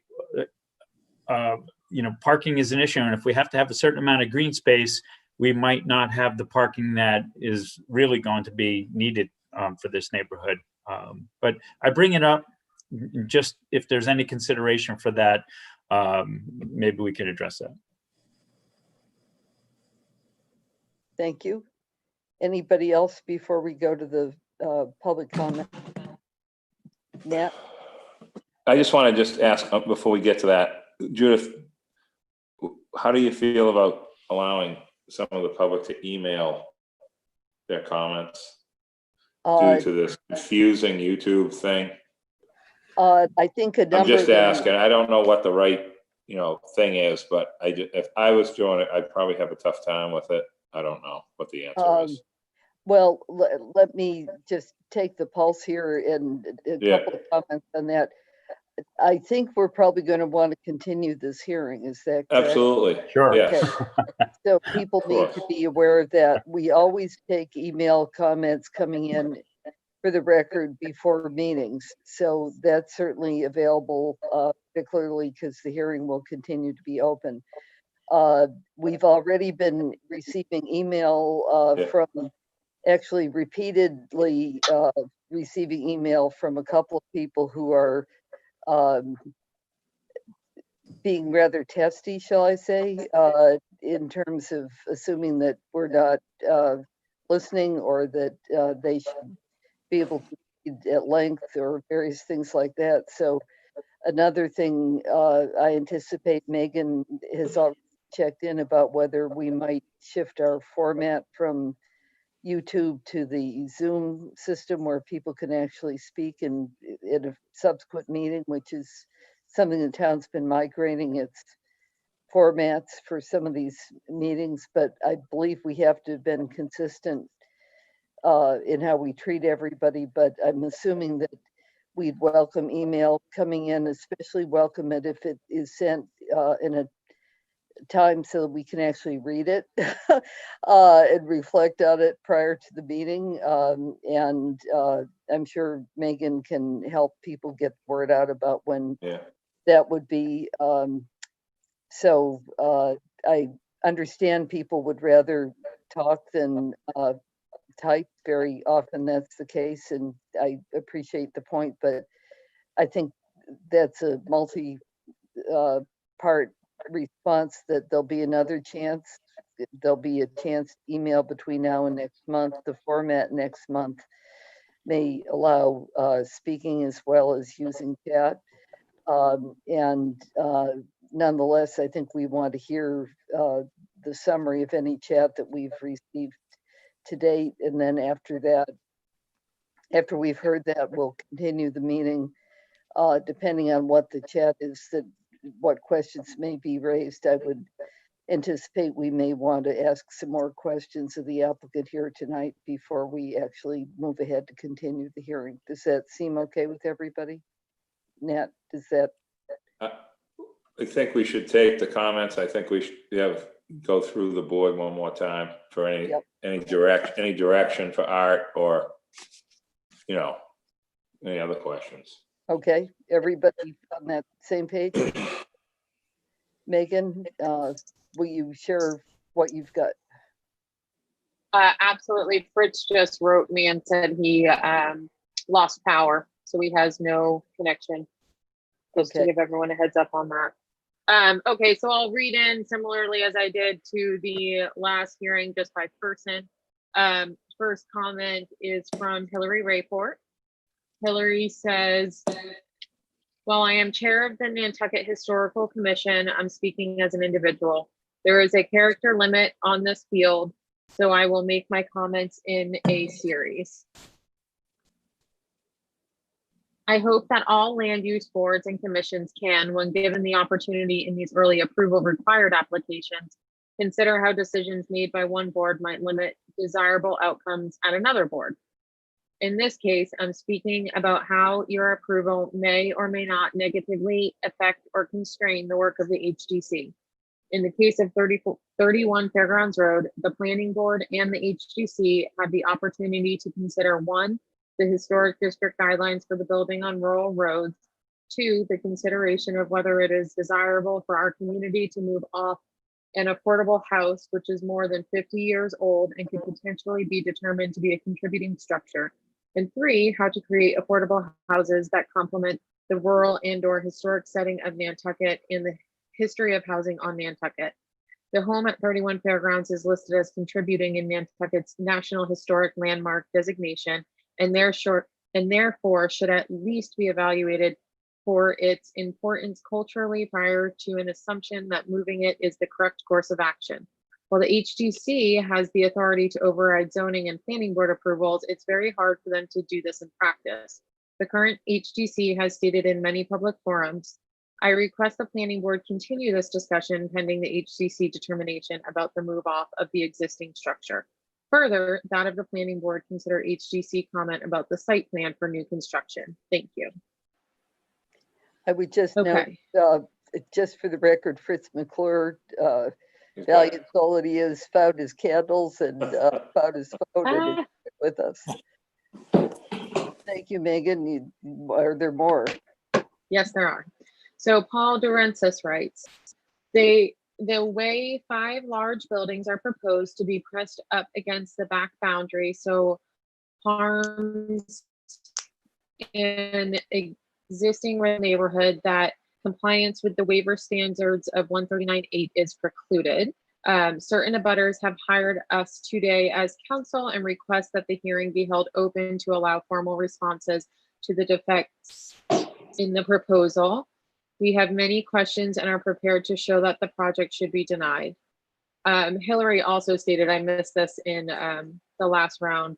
I will also add that this is not a very good way to participate in a public hearing and respectfully request you accommodate spoken or video public comment in the future as the select board does.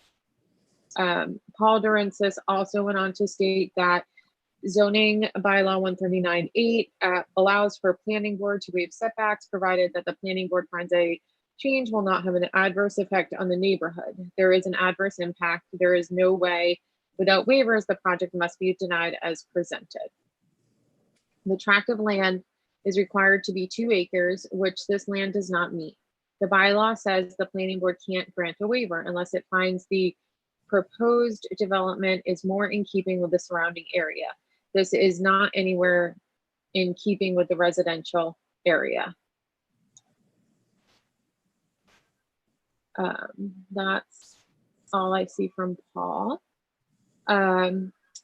Then we have a comment here from Nadine King saying, I support Jerry Vigil. The project has multiple issues and should be denied. Housing can be done on the island, but not in this manner. Brian Vigil stated, I fully support Jerry Vigil. Apartments do not belong. Pamela Vigil stated, this is not a good fit for this area. I do not think it belongs. Cy Fat stated, my wife and I fully support Jerry Vigil. James Freitas stated, to allow the developers and variant seekers to speak, present, and answer questions and not regular citizens and abutters is very unfair and prejudicial to outcomes. Pamela Vigil stated, fully support Jerry Vigil.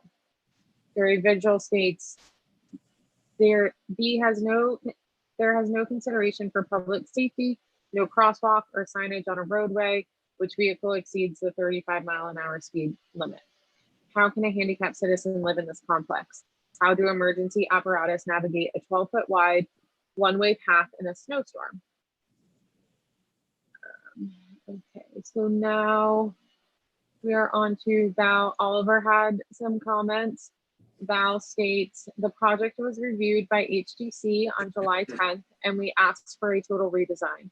This project does not fit within the context of its surrounding area.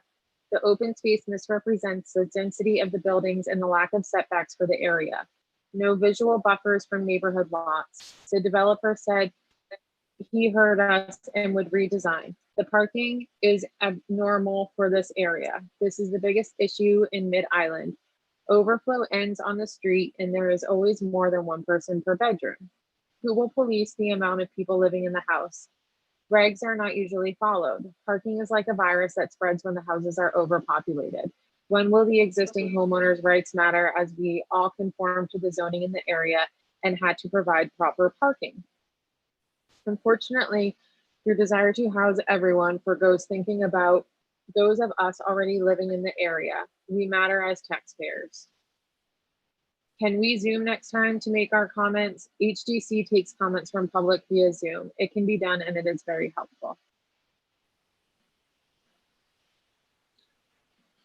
We have Emily Molden states, as has been stated, the abutters at the rear of the lot are losing all of the existing vegetated buffer. This should be reconsidered in their design. I would also like to echo Mr. Iverson's concerns regarding the importance of ensuring proper maintenance of storm scepter units and catch basins. And I do believe that was all of it. Okay, I think we want to have one more round among the board, but I invite Mr. Reed or Mr. Gasparo if there's anything you'd like to say in response to some of those comments, then we'll take another cycle through the board. I don't have any particular comments at this point in response to what's been discussed. I think we've heard everything that the board has mentioned so far, and from the neighbors, all of which we will be taking into consideration between now and the next meeting. And obviously, as has been stated over and over again, this will be continued, and we will be requesting a continuance until the August 17th meeting. Thank you. Art? I echo Mr. Reed. One thing maybe I'd ask for clarification, this is to staff as well. Could you say a word about the intersection? Some of the folks commenting were associated with the HDC, about the HDC's role in this matter compared to our role? Well, obviously, we have to get approval of both the HDC and the planning board. And so therefore, we obviously will be responding to concerns with the HDC, and we will be coming. What's happened at the HDC so far has been a preliminary discussion, not a formal application. And we will be obviously at some point presenting to them a formal application. And one way or another, we have to wind up with approval from them and from the planning board, and synthesize the concerns of both boards. And on the point about moving the existing structure? I'm not going to speak to that particularly. That's really an HDC. I know that. I'm only asking about the timing, Arthur, I'm sorry. In terms of, we're assuming you'd be back before us in August, but I don't know whether some of the work you need to do with HDC is going to take longer. It just, yeah, I expect it'll take longer than that. And to be honest with you, I would be astonished if we walked out of the of the August 17th meeting with this being completed at the planning board stage. Again, we've got to work together on the point. Obviously, we don't think that the existing structure is of significance, and we think that we will get approval from the HDC to get it removed, but that remains to be seen. We obviously have to proceed with them as we proceed with you. Thank you. Art, did you have anything you wanted to add? No, ma'am. Okay, let's go around the circle one more time. Nat, other thoughts? Yeah. All right. Do you have a, sort of a mock conventional subdivision of this land? With a road, for not the one that you have in the packet, but like a real frontage, like a road coming in, to get the full 10,000 square foot lot development that you would require to have the frontage. That was, without open space, yes, section in the front. You know what I mean? It was, well, I'm not sure if I do, but we did include the proof plan in the application that showed, what would be a, if we were to come in with what we would consider to be a conventional AR subdivision with a 40-foot wide road layout. Okay, I guess I missed that. I saw the one with the small lots as part of another flex concept. No, we did a proof We plan. have to do the proof plan, and we did. All right. Okay, I didn't see it in there. Okay. I'll try to find the page for you. Yeah. Okay. And possibly coming back in August with showing the 5 buildings, maybe pulled back a few feet. I'm not sure exactly how far of a buffer there is between between the property lines and Waydale versus, what's shown. Maybe looking at moving them sort of forward a little bit. I don't know how many feet, 10 feet, 15. I'm not sure what the right number is to fit, to make everything fit correctly. So that would be my only suggestion there, as far as the application before us. We'll look at that. Reason I asked that other question is because I didn't see, I'm using my iPhone to look at the packet, so I don't have two iPads. So I thought I saw, I didn't see that, so that's why. No, you're correct. If I may, through you, Madam Chair, I don't see it in the packet either. I'll double check that it was in my application packet. If not, it almost certainly was in the back when I think we did the sketch plan. I'll make sure that you have it. It's prepared. Just so that everybody can, like, you know, see the difference between what could happen versus what this proposal is. Dave Iverson. No, I mean, along with what Nat's saying, I think people need to visualize what a full build out in R10 would look like on this piece of property. And it would be buildings from the back lot line to the front lot line, with very little green space. I mean, look at what people have built already in R10 in this area. And I would argue that with this green space, this is a much more thoughtful way to develop the property. Yes, things need to be tweaked to make it right, but I think we should be careful what we wish for. Fritz? You're muted. You're muted. Unmute. Unmute. Sorry.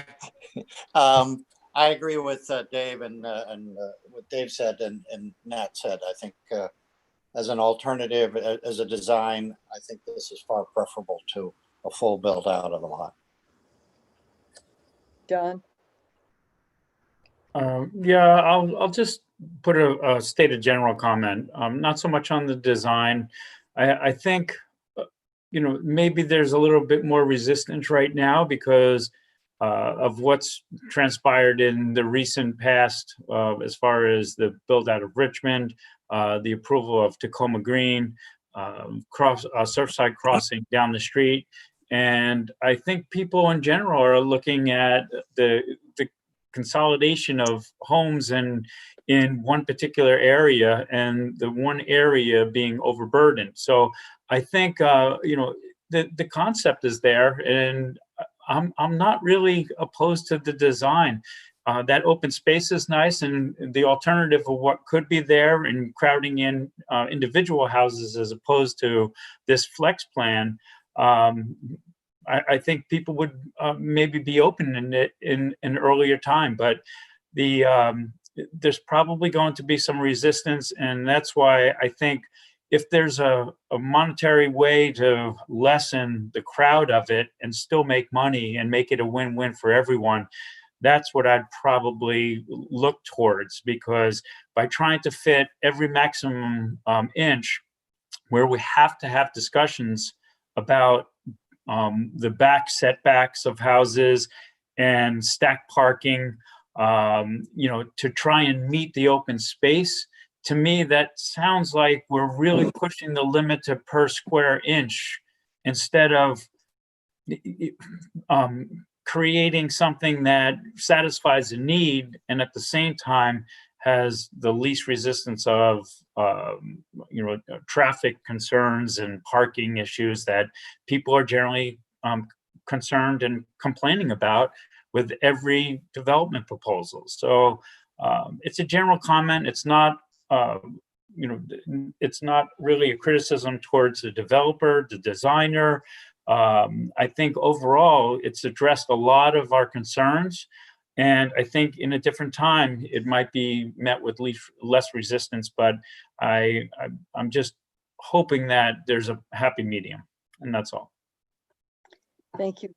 David Callahan, any thoughts? I think John spoke eloquently then, and I think it is really somewhat of the time. And, you know, I think parking is a huge issue. And even though you might meet statutory requirements, I don't think that that's quite enough. Campbell? Okay. No, I think I'll wait. I guess my only comment would be that this area did have the town overlay applied to it, and that has allowed for denser development, as we saw down, I even forget the name of it, but off Trotter's Lane, I think there's a road that goes, anyway, I just think the whole area is intensifying, to John's point. So thank you, John.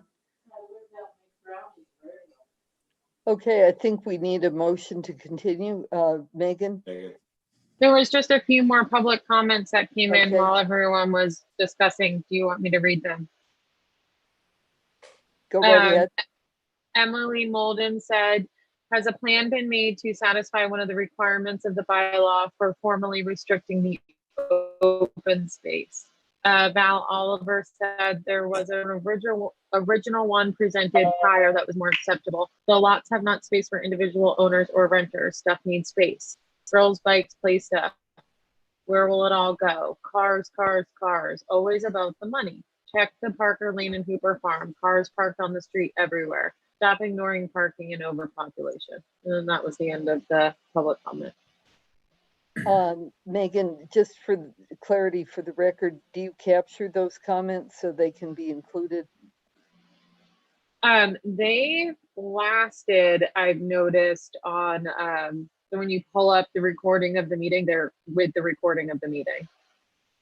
I would just suggest you want me that to take a copy paste of it just to have on hand. Getting a lot of these in this format, I think they really should be part of the public record and not people coming back later and saying, where did they disappear, just for the sake of transparency. So I imagine there's some finite limit on how much archival space is out there. So better to capture them while you can before they go poof somehow.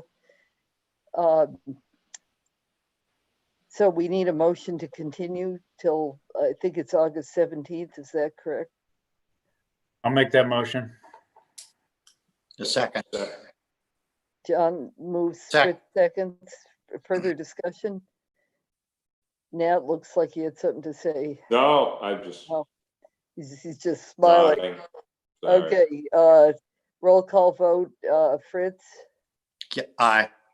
John? Aye. Nat? Aye. Dave? Aye. Judith? Aye.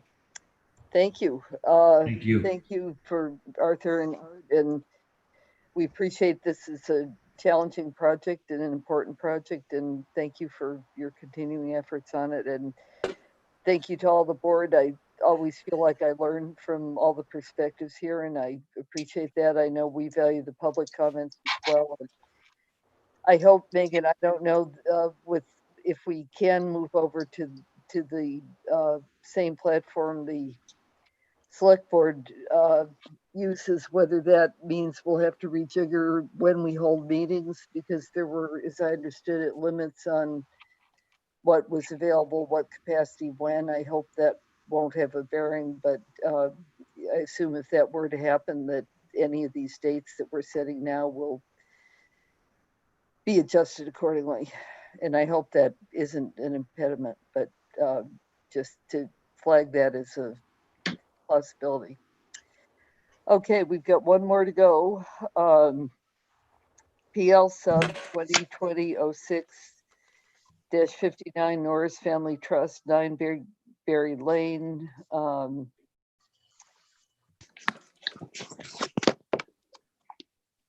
Hello. Hello, Yeah. Jeff Blackwell here for the applicant. You're a long-suffering soul. We appreciate it. We hope you had at least some pizza or something good along the way. Not yet, but nobody has. So here we are. Arthur Reed, I see, is also present to help represent the application. I wondered whether you wanted to stay with the format where Megan would. Yes, I think if Megan still has some off the Zoom for us? Sure. So the applicant is proposing a 3-lot, 2 buildable lot AR subdivision. The site is zoned R20. Each lot consists of just about 20,000 square feet, with an additional roadway lot, which will be accessed off of Bayberry Lane, consisting of 6,000 square feet. And there was a report from Ed Pesci that was included in your packet, along with a list of waivers being proposed by the applicant. Planning staff in reviewing this does recommend approval of the proposed AR subdivision. However, would recommend to the applicant that they may want to come back to the board to convert this to an convert the AR subdivision to a rear lot subdivision. Just keeps things a little bit cleaner that way. And then just outlined some conditions, including copies of all the legal documents need to be presented to the planning board within 6 months, as well as the definitive plan, consistent with some of the rear lot developments that have been approved in this area, to limit each of the lots to 2 dwellings each for a total of 4. The second dwelling on one of those lots being restricted to a maximum of 650 square feet of gross floor area. And then each of the lots need to comply with the underlying ground cover ratios and setbacks for that zoning district. So, Jeff, just on the point about AR subdivision or rear lot subdivision, do you want to proceed with the approach you presented initially to us now, or are you inclined to want to revisit and possibly go with the rear lot version? Yes, we find ourselves before you with a approval required subdivision due to timing of the decision to subdivide the property, mixed in with town meeting deadlines, the original town meeting, and then everything closing down, being town meeting being extended due to the COVID crisis. The overall goal here is indeed to submit a rear lot subdivision, but in order to protect the property from a potential zoning change that is now delayed until the fall town meeting, we have to go forward with the AR subdivision. Okay. I'm going to ask Arthur to further clarify that if I'm missing any of the points, but that's generally the goal, is for an AR subdivision. We don't want to build this road. Megan has her hand up. Are you? Yeah, I just wanted to clarify, Jeff, this article proposing to change the zoning did not pass at town meeting. So it went through with the planning board recommendation to take no action. So it will remain as R20 zoning. I did review this plan with Leslie, and I believe in our discussion, it still needs to go through as an AR subdivision first before it's converted because of the frontage. You don't have the adequate frontage to meet the plan to just go straight to the special permit. We do in fact want to go forward with the AR approval, get our AR approval in place, and then come back with the rear lot subdivision, which is the ultimate way that we would intend to do it. Again, this is a matter of protection against the possibility, this article having been taken no action as opposed to being defeated, it could be brought up again at any time. And we've gone this far with the preliminary plan and filed the definitive plan. We'd like to get the definitive plan approval in place and get that plan endorsed so that we have the protection, and would immediately plan, in all probability, to come back immediately thereafter with the rear lot plan, which I think we can all agree is a far superior way to handle it. Thank you. Megan, could you give the public service announcement if there's anybody still there for hearing?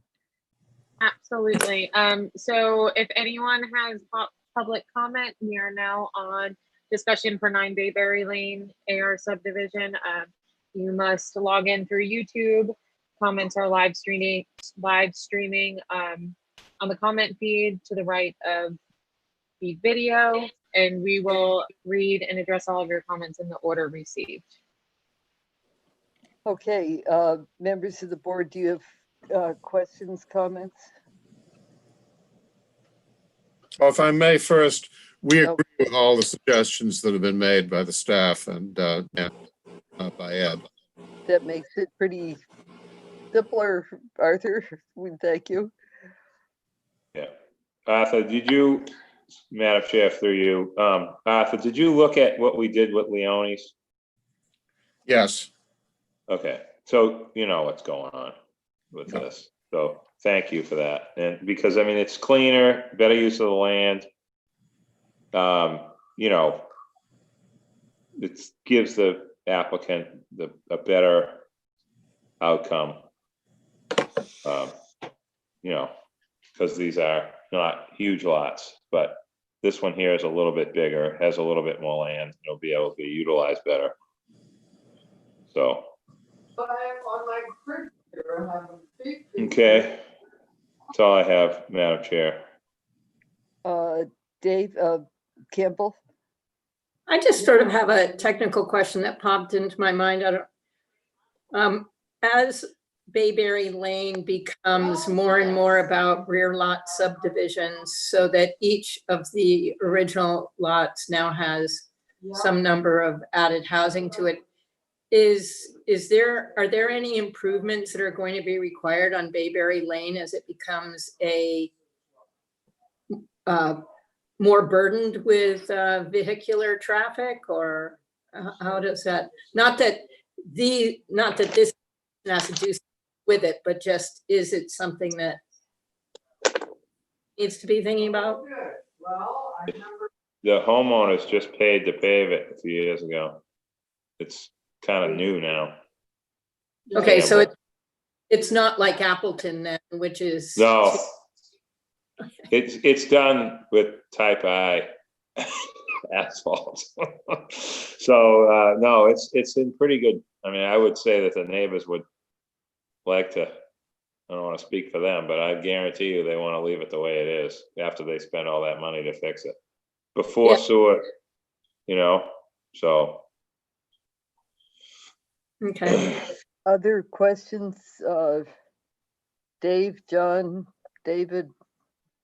Good. Yes. No, I think that, oh, David? I'm good. Yeah, this is pretty much what we've been looking at in Bayberry with other rear lot subdivisions. I can't imagine there's going to be too much that's different from what we imposed on the other ones with the four dwellings, one being 650 square feet. I think we're just going to go through the process. I don't want to just, blow it by and say, yes, you got these approved at it individually, but for the most part, this is something that we've already approved. So I don't think they're looking for anything different. Fritz, comments? Good. David Callahan, Stephen Welch? I agree with the comments that have been made, in particular John's. Megan, any comments from the public?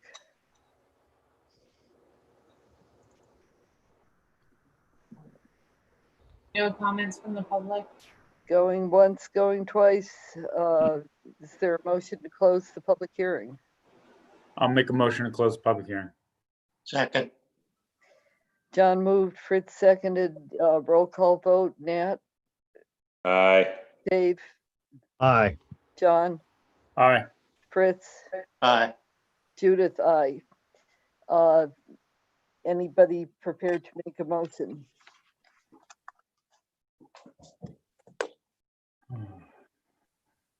Fritz, you want to try this one? Sure. So I'd move that the, let me get enough light here.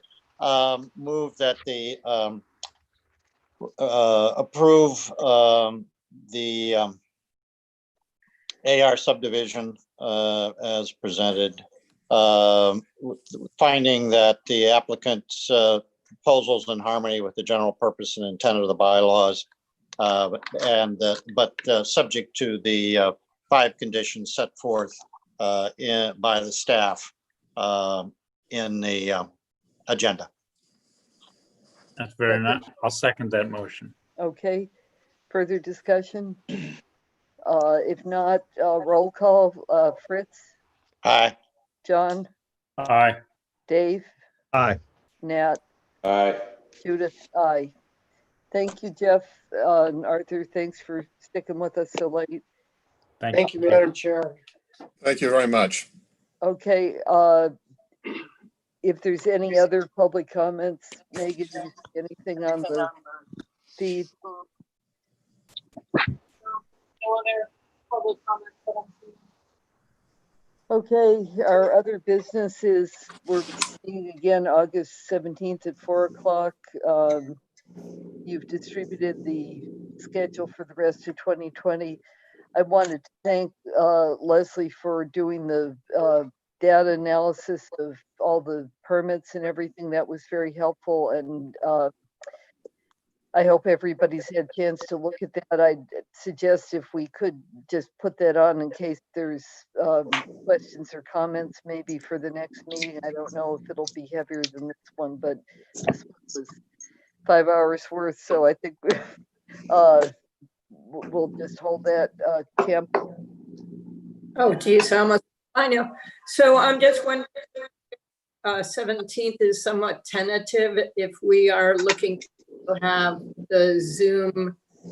I assume it's still okay. I just wanted to make that as a mental note to myself and to Megan and let us be aware that I don't know what the capacity is of the town. I know that through the spring we were being shuffled in terms of what times we could meet, NPDC likewise. So I know they've been trying to get back up to speed. They may have increased their capacity, but I just wanted to flag that so Megan or Leslie or Catherine, whoever's the czarina of technology out there, could double check on that to know that that will be appreciated by the public, and we're happy to do that too. That may mean slightly accommodating our processes to bear in mind how we manage that. I think we could well have, if people get to talk,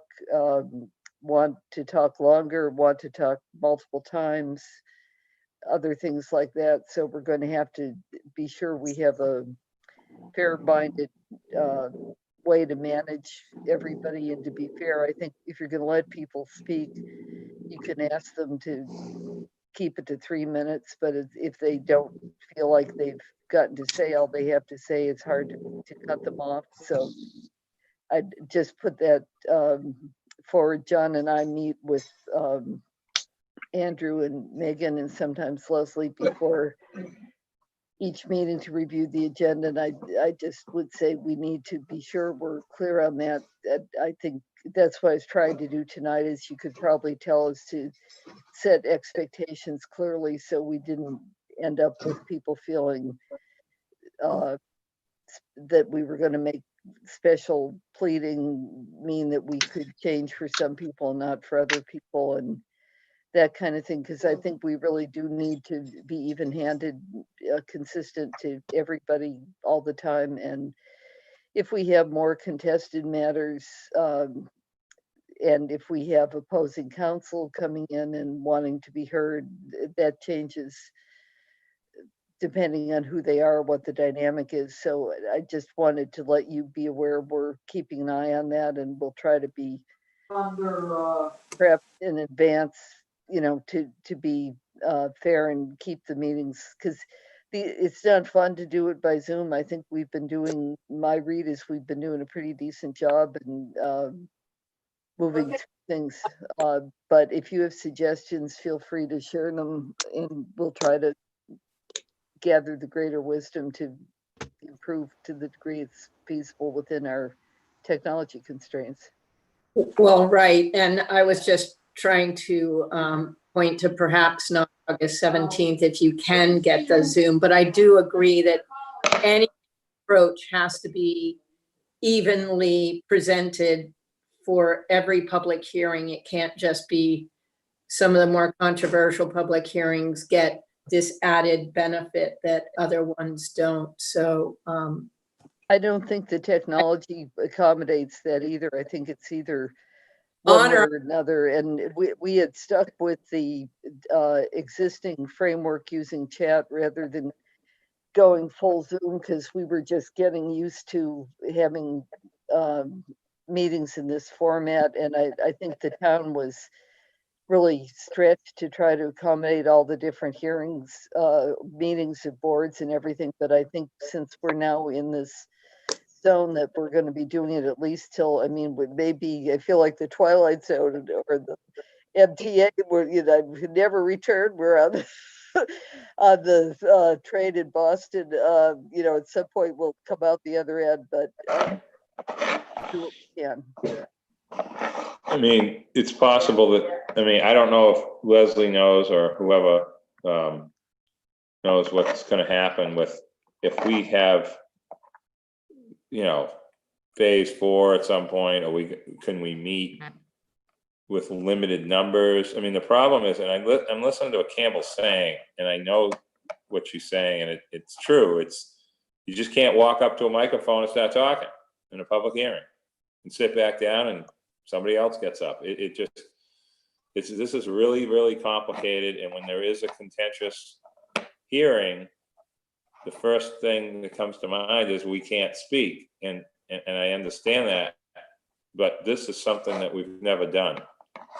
And Judith is right. We don't have the technology to just make Zoom turn into 4 fairgrounds. It's hard. I just don't know what the answer is, but nobody is trying to not let people talk. Nobody is. No board member, no chairman, chairwoman, anybody. It's just, we're all kind of like learning how to drive a stick. I had to throw that in because it's kind of like it is a new thing and everybody's in the same boat, whether you're chair or not, Judith. I don't know what the answer is. So there are a few issues to scheduling any sort of in-person meeting. Number one is the cap that's set by the governor on the number of people that can, be together in an enclosed space. The other thing is the spaces that are available. Excuse me, not every space is available right now for us to use. So even if that number went away, we would need a space that's large enough to meet. So I think, until there's more guidance from the state and until some of the interior restrictions are lifted or modified in some way, us along with other communities in the state have to figure out a way to make the technology work, because the in-person meetings just can't really be accommodated right now. And I know it's difficult for the public to try to get their information. But I really encourage anyone to email their comments to us ahead of time so that you have them, and at least trying to line people up as speakers with the Zoom feature would be a little bit more manageable. Stephen? Yeah, thank you, Madam Chair. I agree with Leslie. I think it actually could be a little bit more manageable to have people speak via Zoom. So we, at the HCC, I know this isn't the HCC, but at the HCC on a weekly basis, we use Zoom, and members of the public can comment on a particular application. And on July 10th, the 31 Fairgrounds application was heard. And, we went through the process. The individuals who wanted to speak both in support or in opposition had an opportunity to.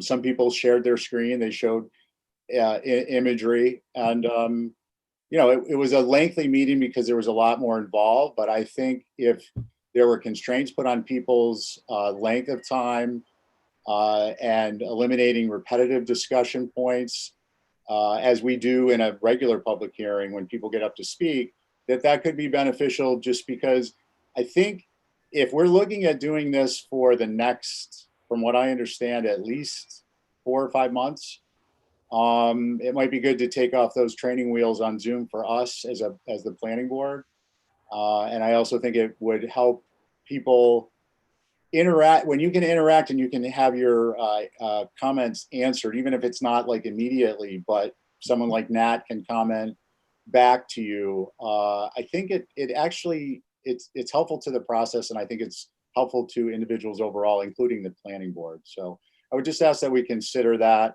Obviously, it's subject to what the town can accommodate, but if we're on Zoom and they have NCTV staff to begin with, as they do now, I don't see it as being much at all dissimilar than the HDC. Leslie?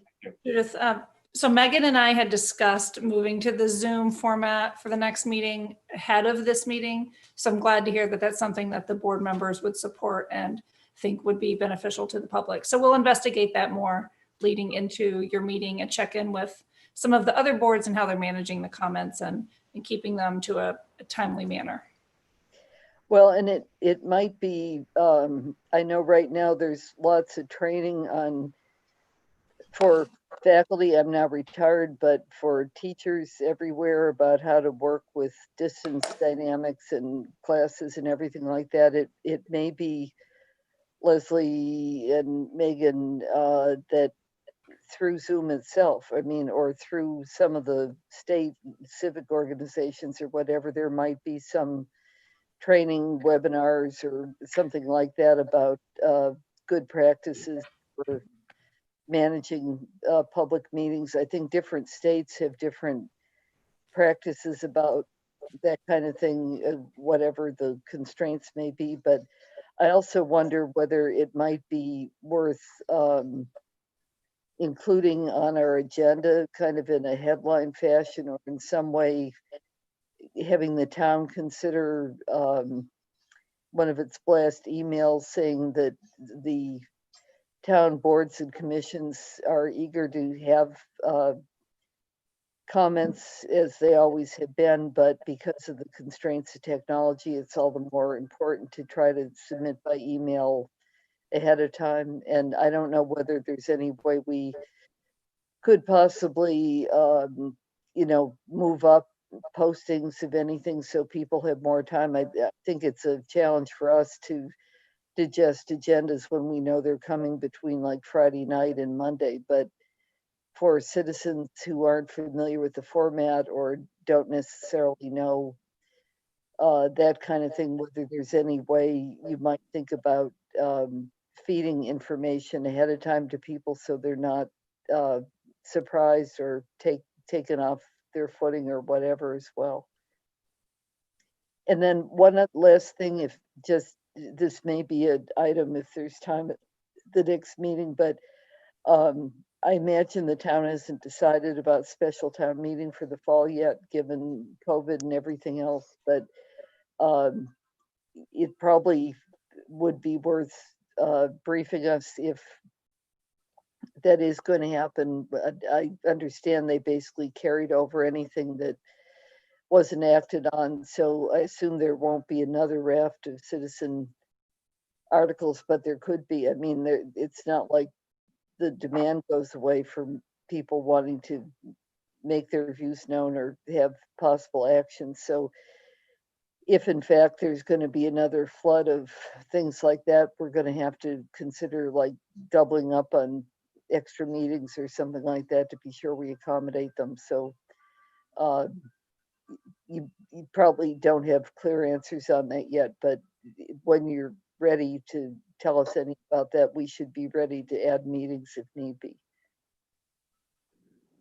Anything else for the good and welfare? Motion to adjourn. So moved. Second. Okay, roll call. Nat, Aye. Dave, Aye.